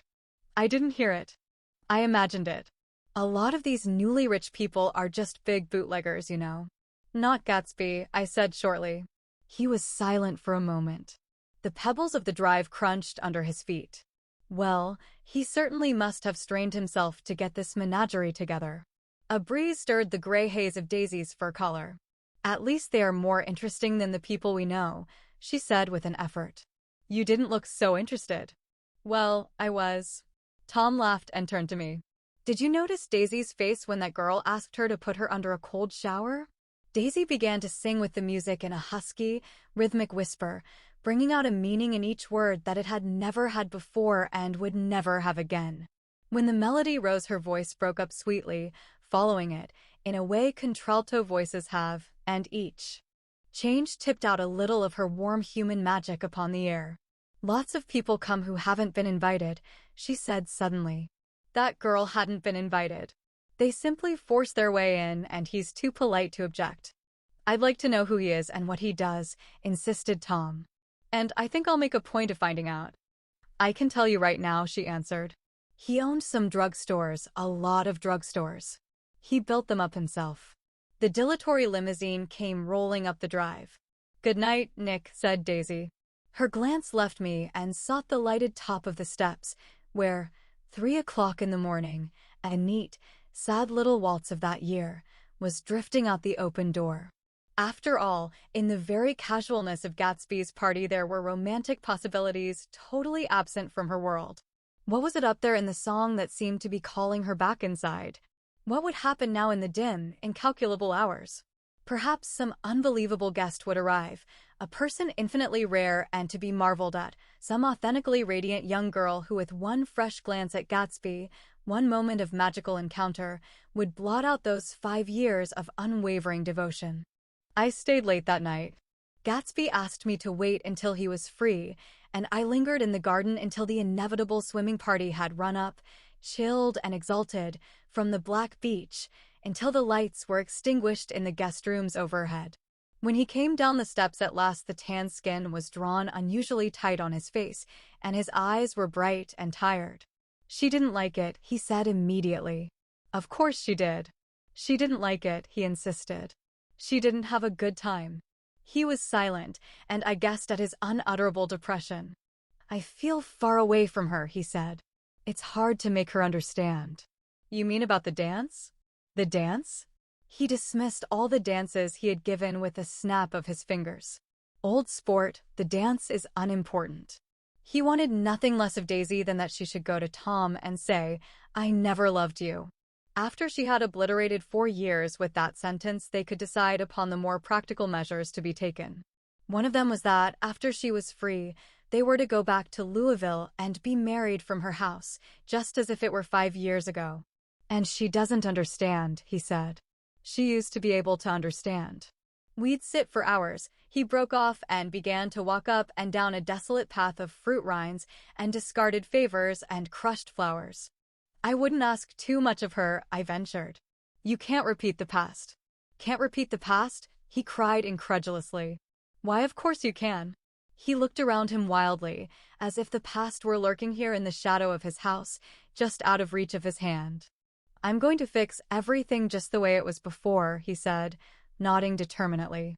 She'll see. He talked a lot about the past, and I gathered that he wanted to recover something, some idea of himself perhaps, that had gone into loving Daisy. His life had been confused and disordered since then, but if he could once return to a certain starting place and go over it all slowly, he could find out what that thing was. One autumn night, 5 years before, they had been walking down the street when the leaves were falling, and they came to a place where there were no trees and the sidewalk was white with moonlight. They stopped here and turned toward each other, struck upon a star. Now it was a cool night with that mysterious excitement in it which comes at the two changes like a flower, and the quiet lights in the houses were humming out into the darkness, and there was a stir and bustle among the stars. I was reminded of corner of his Gatsby saw that the blocks of the sidewalks really formed a ladder that I had heard somewhere a place above the trees. He For could a climb moment, to a it. phrase tried If to he take climbed shape in my alone, mouth, and my once lips there he parted could like a suck on the dumb pap man's, of life, as though there was gulp more down struggling the upon them than a incomparable wisp of wisp of startled air. His heart But beat they made faster no as sound, Daisy's and white what I had face came almost up to his remembered own. was He knew uncommunicable that when he forever. kissed this girl, Chapter 7. and forever It was wed when his curiosity unutterable about visions to her Gatsby was at its perishable highest breath, that the lights his in his mind house would failed never to go romp on one again Saturday like night. the mind of God. And as So he obscurely as it waited, had begun, listening for his a career moment as longer to the Trimalchio tuning was fork over. that had been. Only gradually did I become aware that the automobiles which turned expectantly into his drive stayed for just a minute and then drove sulkily away. Wondering if he were sick, I went over to find out. An unfamiliar butler with a villainous face squinted at me suspiciously from the door. "Is Mr. Gatsby sick?" "Nope." After a pause, he added, "Sir," in a dilatory, grudging way. I hadn't seen him around, and I was rather worried. "Tell him Mr. Carraway came over." "Who?" he demanded rudely. "Carraway. Carraway." "All right, I'll tell him." Abruptly, he slammed the door. My Finn informed me that Gatsby had dismissed every servant in his house a week ago and replaced them with half a dozen others, who never went into West Egg Village to be bribed by the tradesmen, but ordered moderate supplies over the telephone. The grocery boy reported that the kitchen looked like a pigsty, and the general opinion in the village was that the new people weren't servants at all. Next day, Gatsby called me on the phone. "Going away?" I inquired. "No, old sport. I hear you fired all your servants." I wanted somebody who wouldn't gossip. Daisy comes over quite often in the afternoons, so the whole caravansary had fallen in like a card house at the disapproval in her eyes. There's some people Wolfsheim wanted to do something for. They're all brothers and sisters. They used to run a small hotel. I see. He was calling up at Daisy's request. Would I come to lunch at her house tomorrow? Miss Baker would be there. Half an hour later, Daisy herself telephoned and seemed relieved to find that I was coming. Something was up. And yet I couldn't believe that they would choose this occasion for a scene, especially for the rather harrowing scene that Gatsby had outlined in the garden. The next day was broiling, almost the last, certainly the warmest of the summer. As my train emerged from the tunnel into sunlight, only the hot whistles of the National Biscuit Company broke the simmering hush at noon. The straw seats of the car hovered on the edge of combustion. The woman next to me perspired delicately for a while into her white shirtwaist, and then, as her newspaper dampened under her fingers, lapsed despairingly into deep heat with a desolate cry. Her pocketbook slapped to the floor. "Oh, my," she gasped. I picked it up with a weary bend and handed it back to her, holding it at arm's length and by the extreme tip of the corners to indicate that I had no designs upon it, but everyone nearby, including the woman, suspected me just the same. "Hot," said the conductor to familiar faces. "Some weather." "Hot. Hot. Hot. Is it hot enough for you? Is it hot? Is it?" My commutation ticket came back to me with a dark stain from his hand. That anyone should care in this heat whose flushed lips he kissed, whose head made damp the pajama pocket over his heart. Through the hall of the Buchanan's house blew a faint wind, carrying the sound of the telephone bell out to Gatsby and me as we waited at the door. "The master's body?" roared the butler into the mouthpiece. "I'm sorry, madam, but we can't furnish it. It's far too hot to touch this noon." What he really said was, "Yes. Yes. I'll see." He set down the receiver and came toward us, glistening slightly, to take our stiff straw hats. "Madam expects you in the salon," he cried, needlessly indicating the direction. In this heat, every extra gesture was an affront to the common store of life. The room, shadowed well with awnings, was dark and cool. Daisy and Jordan lay upon an enormous couch, like silver idols weighing down their own white dresses against the singing breeze of the fans. "We can't move," they said together. Jordan's fingers, powdered white over their tan, rested for a moment in mine. "And Mr. Thomas Buchanan, the athlete?" I inquired. Simultaneously, I heard his voice, gruff, muffled, husky, at the hall telephone. Gatsby stood in the center of the crimson carpet and gazed around with fascinated eyes. Daisy watched him and laughed, her sweet, exciting laugh. A tiny gust of powder rose from her bosom into the air. "The rumor is," whispered Jordan, "that that's Tom's girl on the telephone." We were silent. The voice in the hall rose high with annoyance.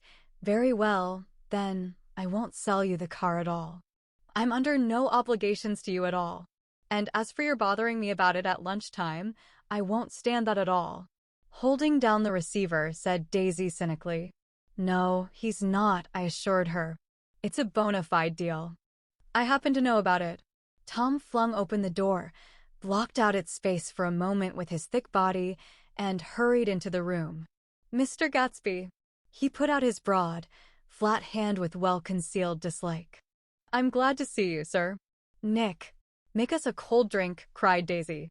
As he left the room again, she got up and went over to Gatsby and pulled his face down, kissing him on the mouth. "You know I love you," she murmured. "You forget there's a lady present," said Jordan. Daisy looked around doubtfully. "You kiss Nick too. What a low, vulgar girl." "I don't care," cried Daisy, and began to clog on the brick fireplace. Then she remembered the heat and sat down guiltily on the couch just as a freshly laundered nurse leading a little girl came into the room. "Blessed precious," she crooned, holding out her arms. "Come to your own mother that loves you." The child, relinquished by the nurse, rushed across the room and rooted shyly into her mother's dress. "The blessed precious. Did mother get powder on your old yellowy hair? Stand up now and say, 'How to do.'" Gatsby and I in turn leaned down and took the small reluctant hand. Afterward, he kept looking at the child with surprise. I don't think he had ever really believed in its existence before. "I got dressed before luncheon," said the child, turning eagerly to Daisy.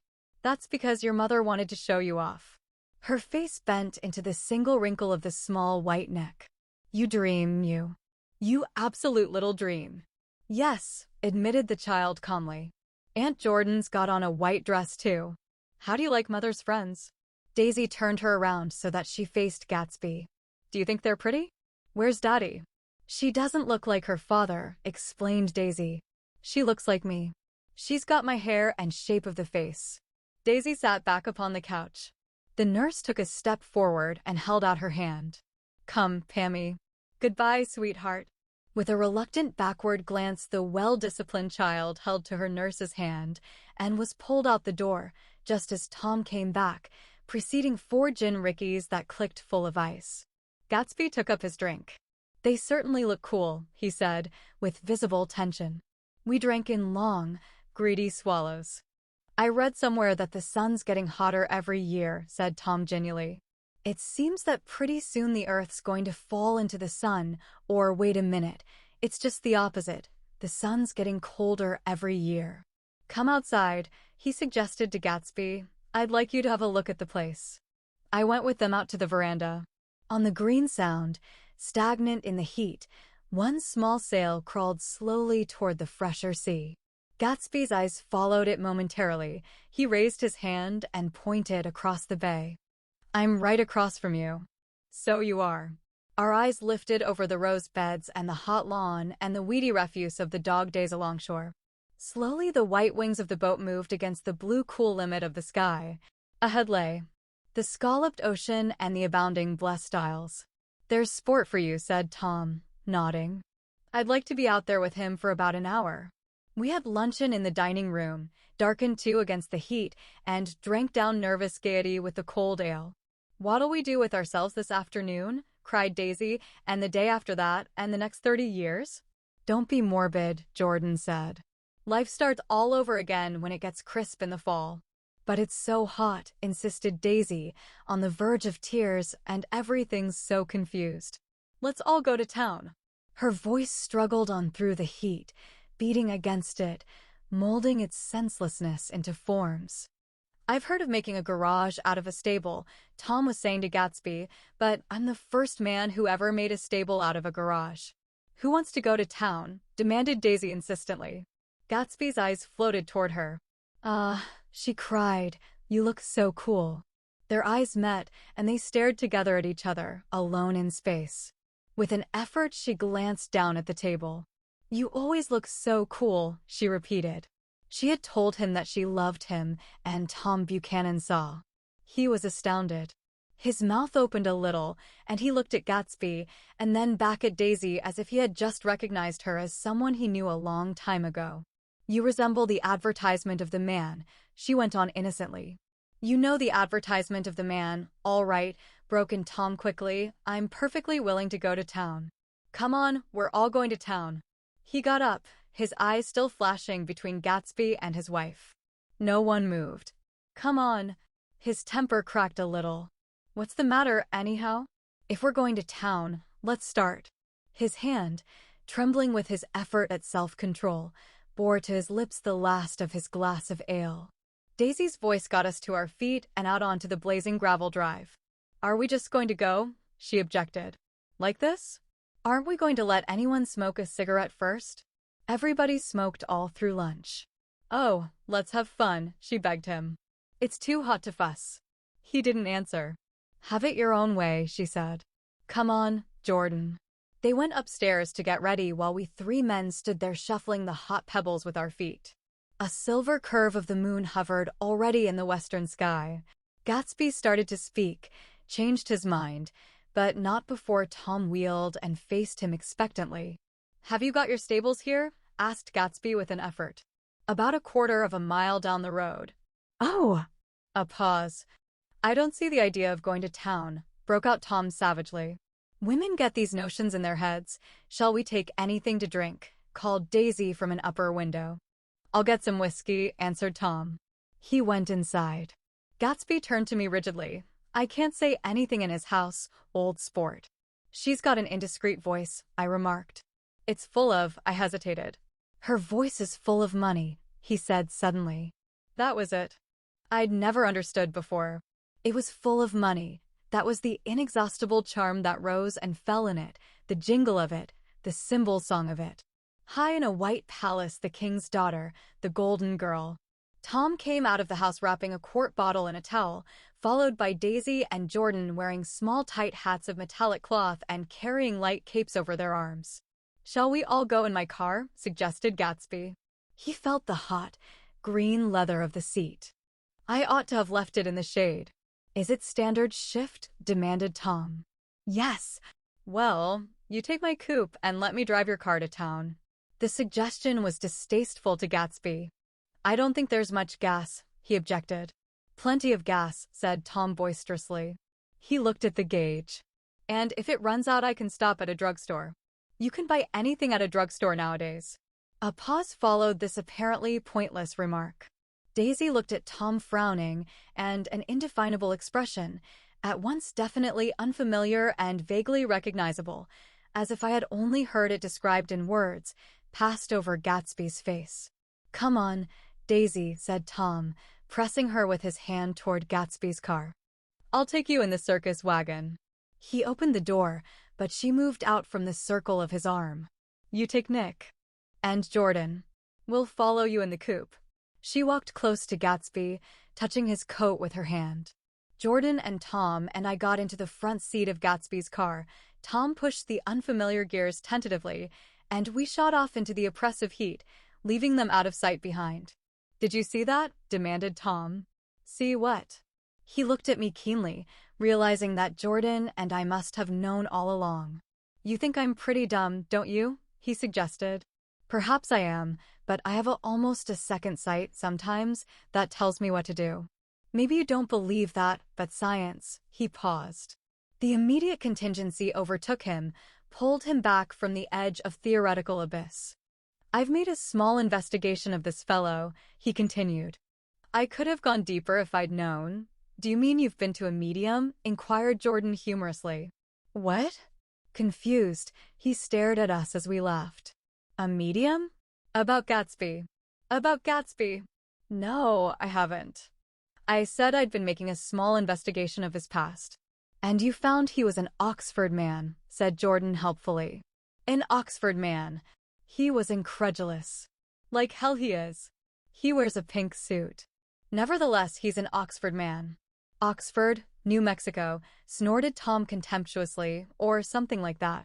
Listen, Tom. If you're such a snob, why did you invite him to lunch? Demanded Jordan crossly. Daisy invited him.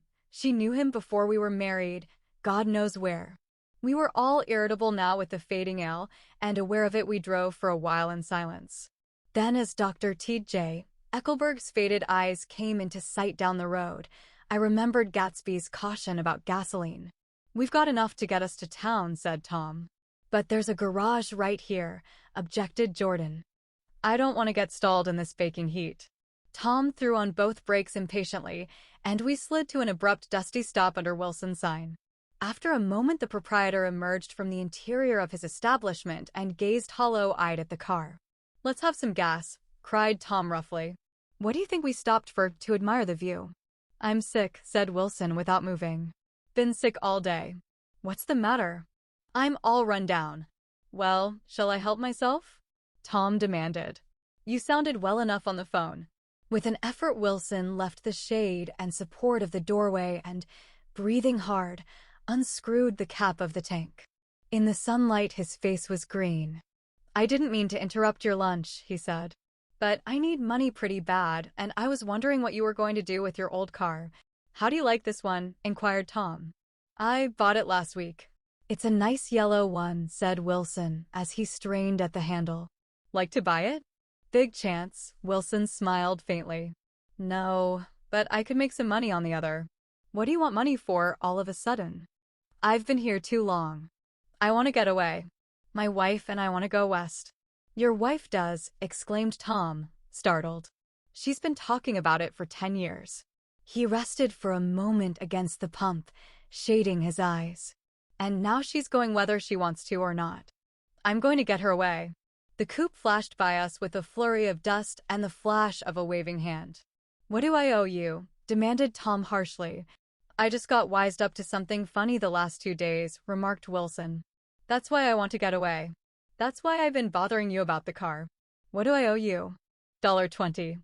The relentless beating heat was beginning to confuse me, and I had a bad moment there before I realized that so far his suspicions hadn't alighted on Tom. He had discovered that Myrtle had some sort of life apart from him in another world, and the shock had made him physically sick.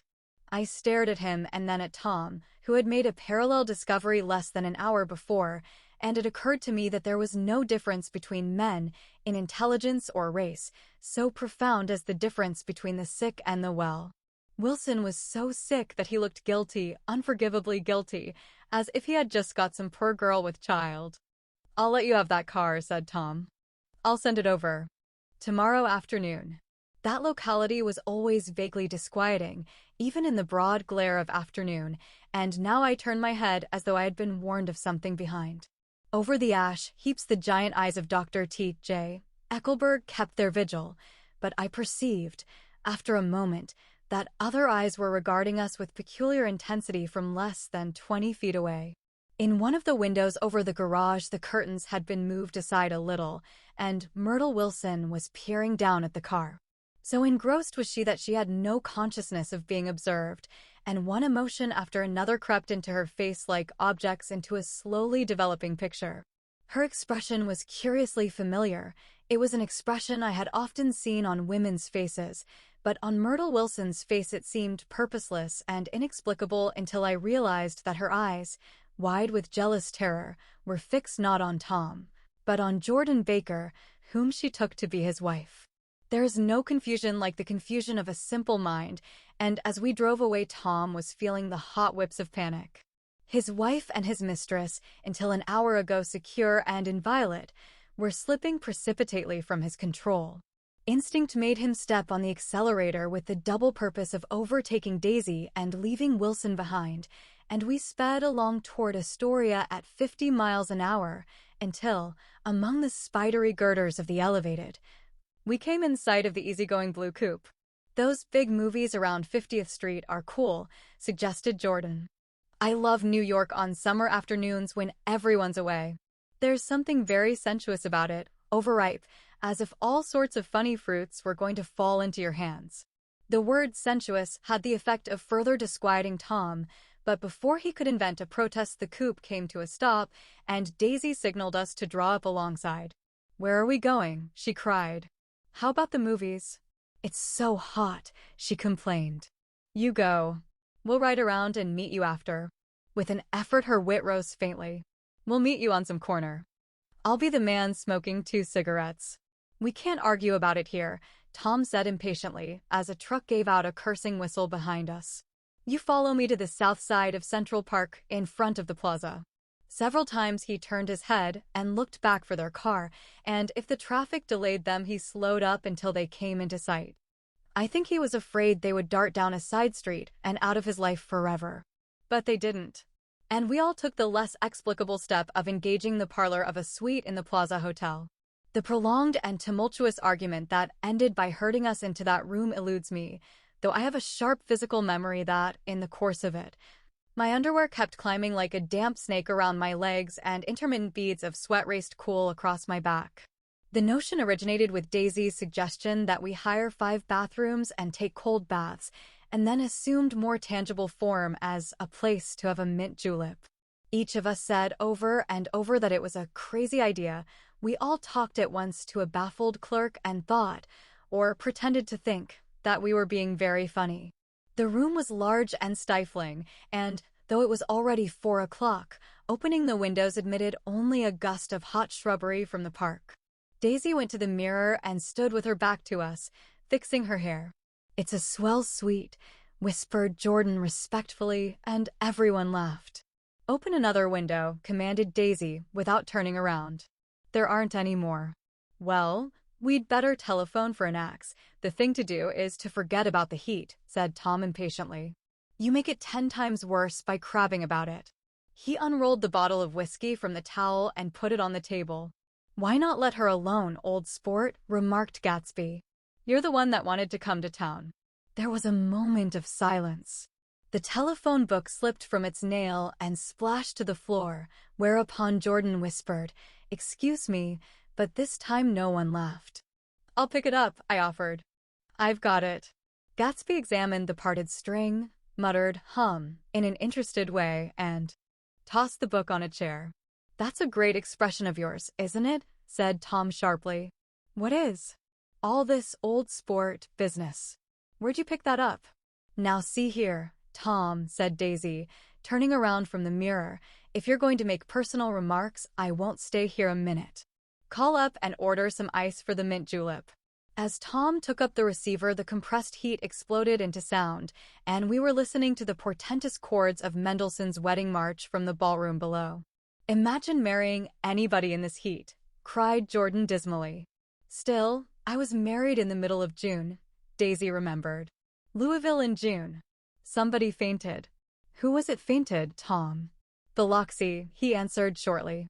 "A man named Biloxi. Blocks, Biloxi, and he made boxes, that's a fact, and he was from Biloxi, Tennessee. They carried him into my house," appended Jordan, "because we lived just 2 doors from the church.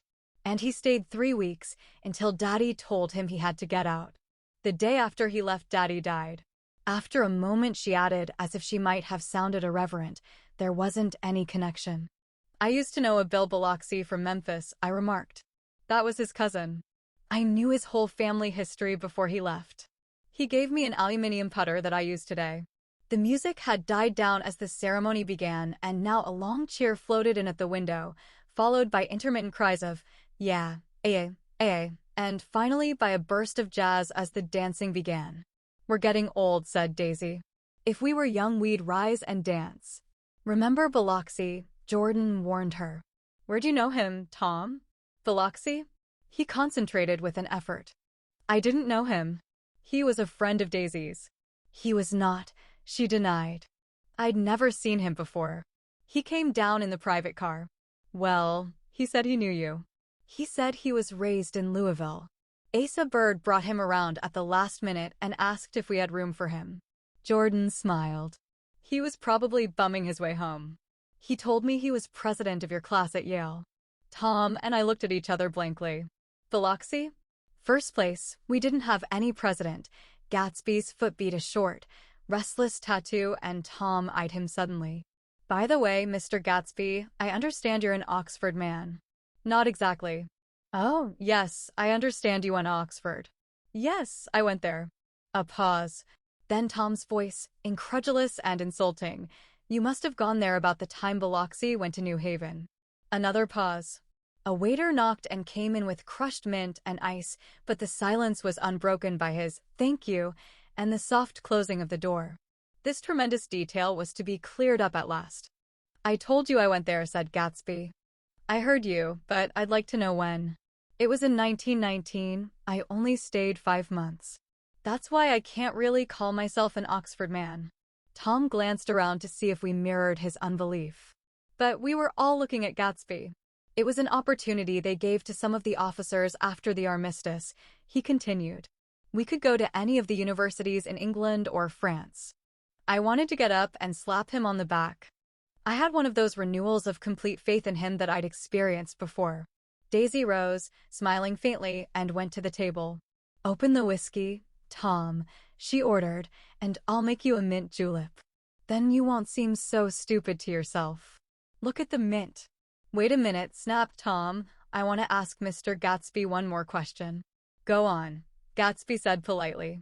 What kind of a row are you trying to cause in my house anyhow? They were out in the open at last and Gatsby was content. He isn't causing a row. Daisy looked desperately from one to the other. You're causing a row. Please have a little self-control. Self-control, repeated Tom incredulously. I suppose the latest thing is to sit back and let Mr. Nobody from nowhere make love to your wife. Well, if that's the idea, you can count me out. Nowadays people begin by sneering at family life and family institutions, and next they'll throw everything overboard and have intermarriage between black and white. Flushed with his impassioned gibberish, he saw himself standing alone on the last barrier of civilization. We're all white here, murmured Jordan. I know I'm not very popular. I don't give big parties. I suppose you've got to make your house into a pigsty in order to have any friends in the modern world. Angry as I was, as we all were, I was tempted to laugh whenever he opened his mouth. The transition from libertine to prig was so complete. I've got something to tell you, old sport, began Gatsby. But Daisy guessed at his intention. Please don't, she interrupted helplessly. Please let's all go home. Why don't we all go home? That's a good idea, I got up. Come on, Tom. Nobody wants a drink. I want to know what Mr. Gatsby has to tell me. Your wife doesn't love you, said Gatsby. She's never loved you. She loves me. You must be crazy, exclaimed Tom automatically. Gatsby sprang to his feet, vivid with excitement. She never loved you, do you hear? He cried. She only married you because I was poor and she was tired of waiting for me. It was a terrible mistake, but in her heart she never loved anyone except me. At this point Jordan and I tried to go, but Tom and Gatsby insisted with competitive firmness that we remain, as though neither of them had anything to conceal and it would be a privilege to partake vicariously of their emotions. Sit down, Daisy. Tom's voice groped unsuccessfully for the paternal note. What's been going on? I want to hear all about it. I told you what's been going on, said Gatsby. Going on for 5 years, and you didn't know. Tom turned to Daisy sharply. You've been seeing this fellow for 5 years? Not seeing, said Gatsby. No, we couldn't meet. But both of us loved each other all that time, old sport, and you didn't know. I used to laugh sometimes, but there was no laughter in his eyes to think that you didn't know. Oh, that's all. Tom tapped his thick fingers together like a clergyman and leaned back in his chair. You're crazy, he exploded. I can't speak about what happened 5 years ago because I didn't know Daisy then, and I'll be damned if I see how you got within a mile of her unless you brought the groceries to the back door. But all the rest of that's a goddamned lie. Daisy loved me when she married me and she loves me now. No, said Gatsby, shaking his head. She does, though. The trouble is that sometimes she gets foolish ideas in her head and doesn't know what she's doing. He nodded sagely. And what's more, I love Daisy too. Once in a while I go off on a spree and make a fool of myself, but I always come back, and in my heart I love her all the time. You're revolting, said Daisy. She turned to me, and her voice, dropping an octave lower, filled the room with thrilling scorn. Do you know why we left Chicago? I'm surprised that they didn't treat you to the story of that little spree. Gatsby walked over and stood beside her. Daisy, that's all over now, he said earnestly. It doesn't matter anymore. Just tell him the truth, that you never loved him, and it's all wiped out forever. She looked at him blindly. Why, how could I love him, possibly? You never loved him. She hesitated. Her eyes fell on Jordan and me with a sort of appeal, as though she realized at last what she was doing, and as though she had never, all along, intended doing anything at all. But it was done now. It was too late. I never loved him, she said, with perceptible reluctance. Not at Kapiolani? Demanded Tom suddenly. No, from the ballroom beneath, muffled and suffocating chords were drifting up on hot waves of air. Not that day I carried you down from the punch bowl to keep your shoes dry? There was a husky tenderness in his tone. Daisy? Please don't. Her voice was cold, but the rancor was gone from it. She looked at Gatsby. There, Jay, she said, but her hand as she tried to light a cigarette was trembling. Suddenly she threw the cigarette and the burning match on the carpet. Oh, you want too much, she cried to Gatsby. I love you now, isn't that enough? I can't help what's past. She began to sob helplessly. I did love him once, but I loved you too. Gatsby's eyes opened and closed. You loved me too, he repeated. Even. That's a lie, said Tom savagely. She didn't know you were alive. Why, there's things between Daisy and me that you'll never know, things that neither of us can ever forget. The words seemed to bite physically into Gatsby. I want to speak to Daisy alone, he insisted. She's all excited now. Even alone, I can't say I never loved Tom, she admitted in a pitiful voice. It wouldn't be true. Of course it wouldn't, agreed Tom. She turned to her husband. As if it mattered to you, she said. Of course it matters. I'm going to take better care of you from now on. You don't understand, said Gatsby with a touch of panic. You're not going to take care of her anymore. I'm not. Tom opened his eyes wide and laughed. He could afford to control himself now. Why's that? Daisy's leaving you. Nonsense. I am, though, she said with a visible effort. She's not leaving me. Tom's words suddenly leaned down over Gatsby. Certainly not for a common swindler who'd have to steal the ring he put on her finger. I won't stand this, cried Daisy. Oh, please let's get out. Who are you, anyhow? Broke out Tom. You're one of that bunch that hangs around with Meyer Wolfsheim, that much I happen to know. I've made a little investigation into your affairs, and I'll carry it further tomorrow. You can suit yourself about that, old sport, said Gatsby steadily. I found out what your drugstores were. He turned to us and spoke rapidly. He and this Wolfsheim bought up a lot of side street drugstores here and in Chicago and sold grain alcohol over the counter. That's one of his little stunts. I picked him for a bootlegger the first time I saw him, and I wasn't far wrong. What about it? Said Gatsby politely. I guess your friend Walter Chase wasn't too proud to come in on it. And you left him in the lurch, didn't you? You let him go to jail for a month over in New Jersey. God. You ought to hear Walter on the subject of you. He came to us dead broke. He was very glad to pick up some money, old sport. Don't you call me old sport, cried Tom. Gatsby said nothing. Walter could have you up on the betting laws too, but Wolfsheim scared him into shutting his mouth. That unfamiliar yet recognizable look was back again in Gatsby's face. That drugstore business was just small change, continued Tom slowly, but you've got something on now that Walter's afraid to tell me about. I glanced at Daisy, who was staring terrified between Gatsby and her husband, and at Jordan, who had begun to balance an invisible but absorbing object on the tip of her chin. Then I turned back to Gatsby and was startled at his expression. He looked, and this is said in all contempt for the babbled slander of his garden, as if he had killed a man.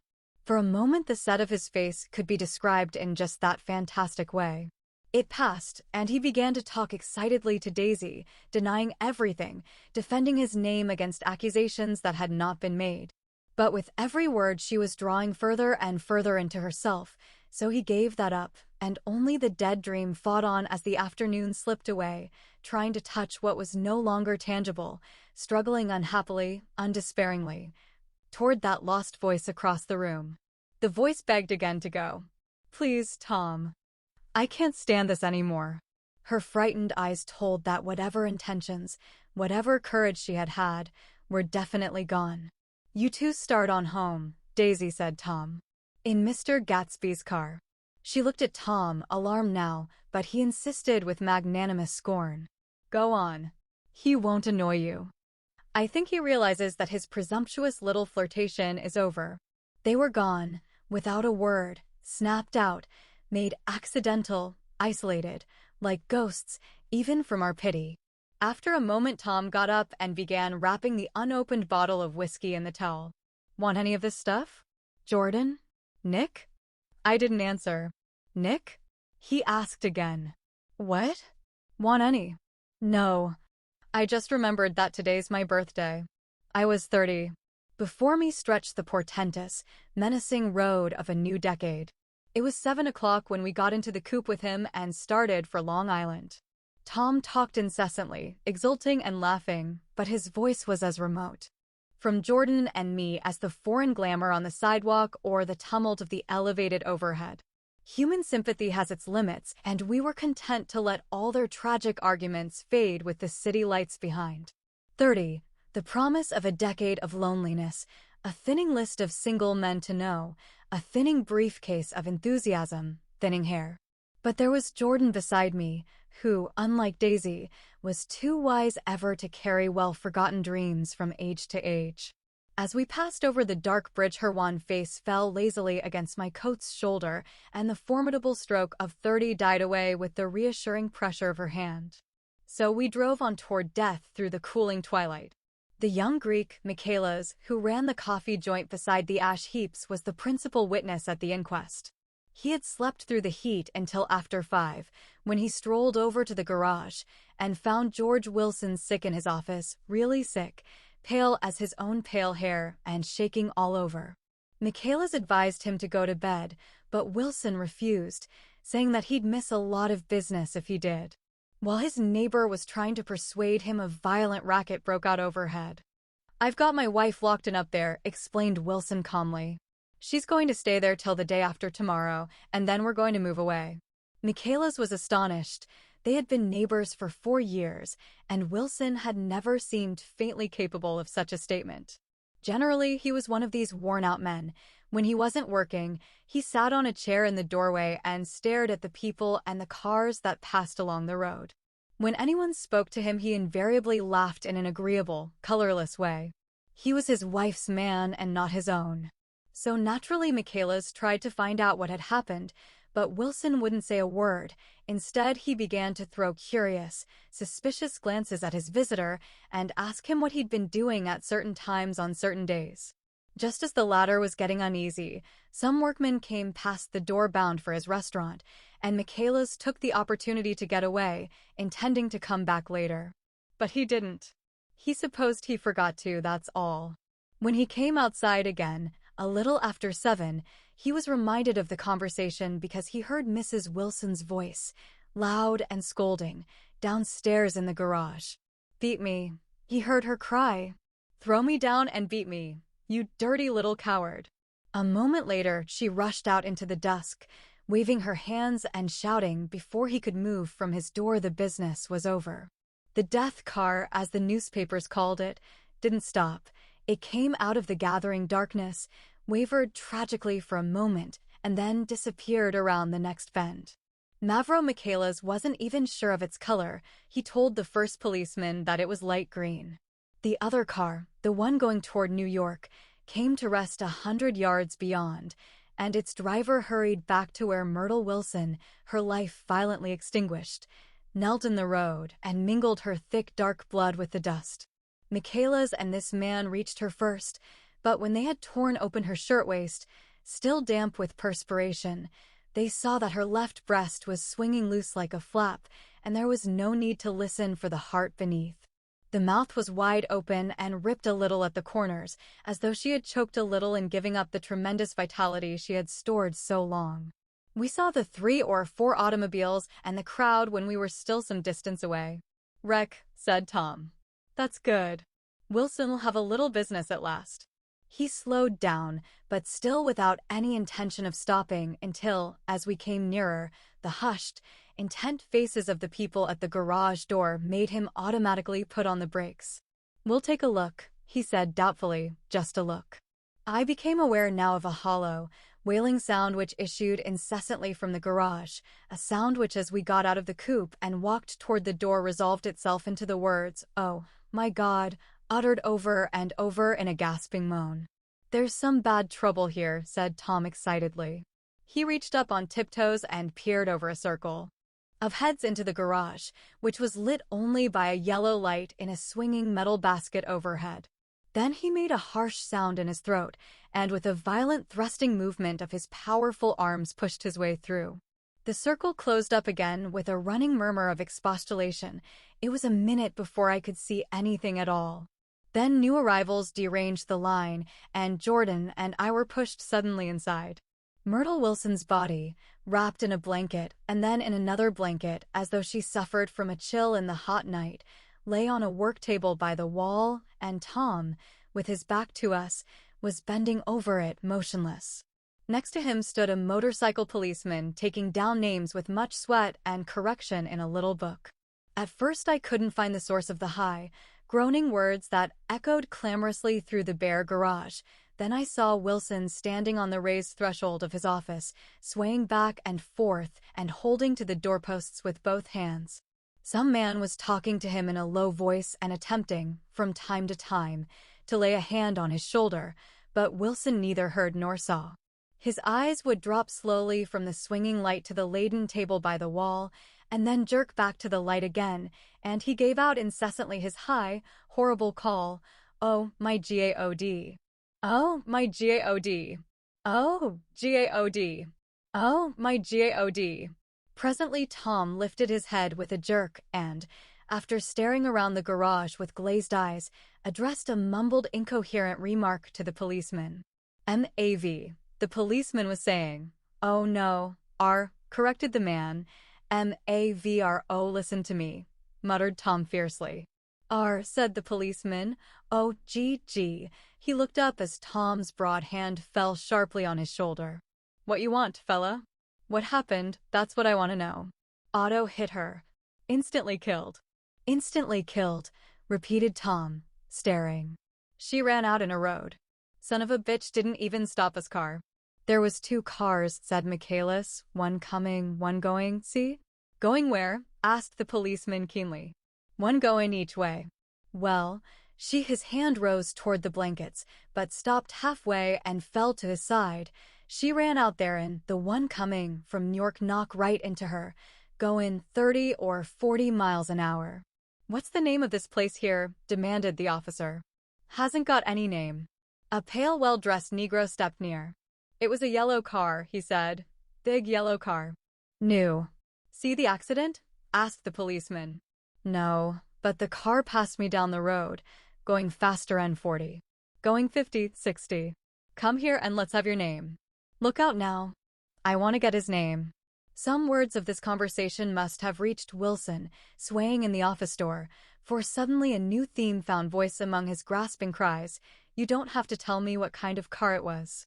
"I know what kind of car it was." Watching Tom, I saw the wad of muscle back of his shoulder tighten under his coat. He walked quickly over to Wilson and, standing in front of him, seized him firmly by the upper arms. "You've got to pull yourself together," he said with soothing gruffness. Wilson's eyes fell upon Tom. He started up on his tiptoes and then would have collapsed to his knees had not Tom held him upright. "Listen," said Tom, shaking him a little. "I just got here a minute ago, from New York. I was bringing you that coupe we've been talking about. That yellow car I was driving this afternoon wasn't mine, do you hear? I haven't seen it all afternoon." Only the Negro and I were near enough to hear what he said, but the policeman caught something in the tone and looked over with truculent eyes. "What's all that?" he demanded. "I'm a friend of his." Tom turned his head, but kept his hands firm on Wilson's body. "He says he knows the car that did it. It was a yellow car." Some dim impulse moved the policeman to look suspiciously at Tom. "And what color's your car?" "It's a blue car, a coupe." "We've come straight from New York," I said. Someone who had been driving a little behind us confirmed this, and the policeman turned away. "Now, if you'll let me have that name again, correct?" Picking up Wilson like a doll, Tom carried him into the office, set him down in a chair, and came back. "If somebody'll come here and sit with him," he snapped authoritatively. He watched while the 2 men standing closest glanced at each other and went unwillingly into the room. Then Tom shut the door on them and came down the single step, his eyes avoiding the table. As he passed close to me, he whispered, "Let's get out." Self-consciously, with his authoritative arms breaking the way, We pushed through the still-gathering crowd, passing a hurried doctor, case in hand, who had been sent for in wild hope half an hour ago. Tom drove slowly until we were beyond the bend. Then his foot came down hard, and the coupe raced along through the night. In a little while I heard a low husky sob, and saw that the tears were overflowing down his face. "The goddamned coward," he whimpered. He didn't even stop his car. The Buchanan's house floated suddenly toward us through the dark rustling trees. Tom stopped beside the porch and looked up at the second floor, where 2 windows bloomed with light among the vines. "Daisy's home," he said. As we got out of the car, he glanced at me and frowned slightly.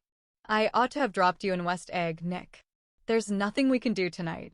A change had come over him, and he spoke gravely and with decision. As we walked across the moonlight gravel to the porch, he disposed of the situation in a few brisk phrases. "I'll telephone for a taxi to take you home, and while you're waiting, you and Jordan better go in the kitchen and have them get you some supper, if you want any." He opened the door. "Come in." "No, thanks. But I'd be glad if you'd order me the taxi." "I'll wait outside." Jordan put her hand on my arm. "Won't you come in, Nick?" "No, thanks." I was feeling a little sick and I wanted to be alone. But Jordan lingered for a moment more. "It's only 9:30, she said. "I'd be damned if I'd go in. I'd had enough of all of them for one day, and suddenly that included Jordan too." She must have seen something of this in my expression, for she turned abruptly away and ran up the porch steps into the house. I sat down for a few minutes with my head in my hands, until I heard the phone taken up inside and the butler's voice calling a taxi. Then I walked slowly down the drive away from the house, intending to wait by the gate. I hadn't gone 20 yards when I heard my name and Gatsby stepped from between 2 bushes into the path. I must have felt pretty weird by that time, because I could think of nothing except the luminosity of his pink suit under the moon. "What are you doing?" I inquired. "Just standing here, old sport." Somehow, that seemed a despicable occupation. For all I knew he was going to rob the house in a moment, I wouldn't have been surprised to see sinister faces, the faces of Wolfsheim's people, behind him in the dark shrubbery. "Did you see any trouble on the road?" he asked after a minute. "Yes." He hesitated. "Was she killed?" "Yes." "I thought so. I told Daisy I thought so. It's better that the shock should all come at once. She stood it pretty well." He spoke as if Daisy's reaction was the only thing that mattered. "I got to West Egg by a side road," he went on, "and left the car in my garage. I don't think anybody saw us, but of course I can't be sure.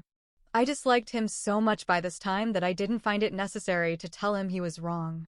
"Who was the woman?" he inquired. "Her name was Wilson. Her husband owns the garage." "How the devil did it happen?" "Well, I tried to swing the wheel," he broke off, and suddenly I guessed at the truth. "Was Daisy driving?" "Yes," he said after a moment, "but of course I'll say I was."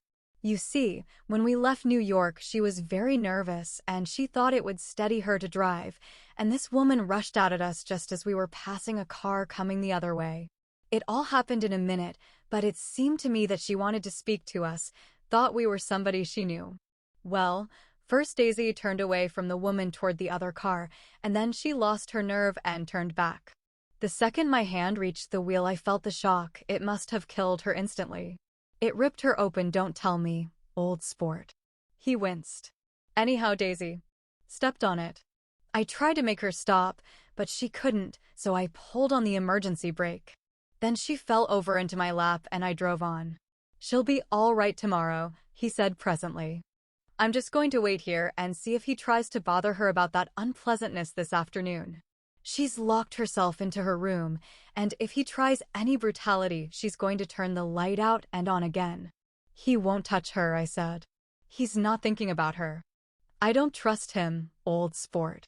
"How long are you going to wait?" "All night, if necessary. Anyhow, till they all go to bed." A new point of view occurred to me. Suppose Tom found out that Daisy had been driving. He might think he saw a connection in it. He might think anything. I looked at the house. There were 2 or 3 bright windows downstairs, and the pink glow from Daisy's room on the ground floor. "You wait here," I said. "I'll see if there's any sign of a commotion." I walked back along the border of the lawn, traversed the gravel softly, and tiptoed up the veranda steps. The drawing room curtains were open, and I saw that the room was empty. Crossing the porch where we had dined that June night 3 months before, I came to a small rectangle of light which I guessed was the pantry window. The blind was drawn, but I found a rift at the sill. Daisy and Tom were sitting opposite each other at the kitchen table, with a plate of cold fried chicken between them and 2 bottles of ale. He was talking intently across the table at her, and in his earnestness his hand had fallen upon and covered her own. Once in a while she looked up at him and nodded in agreement. They weren't happy, and neither of them had touched the chicken or the ale, and yet they weren't unhappy either. There was an unmistakable air of natural intimacy about the picture, and anybody would have said that they were conspiring together. As I tiptoed from the porch, I heard my taxi feeling its way along the dark road toward the house. Gatsby was waiting where I had left him in the drive. "Is it all quiet up there?" he asked anxiously. "Yes, it's all quiet." I hesitated. "You'd better come home and get some sleep." He shook his head. "I want to wait here till Daisy goes to bed. Good night, old sport." He put his hands in his coat pockets and turned back eagerly to his scrutiny of the house, as though my presence marred the sacredness of the vigil. So I walked away and left him standing there in the moonlight, watching over nothing. Chapter 8. I couldn't sleep all night.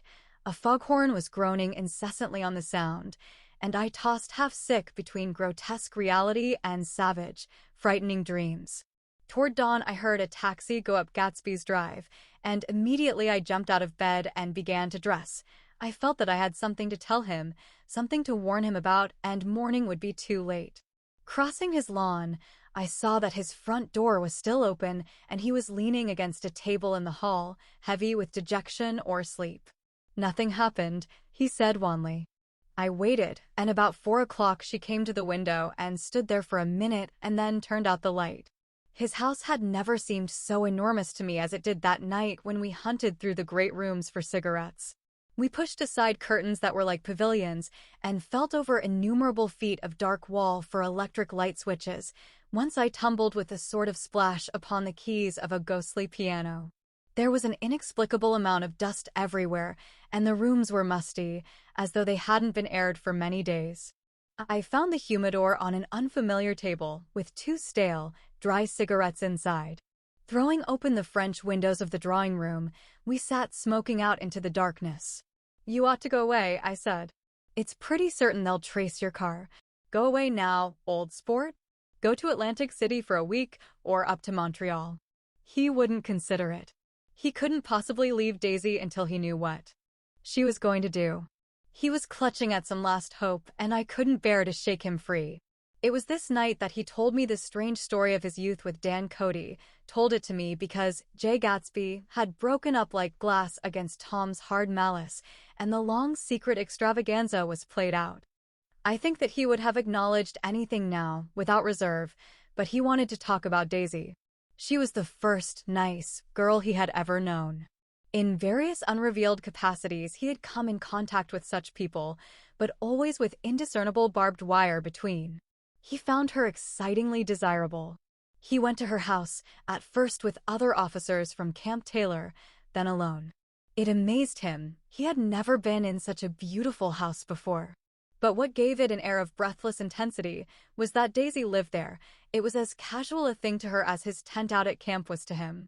There was a ripe mystery about it, a hint of bedrooms upstairs more beautiful and cool than other bedrooms, of gay and radiant activities taking place through its corridors, and of romances that were not musty and laid away already in lavender, but fresh and breathing and redolent of this year's shining motor cars and of dances whose flowers were scarcely withered. It excited him, too, that many men had already loved Daisy. It increased her value in his eyes. He felt their presence all about the house, pervading the air with the shades and echoes of still vibrant emotions. But he knew that he was in Daisy's house by a colossal accident. However glorious might be his future as Jay Gatsby, he was at present a penniless young man without a past, and at any moment the invisible cloak of his uniform might slip from his shoulders. So he made the most of his time. He took what he could get, ravenously and unscrupulously, Eventually, he took Daisy one still October night, took her because he had no real right to touch her hand. He might have despised himself, for he had certainly taken her under false pretenses. I don't mean that he had traded on his phantom millions, but he had deliberately given Daisy a sense of security. He let her believe that he was a person from much the same strata as herself, that he was fully able to take care of her.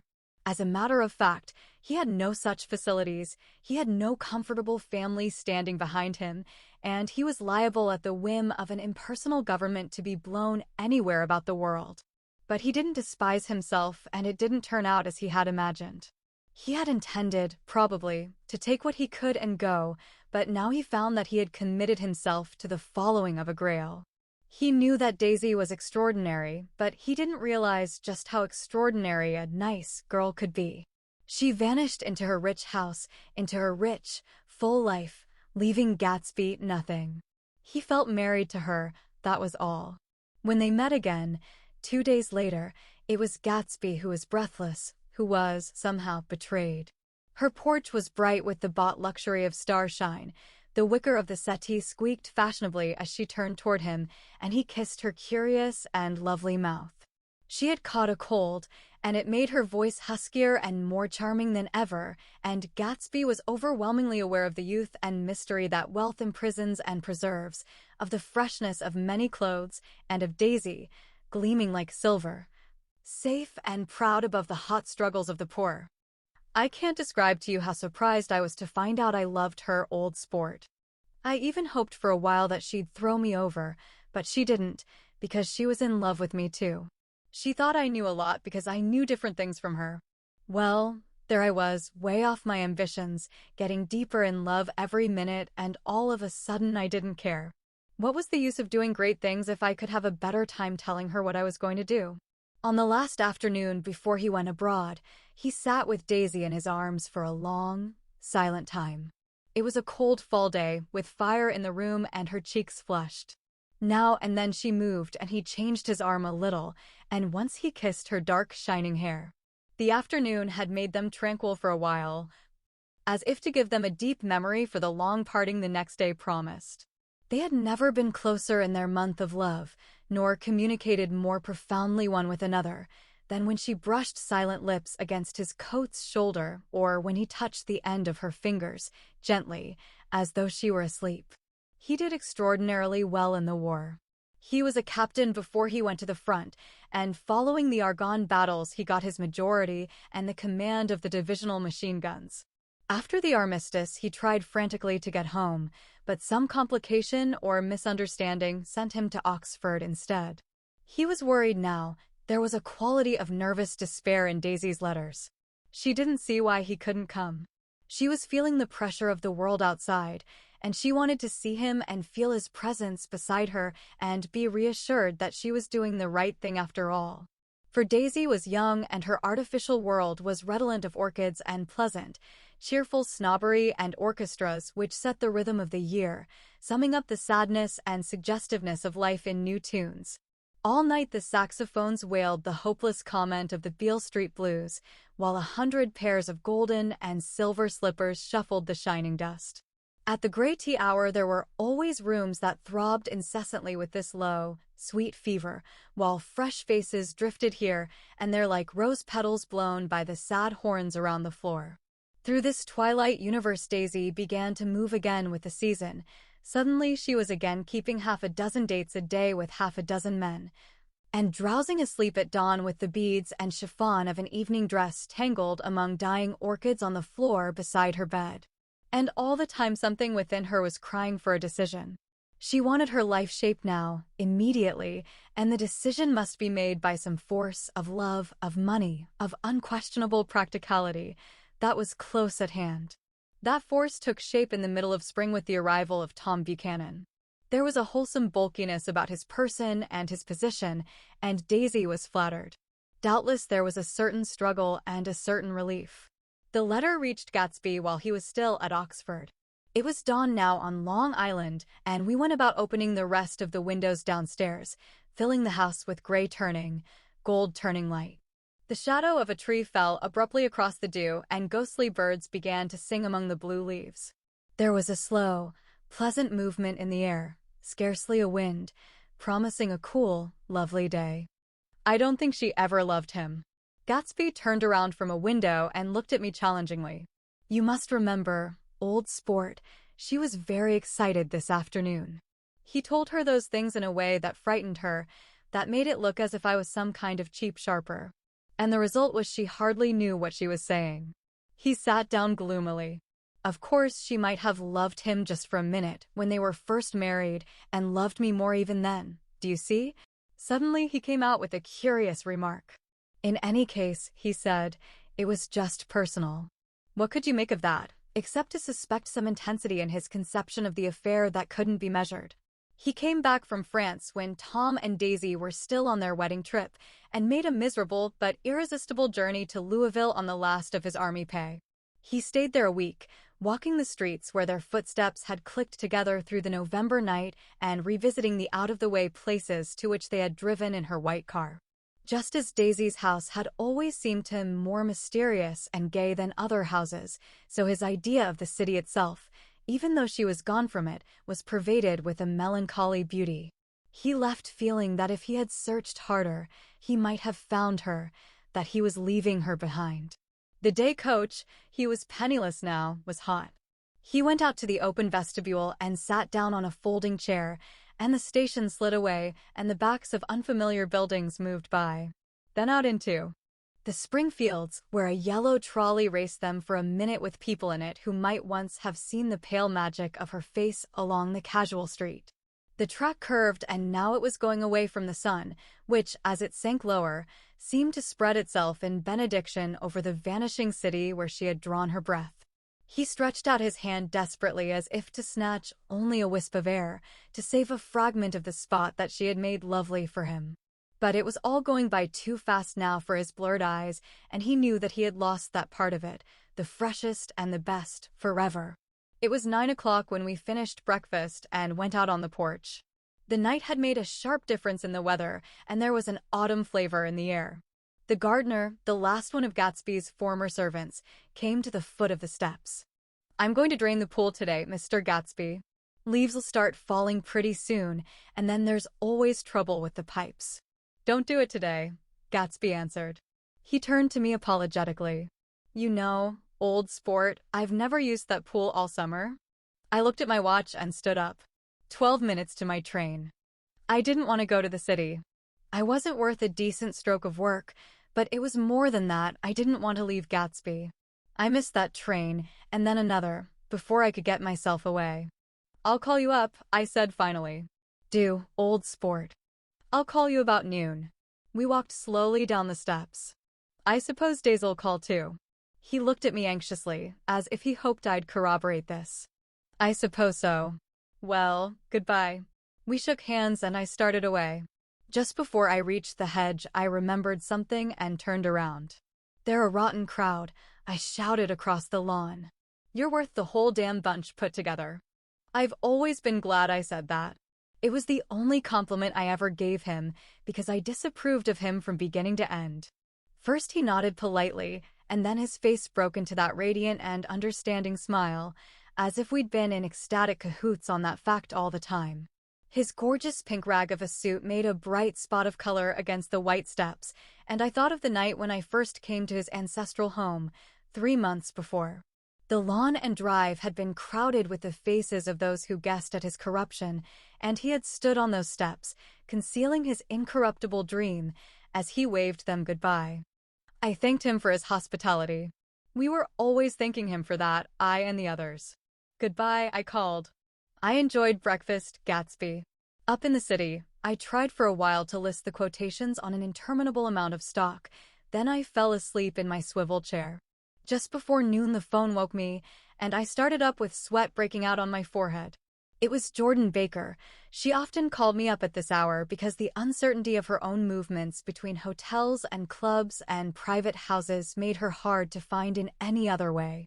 Usually her voice came over the wire as something fresh and cool, as if a divot from a green golf links had come sailing in at the office window, but this morning it seemed harsh and dry. I've left Daisy's house, she said.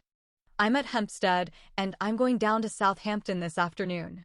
Probably it had been tactful to leave Daisy's house, but the act annoyed me, and her next remark made me rigid. You weren't so nice to me last night. How could it have mattered then? Silence for a moment. Then, however, I want to see you. I want to see you too. Suppose I don't go to Southampton and come into town this afternoon? No, I don't think this afternoon. Very well. It's impossible this afternoon. Various. We talked like that for a while, and then abruptly we weren't talking any longer. I don't know which of us hung up with a sharp click, but I know I didn't care.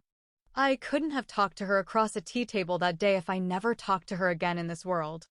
I called Gatsby's house a few minutes later, but the line was busy. I tried 4 times. Finally, an exasperated central told me the wire was being kept open for long distance from Detroit. Taking out my timetable, I drew a small circle around the 3:50 train. Then I leaned back in my chair and tried to think. It was just noon. When I passed the ash heaps on the train that morning, I had crossed deliberately to the other side of the car.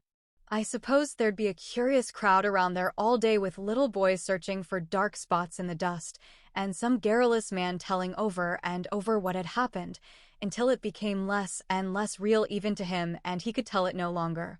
And Myrtle Wilson's tragic achievement was forgotten. Now I want to go back a little and tell what happened at the garage after we left there the night before. They had difficulty in locating the sister, Catherine. She must have broken her rule against drinking that night, for when she arrived, she was stupid with liquor and unable to understand that the ambulance had already gone to Flushing. When they convinced her of this, she immediately fainted, as if that was the intolerable part of the affair. Someone, kind or curious, took her in his car and drove her in the wake of her sister's body. Until long after midnight, a changing crowd lapped up against the front of the garage, while George Wilson rocked himself back and forth on the couch inside.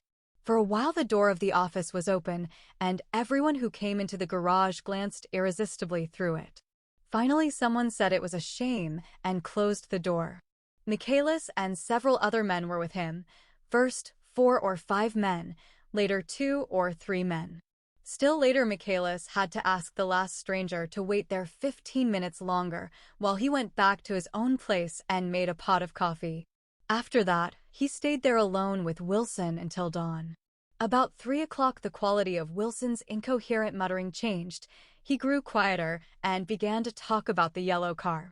He announced that he had a way of finding out whom the yellow car belonged to, and then he blurted out that a couple of months ago his wife had come from the city with her face bruised and her nose swollen. But when he heard himself say this, he flinched and began to cry, "Oh, my God," again in his groaning voice. Michaelis made a clumsy attempt to distract him. "How long have you been married, George? Come on there. Try and sit still a minute and answer my question. How long have you been married?" 12 years. Ever had any children? Come on, George, sit still. I asked you a question. Did you ever have any children? The hard brown beetles kept thudding against the dull light, and whenever Michaelis heard a car go tearing along the road outside, it sounded to him like the car that hadn't stopped a few hours before. He didn't like to go into the garage because the workbench was stained where the body had been lying, so he moved uncomfortably around the office. He knew every object in it before morning, and from time to time sat down beside Wilson, trying to keep him more quiet. Have you got a church you go to sometimes, George? Maybe even if you haven't been there for a long time? Maybe I could call up the church and get a priest to come over and he could talk to you, see? Don't belong to any. You ought to have a church, George, for times like this. You must have gone to church once. Didn't you get married in a church? Listen, George, listen to me. Didn't you get married in a church? That was a long time ago. The effort of answering broke the rhythm of his rocking. For a moment he was silent. Then the same half-knowing, half-bewildered look came back into his faded eyes. Look in the drawer there, he said, pointing at the desk. Which drawer? That drawer, that one. Michaelis opened the drawer nearest his hand. There was nothing in it but a small, expensive dog leash made of leather and braided silver. It was apparently new. This, he inquired, holding it up. Wilson stared and nodded. I found it yesterday afternoon. She tried to tell me about it, but I knew it was something funny. You mean your wife bought it? She had it wrapped in tissue paper on her bureau. Michaelis didn't see anything odd in that, and he gave Wilson a dozen reasons why his wife might have bought the dog leash. But conceivably Wilson had heard some of these same explanations before from Myrtle, because he began saying, "Oh my God," again in a whisper. His comforter left several explanations in the air. "Then he killed her," said Wilson. His mouth dropped open suddenly. "Who did?" "I have a way of finding out." "You're morbid, George," said his friend. "This has been a strain to you and you don't know what you're saying. You'd better try and sit quiet till morning." "He murdered her." "It was an accident, George." Wilson shook his head. His eyes narrowed and his mouth widened slightly with the ghost of a superior. "I know," he said definitely. "I'm one of these trusting fellas, and I don't think any harm to nobody, but when I get to know a thing, I know it. It was the man in that car. She ran out to speak to him, and he wouldn't stop." Michaelis had seen this too, but it hadn't occurred to him that there was any special significance in it. He believed that Mrs. Wilson had been running away from her husband, rather than trying to stop any particular car. How could she have been like that? "She's a deep one," said Wilson, as if that answered the question. He began to rock again, and Michaelis stood twisting the leash in his hand. "Maybe you got some friend that I could telephone for, George?" This was a forlorn hope. He was almost sure that Wilson had no friend. There was not enough of him for his wife.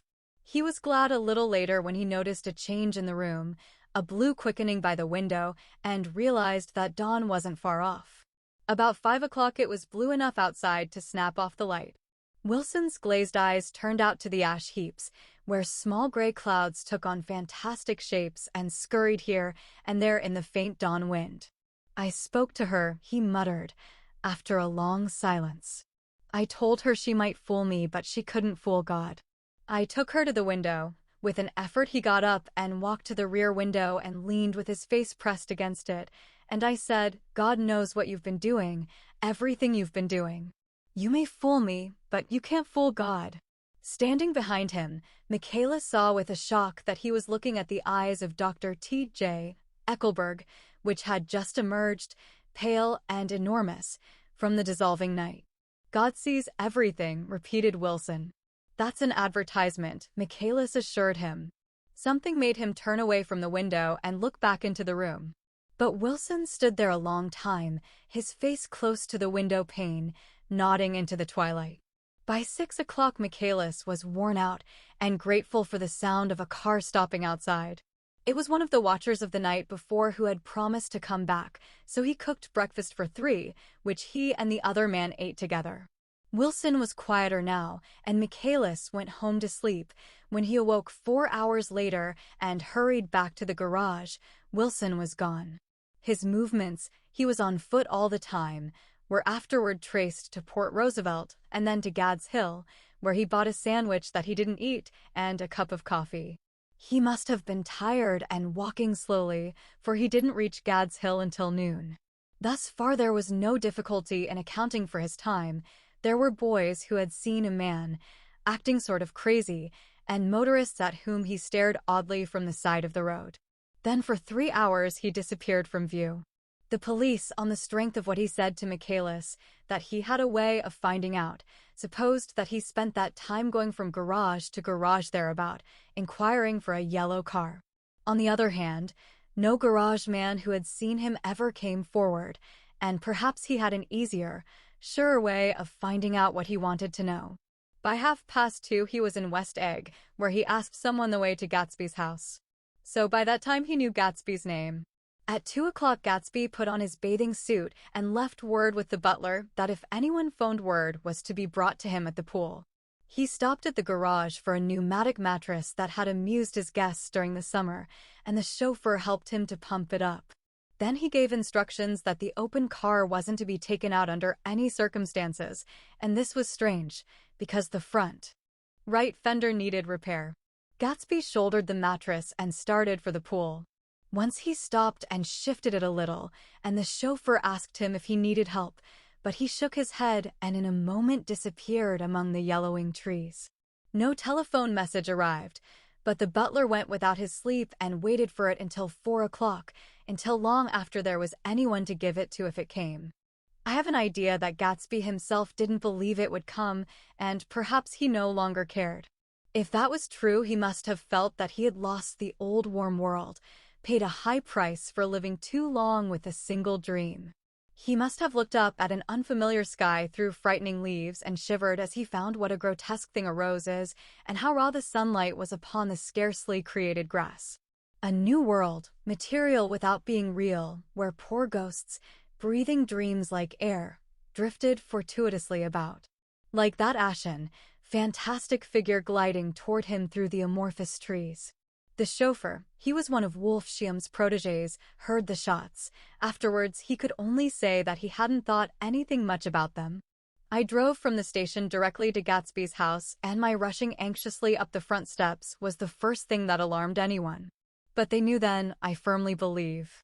With scarcely a word said, 4 of us, the chauffeur, butler, gardener, and I hurried down to the pool. There was a faint, barely perceptible movement of the water as the fresh flow from one end urged its way toward the drain at the other. With little ripples that were hardly the shadows of waves, the laden mattress moved irregularly down the pool. A small gust of wind that scarcely corrugated the surface was enough to disturb its accidental course with its accidental burden. The touch of a cluster of leaves revolved it slowly, tracing, like the leg of transit, a thin red circle in the water. It was after we started with Gatsby toward the house that the gardener saw Wilson's body a little way off in the grass, and the Holocaust was complete. Chapter 9. After 2 years, I remember the rest of that day, and that night and the next day, only as an endless drill of police and photographers and newspapermen in and out of Gatsby's front door. A rope stretched across the main gate, and a policeman by it kept out the curious, but little boys soon discovered that they could enter through my yard, and there were always a few of them clustered open-mouthed about the pool. Someone with a positive manner, perhaps a detective, used the expression madman as he bent over Wilson's body that afternoon, and the adventitious authority of his voice set the key for the newspaper reports next morning. Most of those reports were a nightmare, grotesque, circumstantial, eager, and untrue. When Michaelis's testimony at the inquest brought to light Wilson's suspicions of his wife, I thought the whole tale would shortly be served up in racy pasquinade, but Catherine, who might have said anything, didn't say a word. She showed a surprising amount of character about it too, looked at the coroner with determined eyes under that corrected brow of hers, and swore that her sister had never seen Gatsby, that her sister was completely happy with her husband, that her sister had been into no mischief whatever. She convinced herself of it, and cried into her handkerchief, as if the very suggestion was more than she could endure. So Wilson was reduced to a man, deranged by grief, in order that the case might remain in its simplest form. And it rested there. But all this part of it seemed remote and unessential. I found myself on Gatsby's side, and alone. From the moment I telephoned news of the catastrophe to West Egg Village, every surmise about him, and every practical question, was referred to me. At first I was surprised and confused. Then, as he lay in his house and didn't move or breathe or speak, hour upon hour, it grew upon me that I was responsible because no one else was interested, I mean, with that intense personal interest to which everyone has some vague right at the end. I called up Daisy half an hour after we found him, called her instinctively and without hesitation. But she and Tom had gone away early that afternoon and taken baggage with them. Left no address? No. Say when they'd be back? No. Any idea where they are? How I could reach them? I don't know. Can't say. I wanted to get somebody for him. I wanted to go into the room where he lay and reassure him, I'll get somebody for you, Gatsby. Don't worry. Just trust me and I'll get somebody for you. Meyer Wolfschium's name wasn't in the phone book. The butler gave me his office address on Broadway, and I called information, but by the time I had the number it was long after 5, and no one answered the phone. Will you ring again? I've rung 3 times. It's very important. Sorry. I'm afraid no one's there. I went back to the drawing room and thought for an instant that they were chance visitors, all these official people who suddenly filled it. But Though they drew back the sheet and looked at Gatsby with shocked eyes, his protest continued in my brain. Look here, old sport, you've got to get somebody for me. You've got to try hard. I can't go through this alone. Someone started to ask me questions, but I broke away and going upstairs looked hastily through the unlocked parts of his desk. He'd never told me definitely that his parents were dead. But there was nothing, only the picture of Dan Cody, a token of forgotten violence, staring down from the wall. Next morning, I sent the butler to New York with a letter to Wolfsheim, which asked for information and urged him to come out on the next train. That request seemed superfluous when I wrote it.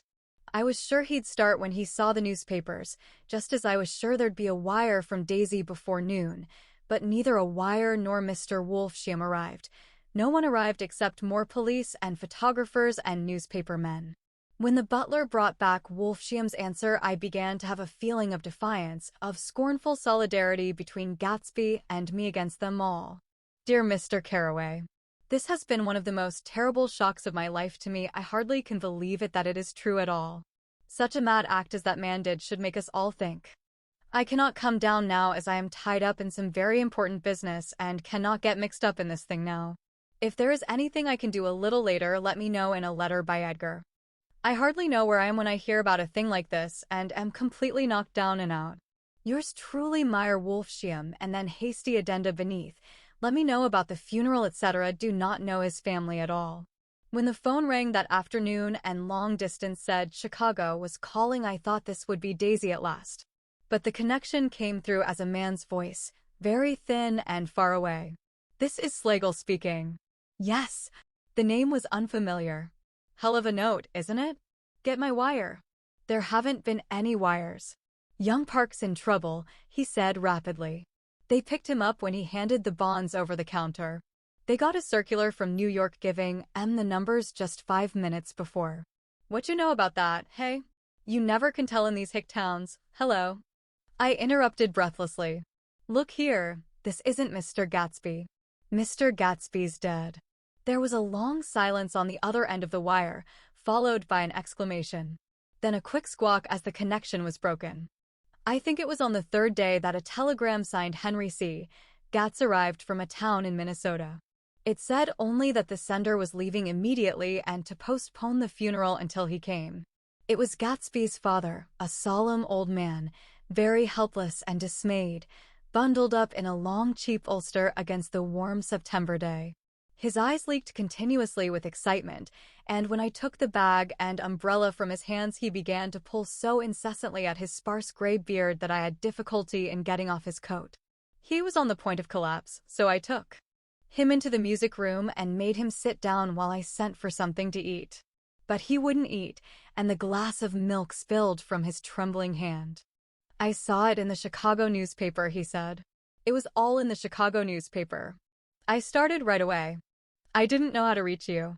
His eyes, seeing nothing, moved ceaselessly about the room. It was a madman, he said. He must have been mad. Wouldn't you like some coffee? I urged him.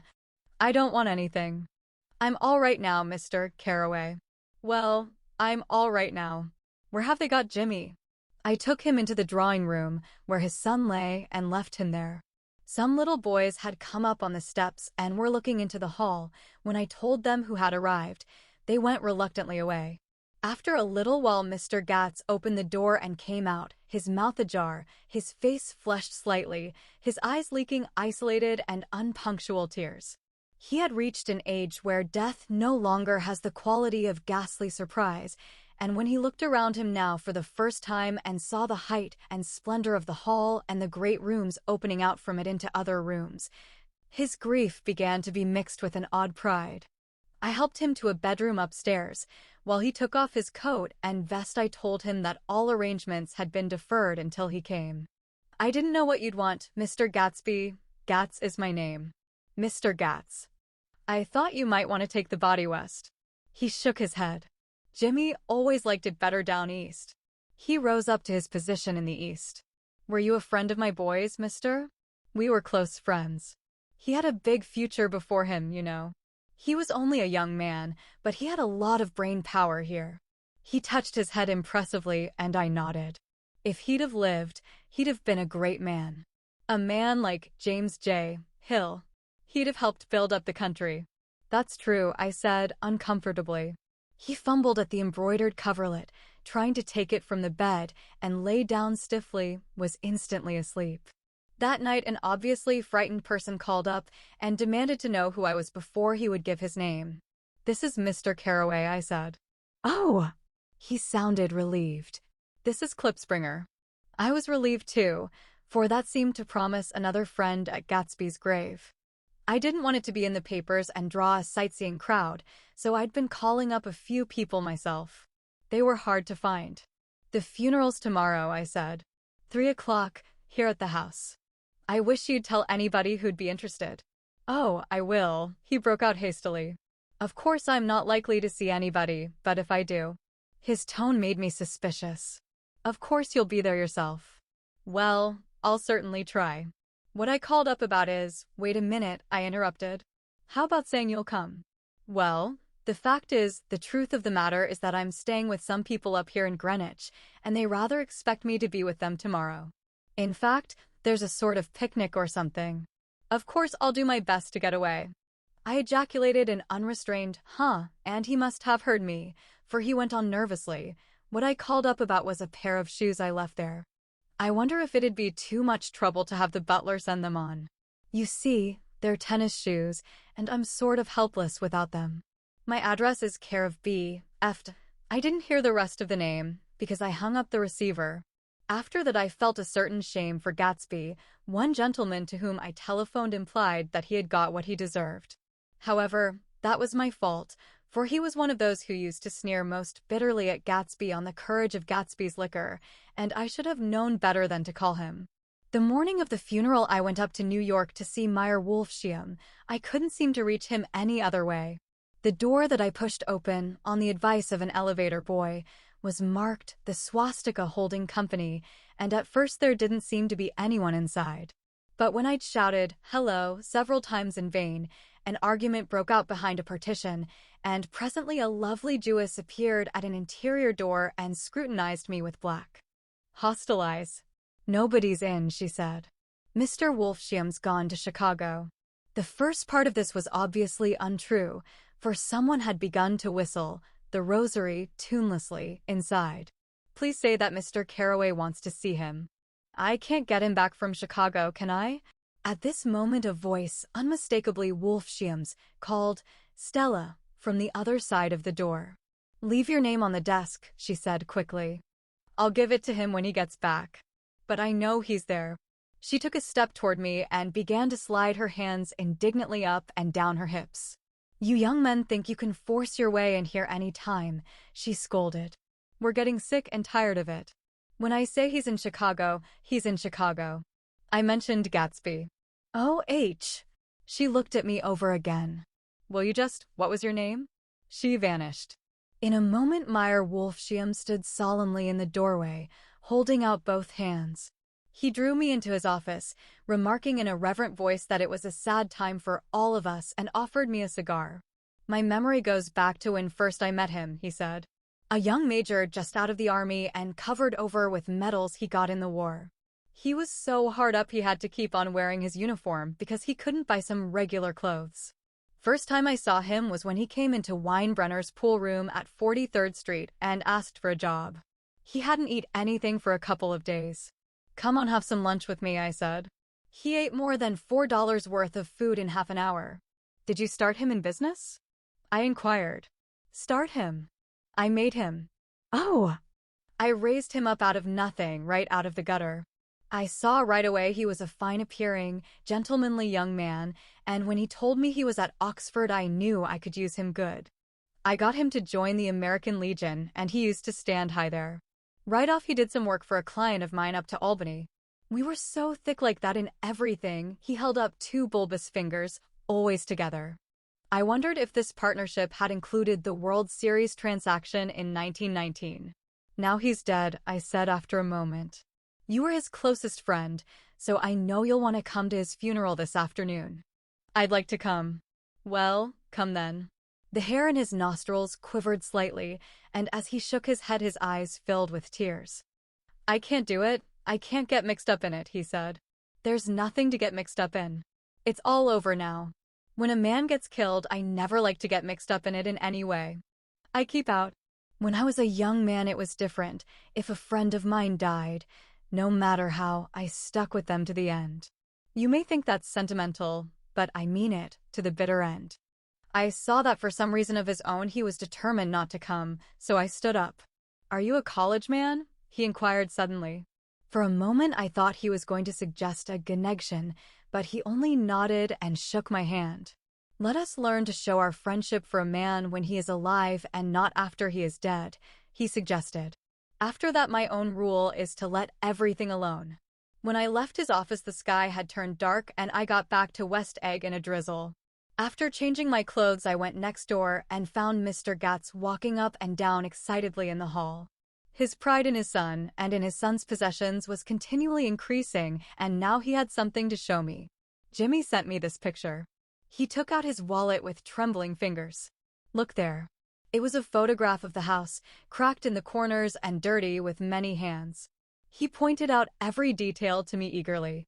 Look there, and then sought admiration from my eyes. He had shown it so often that I think it was more real to him now than the house itself. Jimmy sent it to me. I think it's a very pretty picture. It shows up well. Very well. Had you seen him lately? He come out to see me 2 years ago and bought me the house I live in now. Of course we was broke up when he run off from home, but I see now there was a reason for it. He knew he had a big future in front of him. And ever since he made a success, he was very generous with me. He seemed reluctant to put away the picture, held it for another minute, lingeringly, before my eyes. Then he returned the wallet and pulled from his pocket a ragged old copy of a book called Hop Along Cassidy. Look here, this is a book he had when he was a boy. It just shows you. He opened it at the back cover and turned it around for me to see. On the last flyleaf was printed the word schedule and the date September 12th, 1906. And underneath, rise from bed 6 a.m., dumbbell exercise, and wall scaling 6:15 to 6:30, study electricity, etc. 7:15 to 8:15, work 8:30 to 4:30 p.m. Baseball and sports 4:30 to 5 o'clock. Practice elocution, poise, and how to attain it 5 to 6 o'clock. Study needed inventions 7 to 9 o'clock. General resolves. No wasting time at shafters or a name indecipherable. No more smoking or chewing. Bath every other day.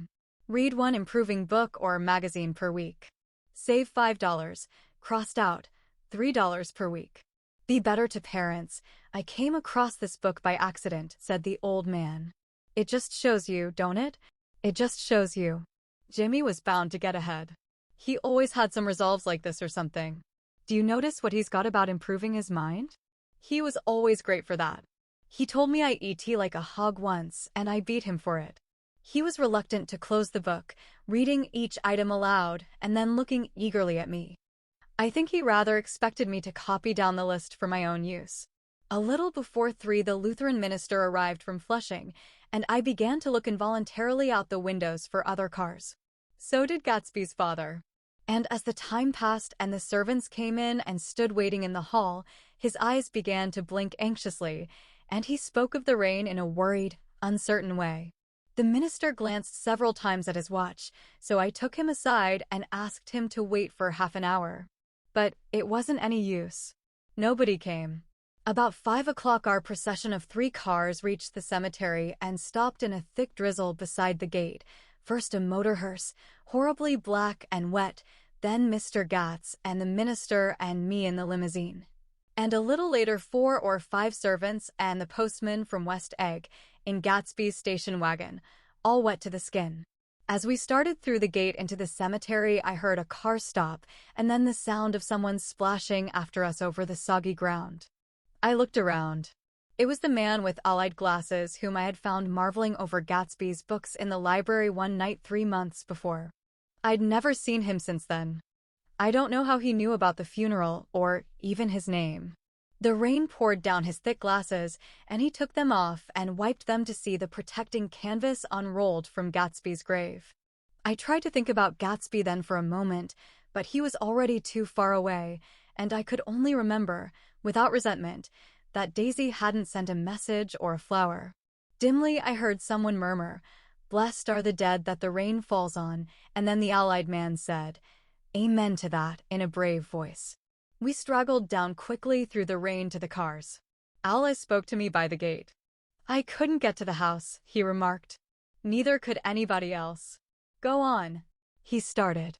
"Why, my God. They used to go there by the hundreds." He took off his glasses and wiped them again, outside and in. "The poor son of a bitch," he said. One of my most vivid memories is of coming back west from prep school and later from college at Christmas time.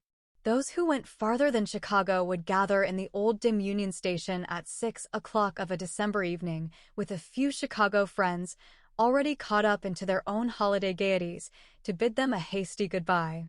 I remember the fur coats of the girls returning from Miss This or That's and the chatter of frozen breath and the hands waving overhead as we caught sight of old acquaintances and the matchings of invitations. "Are you going to the Ordways?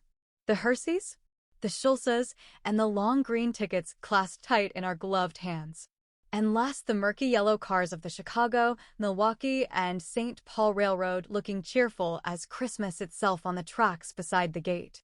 When we pulled out into the winter night and the real snow, our snow, began to stretch out beside us and twinkle against the windows, and the dim lights of small Wisconsin stations moved by, a sharp wild brace came suddenly into the air. We drew in deep breaths of it as we walked back from dinner through the cold vestibules, unutterably aware of our identity with this country for one strange hour, before we melted indistinguishably into it again. That's my Middle West, not the wheat or the prairies or the lost Swede towns, but the thrilling returning trains of my youth, and the street lamps and sleigh bells in the frosty dark, and the shadows of holly wreaths thrown by lighted windows on the snow. I am part of that, a little solemn with the feel of those long winters, a little complacent from growing up in the Carraway house in a city where dwellings are still called through decades by a family's name. I see now that this has been a story of the West.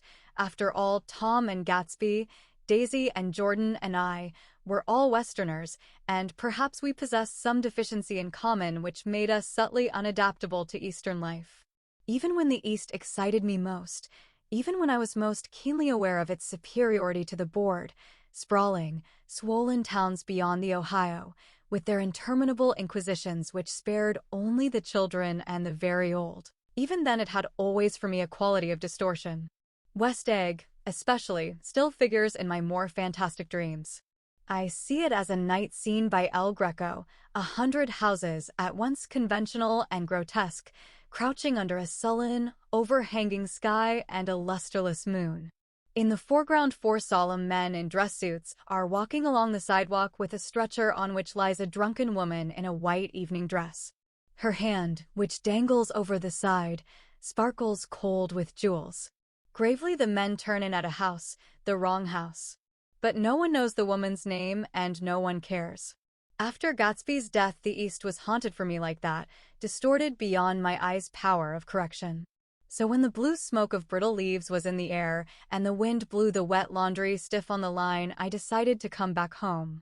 There was one thing to be done before I left, an awkward, unpleasant thing that perhaps had better have been let alone.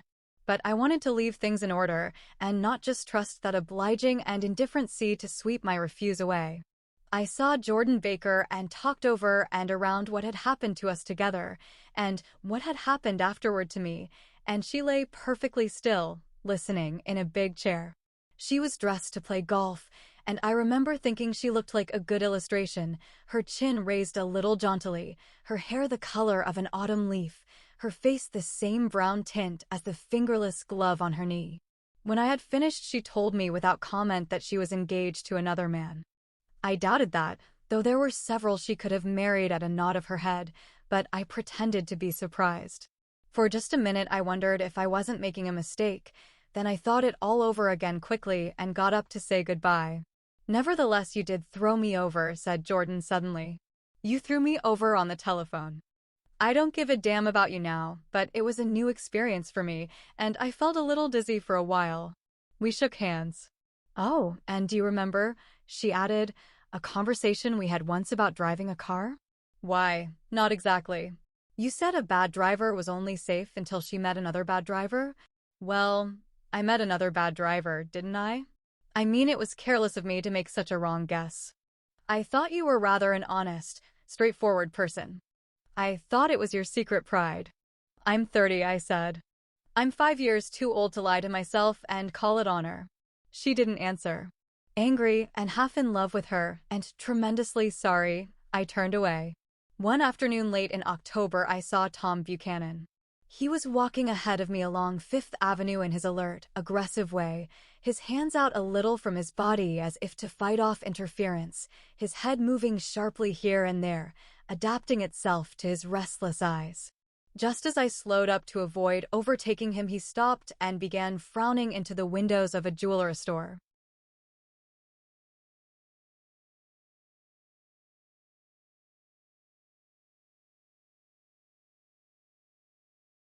Suddenly he saw me and walked back, holding out his hand. What's the matter, Nick? Do you object to shaking hands with me? Yes. You know what I think of you. You're crazy, Nick, he said quickly. Crazy as hell. I don't know what's the matter with you. Tom, I inquired, what did you say to Wilson that afternoon? He stared at me without a word, and I knew I had guessed right about those missing hours. I started to turn away, but he took a step after me and grabbed my arm. I told him the truth, he said. He came to the door while we were getting ready to leave, and when I sent down word that we weren't in, he tried to force his way upstairs. He was crazy enough to kill me if I hadn't told him who owned the car. His hand was on a revolver in his pocket every minute he was in the house. He broke off defiantly. What if I did tell him?